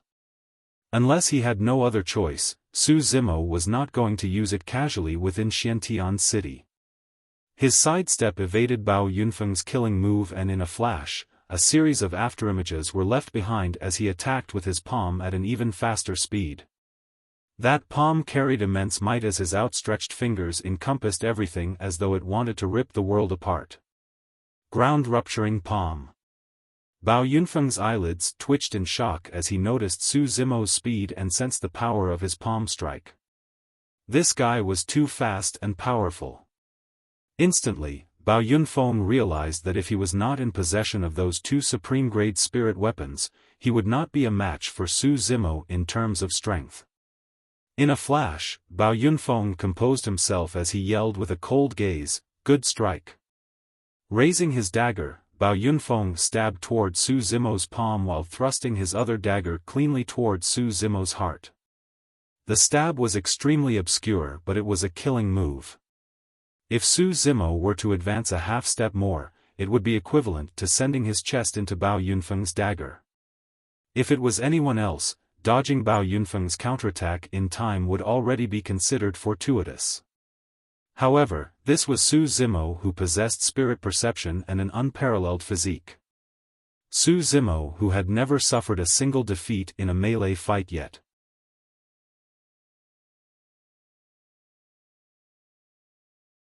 Chapter 365, Strangulation. Chapter 365, Strangulation. The surrounding cultivators held their breaths and looked at the two figures fluttering on the battlefield without batting an eyelid. The two of them fought with swiftness and their shadows intersected at a dizzying rate. Victory could be decided within a single blink. The four mounted bandits were all body-tempered cultivators and specialized in melee combat. Among them, Bao Yunfeng's specialty was his speed and agility. In his hands, the sharp dagger was like his finger and it was extremely difficult to deal with as it came from tricky angles. Countless cultivators had died under his dagger. On the battlefield, the speed of Divine Steed Fleeting was extremely fast. Just as he was about to slam into Bao Yunfeng's dagger, Su Zimo's eyes lit up and he changed moves, entering the stance of Plow Heaven Stride. With a single step, he stomped onto the ground and halted his figure. Boom! Su Zimo's feet landed on the ground and the stone slabs on the long street split open, creating a massive ravine. Dust clouds flew into the air and the entire place quaked. With the Plow Heaven Stride, Su Zimo's aura intensified as though he wanted to tear the sky apart. Caught off guard, Bao Yunfeng's knee buckled and he lost his balance as his pupils constricted. Crackle! Su Zimo's tendons and bones were ringing as his body expanded. Like an ancient god, he reached out with his huge hands that looked soft and weak, lunging towards the two incoming daggers. A coil and a tremble. Ah! Bao Yunfeng shrieked as his palm cracked open. Blood was dripping from his hands and both daggers flew away. Everyone was shocked when they saw that. How strong was that man's physique to be able to send both Bao Yunfeng's supreme-grade spirit weapons flying with his bare hands? Not good. Bao Yunfeng was alarmed and thought to himself. However, his reaction was extremely fast as he retreated immediately. Retrieving a protection talisman from his storage bag, he crushed it on the spot and turned to flee. Trying to flee? Su Zimo harumphed coldly as killing intent surged in his eyes. If he allowed Bao Yunfeng to escape into the crowd, Su Zimo would not be able to kill this man if he was blocked by the 100-odd desperados. With a flicker of his body, Su Zimo's feet sank into the mud before bursting forth. He covered 10 feet with a single stride and caught up with Bao Yunfeng in a few steps, launching a punch to the latter's skull. Boom! The veins on his fist were exposed and swelled up to twice their size. It was like a huge green-black seal that emitted a blood stench as it descended with a mighty aura. Roar! The cloud-seeking leopard reacted faster than cultivators. The moment it sensed its master's crisis, it roared in rage as its fur stood on end. Emitting a thick demonic chi, it bared its fangs and lunged toward Su Zimo ferociously. The strength of an ancient remnant beast at the peak of Foundation establishment was enough to pose a threat to Su Zimo. If he was struck, Su Zimo's physique would not be able to deal with it as well and he would be injured or even dead. However, Su Zimo's expression was unchanged as he had already seen a black shadow darting over. He continued punching towards Bao Yunfeng's head using his fist like a stamp. Just as the cloud-seeking leopard's claws were about to reach Su Zimo, a muscular shadow rammed over at an even faster speed. Bang! Bang! 2 bangs sounded at almost the same time. The cloud-seeking leopard was sent flying by the black shadow and dust clouds billowed when the 2 mighty bodies landed on the ground. The cloud-seeking leopard let out a sad cry. The black shadow stood up and its cold, shimmering claws extended silently. They have already punctured a few holes on the cloud-seeking leopard's body and blood was gushing out. This was none other than Night Spirit who was sprawled at the side. Under the guise of the night, Night Spirit's scales shone with a cold luster. Its eyes were dark and mysterious, emitting a murderous aura that sent chills down one's spine. The cloud-seeking leopard struggled and wanted to stand up as it opened its mouth and bit towards Night Spirit's throat. This was an ancient remnant beast after all, there was still strength for a final attack despite its massive injuries. Night Spirit's tail wagged. A black shadow darted by. Poof! Like a pitch-black spear, Night Spirit's tail stabbed through the cloud-seeking leopard's head, entering from the mouth and exiting from the back of its head. An ancient remnant beast, the cloud-seeking leopard, just died on the spot. At the same time, on the other side, Su Zimo's gigantic green-black stamp descended and crushed Bao Yunfeng's protection talisman, landing on the latter's back with its remaining momentum. Buzz! Four spirit lights shone from Bao Yunfeng's back as a burning inner armor was revealed. For spirit patterns, it was a supreme-grade defensive spirit weapon. Although the power of Su Zimo's punch was great, more than half of it was reduced because of the protection talisman. Right after, it was blocked by the supreme-grade defensive spirit weapon and Bao Yunfeng received almost no damage as he seized the opportunity to flee forward. Ha! Bao Yunfeng laughed and yelled, "You're that bit away from killing me." He did not hear Su Zimo's reply after saying that. Instead, the killing intent behind him intensified, as if a terrifying ferocious beast was chasing him. Instinctively, Bao Yunfeng turned and glanced behind. That single glance scared him out of his wits. Su Zimo used Divine Steed Fleeting and a series of afterimages appeared in the void behind him. The distance between them had decreased rapidly and Su Zimo was almost reaching him. Go! The desperados that Bao Yunfeng had brought with him realized what was happening as they hurriedly summoned their flying swords and stabbed toward Su Zimo. Instantly, sword chi filled the air and spirit lights shone brightly. Pang! Pang! Pang! Lowering his body, Su Zimo was almost sprawled on the ground as he slithered forward. The bones and tendons in his body rang together with a trembling sound. When he stretched out his arms, his body elongated and resembled an anaconda. Su Zimo's arms landed on Bao Yunfeng's waist and he coiled around it weakly. All the flying swords missed. At that moment, Su Zimo was almost entirely plastered on Bao Yunfeng's body. Weak and boneless, he coiled around the latter's body with cold eyes. On the second floor, the white-robed man closed his eyes subconsciously. It was as though he was witnessing an anaconda wrapping itself around Bao Yunfeng's body. Inhaling deeply, the anaconda's tendons pulsated and its flesh expanded at a visible speed. Pust! The white-robed man took a deep breath and looked down again. Crack! Crack! Crack! Bao Yunfeng's hands were bound as he stood rooted to the ground with the sound of bones cracking ringing from his squeezed body. Even though the supreme-grade defensive spirit weapon could defend against the sharpness of weapons and soften impacts, it could not withstand this sort of compressional strangulation. Anaconda strangle. Bao Yunfeng's eyes were bloodshot and bulged as his tongue stretched out, turning into a terrifying shade of purple. From the depths of his throat, he croaked. The 100-odd desperados were shocked at the sight and froze on the spot. At that moment, Su Zimo and Bao Yunfeng were entangled together. If they were to attack, there was a high chance that they might injure Bao Yunfeng instead of save him. Splash! The sound of bloodline rumbling echoed from Su Zimo's body like a terrifying tsunami. Die! He hollered and his body expanded once more as his muscles swelled. Bursting forth with immense strength, Bao Yunfeng was squeezed into a blood mist. One of the 4 mounted bandits had died in Xuantian city.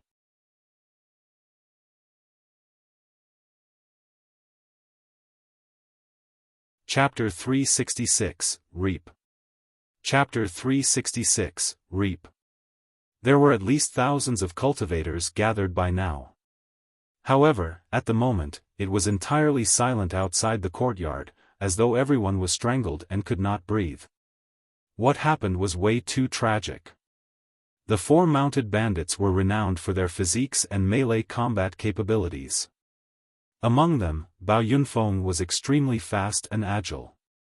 He was practically invincible among 6 Meridian Foundation Establishment cultivators and could only be taken down by 7 Meridian Foundation Establishment cultivators. If they hadn't witnessed it personally, nobody would have believed that Bao Yunfeng would have been killed by strangulation in melee combat by a 4 Meridian Foundation establishment cultivator, dying without a corpse. More than that, no one could believe that someone would dare kill Bao Yunfeng in Xuantian city. This was big. Bao Yunfeng's death was not important. The issue was that many innocent cultivators might be implicated by the rage of the other 3 violent mounted bandits. On the second floor, the white-robed man put away his fan and suddenly asked with sparkling eyes, "Uncle Liang, what do you think of this person? He's very strong in melee combat, ruthless and decisive in killing." Uncle Liang replied in a low voice, "However, that kid is brash and does not know how to hold back. While he's straightforward, there is now no room to back off against the 4 mounted bandits and he's bound to die. I'm actually rather interested in him." The white-robed man smiled gently and said. Frowning, Uncle Liang asked, "You intend to recruit him, young master?" "Indeed," the white-robed man nodded. Uncle Liang continued, "Recruiting him now would be equivalent to offending the 4 mounted bandits. That's irrational. The reason why we entered the ancient battlefield this time round is for the ruins of Elixir Pool Sect. It's inconvenient for us to make such strong enemies." Pausing for a moment, Uncle Liang added, "Right now, Glass Palace, Malevolent Earth Sect and some of the other strong factions are lingering around Xuantian city. It's quite likely that they're all here for the ruins of Elixir Pool Sect. Compared to Glass Palace and Malevolent Earth Sect, we're lacking in top experts and are at a disadvantage. We must be careful, young master." "Top experts?" The white-robed man smiled and turned his beautiful eyes, looking at the green-robed cultivator in the courtyard. "There's one right there, isn't it?" "Him?" Uncle Liang laughed. "Although I'm old, I'm not at the age where my eyes are failing me. While that person is strong in melee combat, I don't think he's quite at the level of a top expert, right?" The white-robed man smiled without replying. In the courtyard. After killing Bao Yunfeng with Anaconda Strangle, Zimo stood in a puddle of blood, his green robe stained blood-red. Exuding a murderous aura, his gaze was razor-sharp and carried a lethal killing intent. Kill. Instead of retreating after Bao Yunfeng's death, the 100-odd desperados cried out in rage and charged toward Zimo wielding chilling curved sabers. This was the nature of the desperados, none of them feared death. The fierce horses that they rode were all spirit demons at Foundation Establishment realm. With bloodshot eyes and terrifying strength, cultivators were bound to be torn apart if they were rammed by those horses. Dust billowed as the 100-odd cultivators charged with menacing intent. If it was anyone else present, they would dodge right away when faced with such an army, afraid that they would be crushed to sludge. However, Zimo did not retreat nor dodge. His eyes lit up as his bloodline churned with the furious sound of tsunamis mixed with rumbling thunder. His strength increased massively with the churning of his bloodline. Bang! Exhaling, Zimo extended a pair of gigantic palms and pushed against the heads of 2 furious horses that were charging over. Instantly, his sleeves exploded, revealing 2 ripped arms where his muscles were knotted together inch by inch. Like molten steel, they exuded the feeling of immense strength. The momentum of charging, galloping horses was intense. Cultivators aside, even in the jungle, few spirit demons would dare go against it head-on. However, the 2 horses were pressed on the spot by Zimo's palms and could not advance a single inch. Zimo's feet sank deep into the mud as he stood like an ancient god with a deep and unwavering gaze. Caught off guard, the 2 desperados riding on the horses were sent flying. Little Fatty and Shijian were wielding their gigantic axe and steel rod respectively. Seizing the opportunity, they ended the lives of the 2 men that were sent flying into the air in a momentary daze. There was no way the 2 horses could endure the shock of the collision between 2 massive forces as they whimpered and died on the spots, their bodies crushed and their tendons and bones shattered. The riders behind them could not stop in time and all of them fell to the ground in a mess. On his side, a horse charged toward Su Zimo's chest. Ha! Sneering, Su Zimo strode forward and raised his knee, ramming over like a horse as well. Bang! The gigantic spirit demon horse was sent flying by a seemingly tiny human and exploded in midair, turning into a mist of blood. Roar! Right then, Night Spirit lowered its front limbs and head in an offensive stance, suddenly letting out a deafening roar from the depths of its throat. The spirit demon horses that were initially murderous and filled with fighting spirit were instantly scared out of their wits as boundless fear shone in their eyes. None of those spirit demons recognized Night Spirit. However, there was a deep-rooted fear that came from the depths of their bloodline in response to that roar. Some of the horses shivered and buckled to the ground, peeing and shitting themselves in incontinence.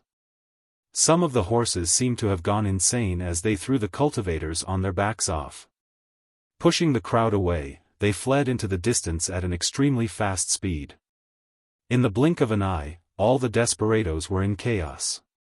The surrounding cultivators were shocked as their impressions of Night Spirit changed gradually. Although they were not part of the conflict, they felt a sense of fear the moment Night Spirit roared and almost turned to flee themselves. Su Zimo slapped his storage bag and 18 flying swords floated in front of him. Buzz! Quivering at the same time with a resounding buzz, the 18 flying swords shone endlessly in a bedazzling manner. Ah! Supreme-grade flying swords.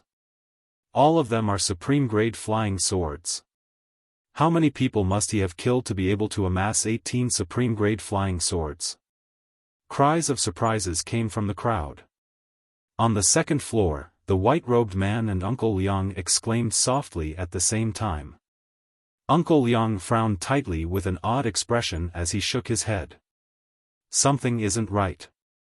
Those 18 flying swords are identical in terms of length, width, thickness, and even their spirit patterns. They don't seem to have been mixed. Instead, they should have originated from the same weapon refinement master. As expected, he should be a sword formation master, suddenly, the white-robed man said.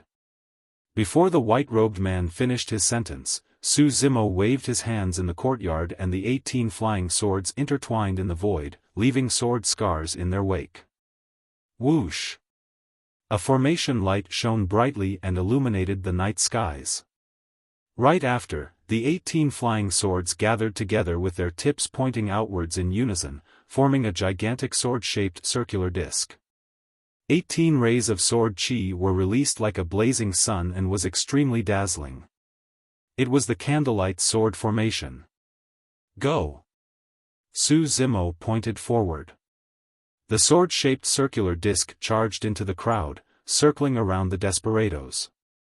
Boundless blood chi was released and a blood mist formed as limbs were sent flying.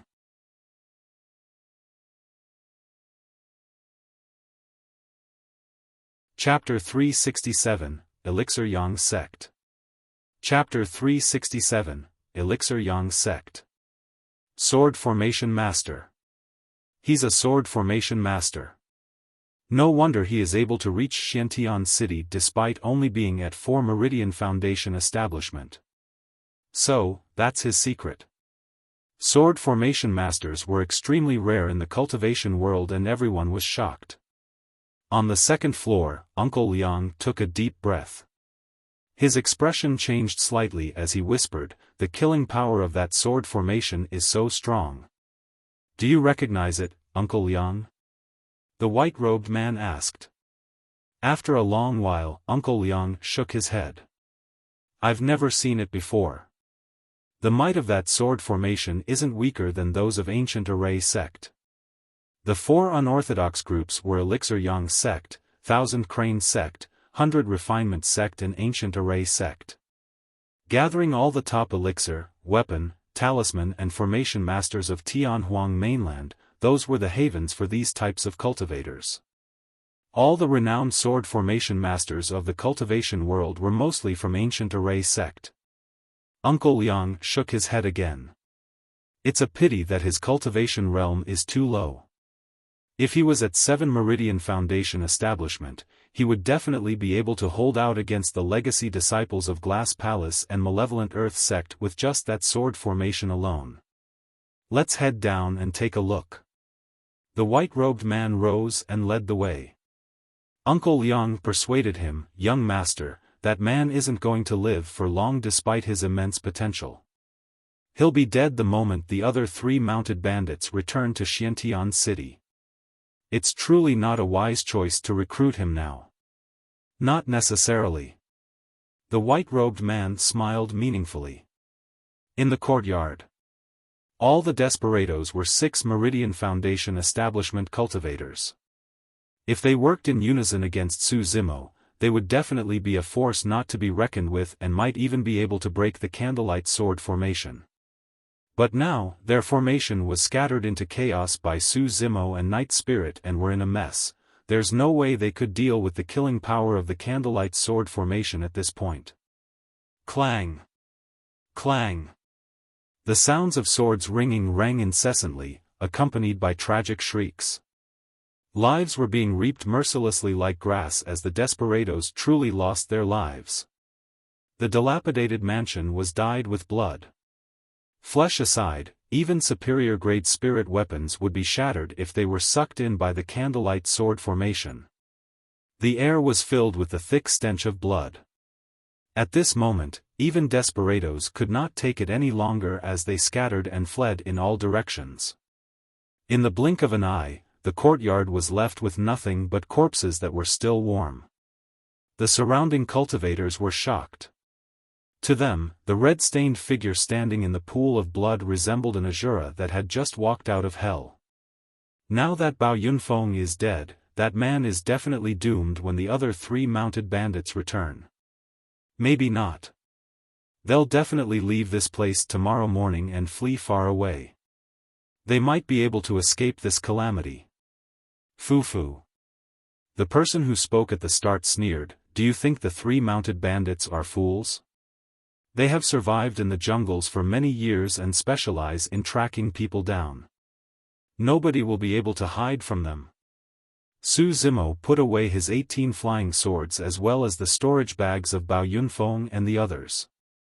He was calm as usual, indifferent towards the gossips at the sidelines.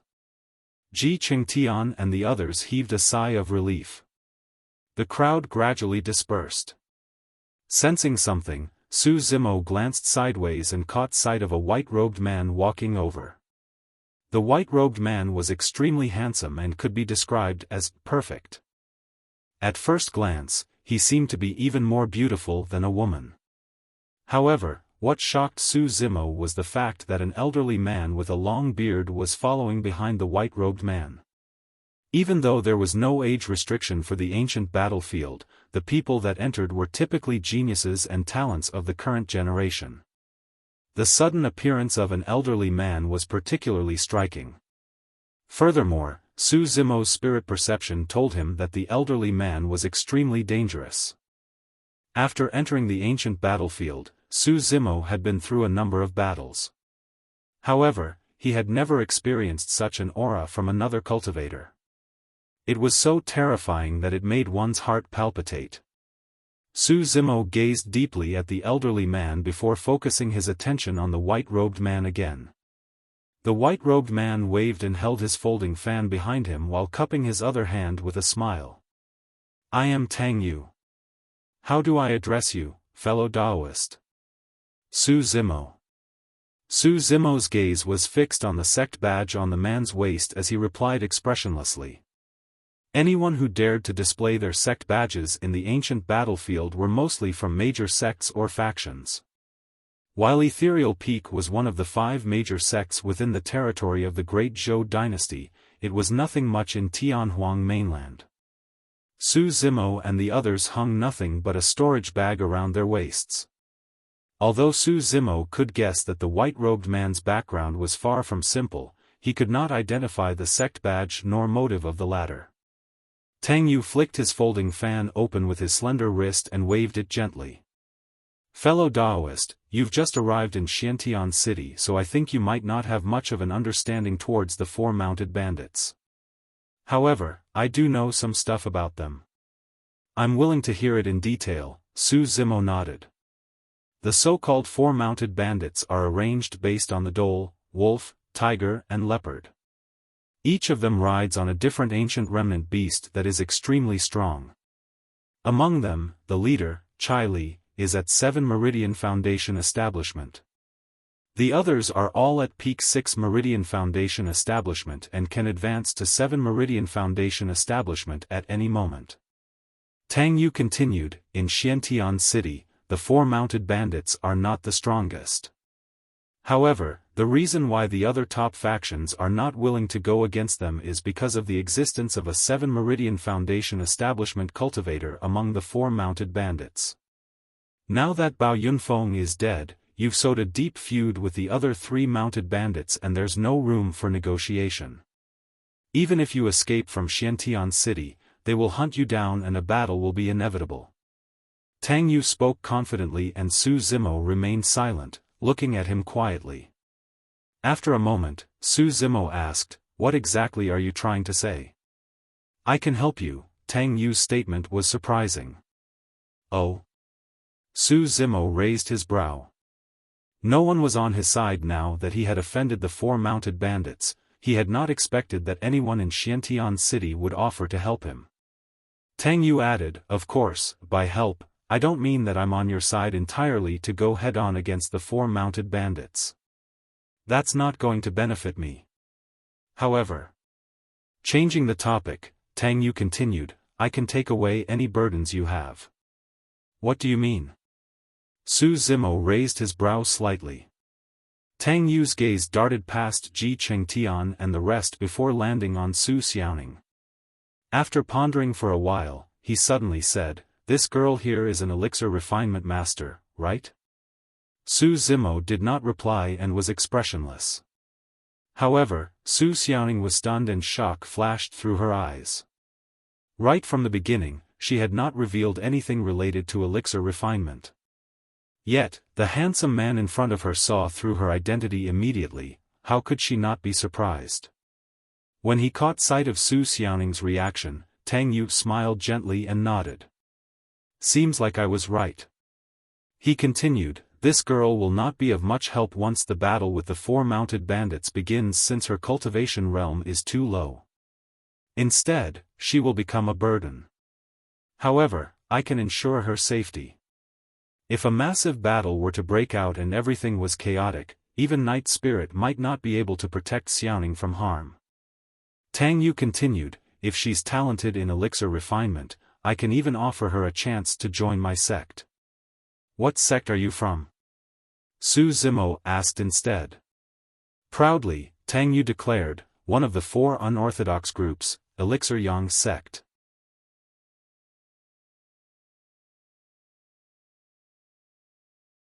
Chapter 368, Young Master Tang. Chapter 368, Young Master Tang. On Tianhuang mainland, 9 major factions ruled over the place. 9 immortal sects, 8 demon races, 7 fiend sects, 6 Buddhist monasteries, 5 heretical doctrines, 4 unorthodox groups, 3 aristocratic families, 2 islands and 1 palace. Elixir Yang Sect belonged to one of the 4 unorthodox groups and had a deep foundation. It was said that the sect's history traced back to the ancient era. Most of the renowned elixir refinement masters of the cultivation world originated from Elixir Yang Sect. The strength of Elixir Yang Sect was naturally lesser than the other sections. However, due to their capabilities in elixir refinement, they were well connected with the other major factions and there was no lack of powerful beings from the cultivation world that joined them. Elixirs were essential consumables. Be it for cultivation or in the battlefield, they were extremely important. Elixir Yang Sect was one of the major factions within Xuantian City. As a legacy disciple of Elixir Yang Sect, Tang Yu was indeed qualified to make his claims. Su Xiaoning was very moved upon hearing the words Elixir Yang Sect as her eyes lit up. She looked at Su Zimo expectantly but kept quiet obediently. Su Zimo remained silent and undecided.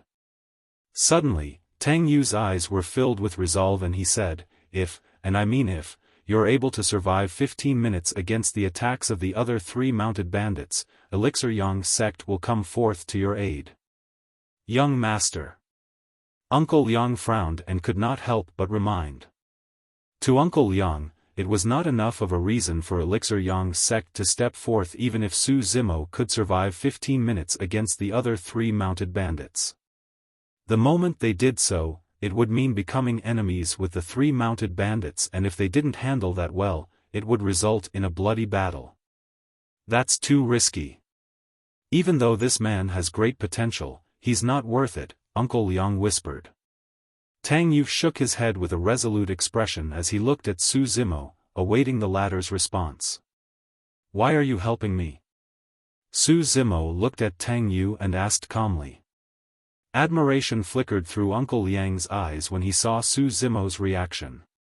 Although he did not recommend Tang Yu helping Su Zimo, he acknowledged the fact that this green-robed cultivator was indeed a talent as well. If it was anybody else, they would have agreed to such a sweet free deal immediately. However, this man was still rational and did not agree to it readily. Everything else, his calmness alone was far superior to the other disciples of the younger generation. Tang Yu smiled. There's 2 reasons why I want to help you. First, it's naturally out of selfish reasons. I value your potential. Su Zimo was much less guarded when he saw how honest Tang Yu was. Nodding, he gestured for the latter to continue. Tang Yu added, second, it's quite a pleasure seeing someone reject Bao Yunfeng's advances in Xuantian City and kill him instead. I'm impressed. There's nothing to be impressed about. I merely don't want to be in the same league as the 4 mounted bandits, Su Zimo replied casually. That's the point. Waving his folding fan, Tang Yu pointed at the crowd that was gradually fading away. I guarantee that most cultivators in Xuantian City would not want to be in the same league as the 4 mounted bandits. However, none of them would dare provoke the 4 mounted bandits, much less resist them. At the beginning, every cultivator might have aspired to be a just and righteous person. However, as time passes, their resolve fades as well as they eventually bow down in the face of the cruel reality. In fact, they might even turn into the type of people that they have once looked down on. However, you are different. Tang Yu's gaze landed on Su Zimo eventually as he said with a bright tone, I can still see your resolve, your conviction. There are not many people who can stay true to their hearts and push forth courageously in the cultivation world. You are one of them. Ji Qingtian and the others were the most emotional over Tang Yu's words. As Tang Yu had mentioned, all of them hated the 4 mounted bandits and did not want to be in the same league as them. However, when Bao Yunfeng came forth to recruit them, they felt a heavy load on their shoulders and went against their hearts, bearing intentions of bowing down. Smacking his lips, Su Zimo said in a self-deprecating manner, most people like me don't live long lives. And that is why I'm here to help, Tang Yu smiled. Su Zimo was slightly dazed when he met with the sparkle in Tang Yu's eyes as he felt a strange sensation surging in his heart. Hurriedly, he changed the topic and asked, you said that you value my potential. Is there something that you want me to do? That's right. Tang Yu nodded. Right now, there are many powerful figures gathered within Xuantian City all for the sake of the ruins of an ancient sect. At that time, I hope that you'll be on the side of Elixir Yang's sect. Ancient sect ruins. Ji Qingtian and the others were excited at the sound of that.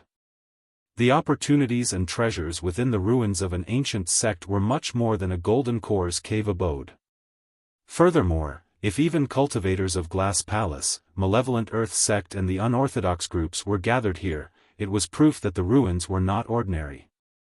Suddenly, Uncle Liang said, that's for the future. We'll talk about it if you manage to survive. Su Zimo pondered for a moment before saying, I'll give you an answer tomorrow morning. All right. Tang Yu nodded. Just as he was about to turn and leave, Xiaofan stepped forth and asked with a slightly blushed face, why young Master Tang, how did you manage to identify that I was an elixir refinement master? Suddenly, Su Zimo spoke, "Fellow Daoist, although your male disguise is superb, there are still some flaws." Male disguise? Ji Qingtian and the others were slightly stunned and turned to look at Tang Yu instinctively. Even though Tang Yu was extremely good-looking with eyes like a painting, there was an Adam's apple and his chest was flat. How was he a woman? Instinctively, Tang Yu asked, "What flaws?" "Although the fragrance you emit is very faint, you can't hide it from me." By cultivating the mystic classic of the 12 demon kings of the great wilderness, Su Zimo had already cleared his nose orifice and he was much more sensitive toward scents compared to others.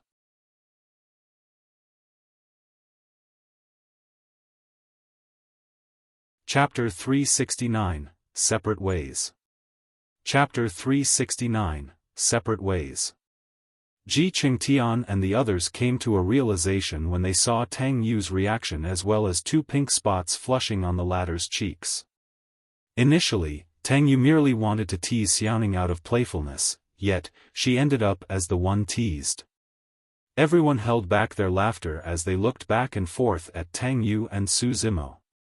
Even though she was disguised as a male, Tang Yu was a woman after all and was easily embarrassed. There was no way she could handle the playful gazes that everyone was casting her as she raised her head and turned to leave in a huff. Xiaoning looked at Tang Yu's back view in a dazed manner for a long time.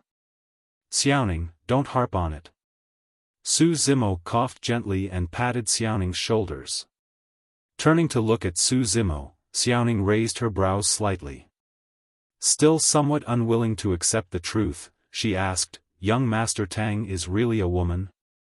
Su Zimo nodded. "Heis." Xiaoning sighed and could not conceal her disappointment. Su Zimo smiled bitterly in secret. Xiaoning was at the age where a maiden's heart was blossoming, to think that her first taste of love would come from a woman.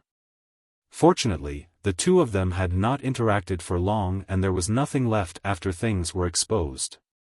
Not long after, Xiaoning recovered and came before Su Zimo, saying sternly, "Brother, I want to join Elixir Yang's sect." "Why?" Although Su Zimo could vaguely guess the reason, he still asked. "If there's an elixir recipe for increasing one's lifespan in Tianhuang mainland, it has to be an Elixir Yang sect. I want to give it a shot." Indeed, it was as Su Zimo had expected. In truth, the greatest motivation and reason why Xiaoning became an elixir refinement master was because she wanted to learn how to refine an elixir to increase one's lifespan.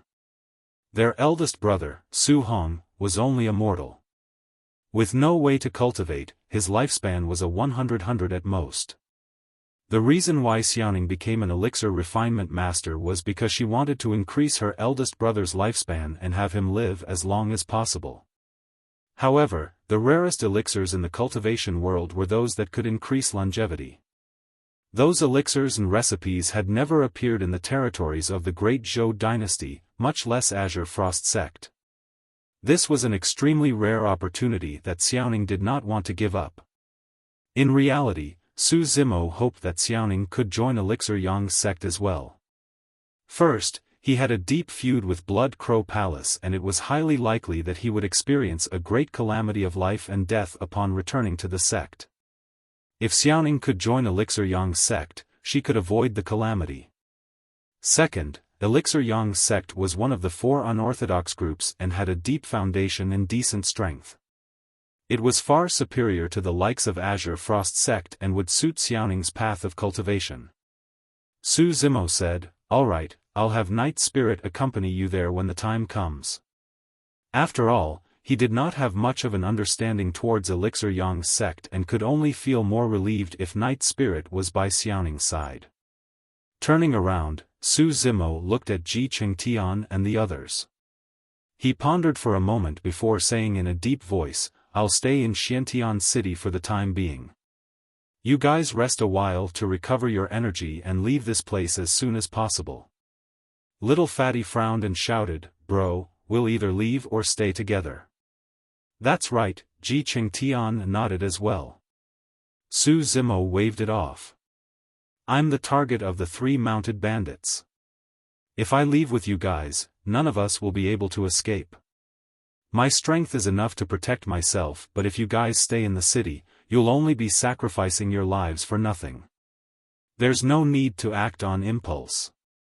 Xuantian and the others were silent. They knew that Zimo was stating the facts. There was a 7 Meridian Foundation establishment cultivator among the 3 mounted bandits, and they had hundreds of 6 Meridian Foundation establishment desperados. Given the strength of Xuantian and the rest, they would not be able to survive against the attacks of hundreds of desperados even if they were in peak condition. Right now, the help that they could provide Zimo was almost negligible, and they might even be a burden for him. Leaving Zimo and Xuantian City was perhaps the best option for them. In reality, Zimo wasn't entirely helpless against a 7 Meridian Foundation establishment cultivator. As long as he released his blood chi, his strength would climb to another level with the aid of his demonic chi, and he could definitely contend with a 7 Meridian Foundation establishment cultivator. However, if he did that, he would become a mass target and might attract even stronger foes or be surrounded by all the cultivators of Xuantian City. However, if he had to hide his demonic chi and merely work with his bloodline, Zimo would most likely be able to match a 7 Meridian Foundation establishment cultivator at the most with the aid of Blood Quencher. It would be extremely difficult for him to defeat or even kill a 7 Meridian Foundation establishment cultivator. The exception to that was if he could unlock his mouth, eyes and all 7 orifices to attain lesser mastery of the orifice clearing section. However, that was unrealistic. In other words, Zimo's only chance was to hold out for 15 minutes against the attacks of the 3 mounted bandits and wait for the assistance of Elixir Yang Sect. 15 minutes. Zimo murmured softly. A cold glint flickered through his eyes as he began cultivating. The next morning, Tang did not appear. Instead, a disciple of Elixir Yang Sect came forward and asked Zimo about his decision. "I'll stay," Zimo said before turning to look at Xiaoning. "Xiaoning will return with you. Please tell young Master Tang that I hope that he will take good care of her." The disciple of Elixir Yang Sect smiled gently. "Our young master has already expected this, so he told me in advance to inform you not to worry and that he will definitely protect Xiaoning well. Also, these are some healing elixirs courtesy of senior brother. Hopefully, they'll be of use to you guys." Before leaving, the Elixir Yang Sect disciple handed Zimo a storage bag containing many jade bottles of various elixirs. Zimo took a quick glance and did not spot any perfect elixirs. He then passed everything to Xuantian and the rest. With Night Spirit's company, Xiaoning left with the Elixir Yang Sect disciple. Zimo continued cultivating. Under such a pressing situation, the 5th spirit meridian in his body also appeared, and there was a chance he could unlock it within the next few days. With the help of the healing elixirs gifted by Tang, Xuantian and the others recovered swiftly and were mostly healed by the next day. This morning, Zimo said in a deep voice, "Senior brother G, you guys should leave today. The 3 mounted bandits are going to return any time now. If we drag on, things might change and it might be too late to leave." "All right." Xuantian and the others nodded without hesitating. Leng Ro, Little Fatty and Shi Jian got up one after another as well, bidding farewell to Zimo.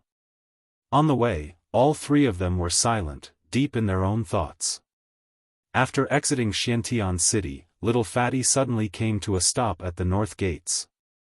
He turned and said, "Senior brother G, Sister Leng Ro and Silly Jian, I intend to explore the ancient battlefield myself.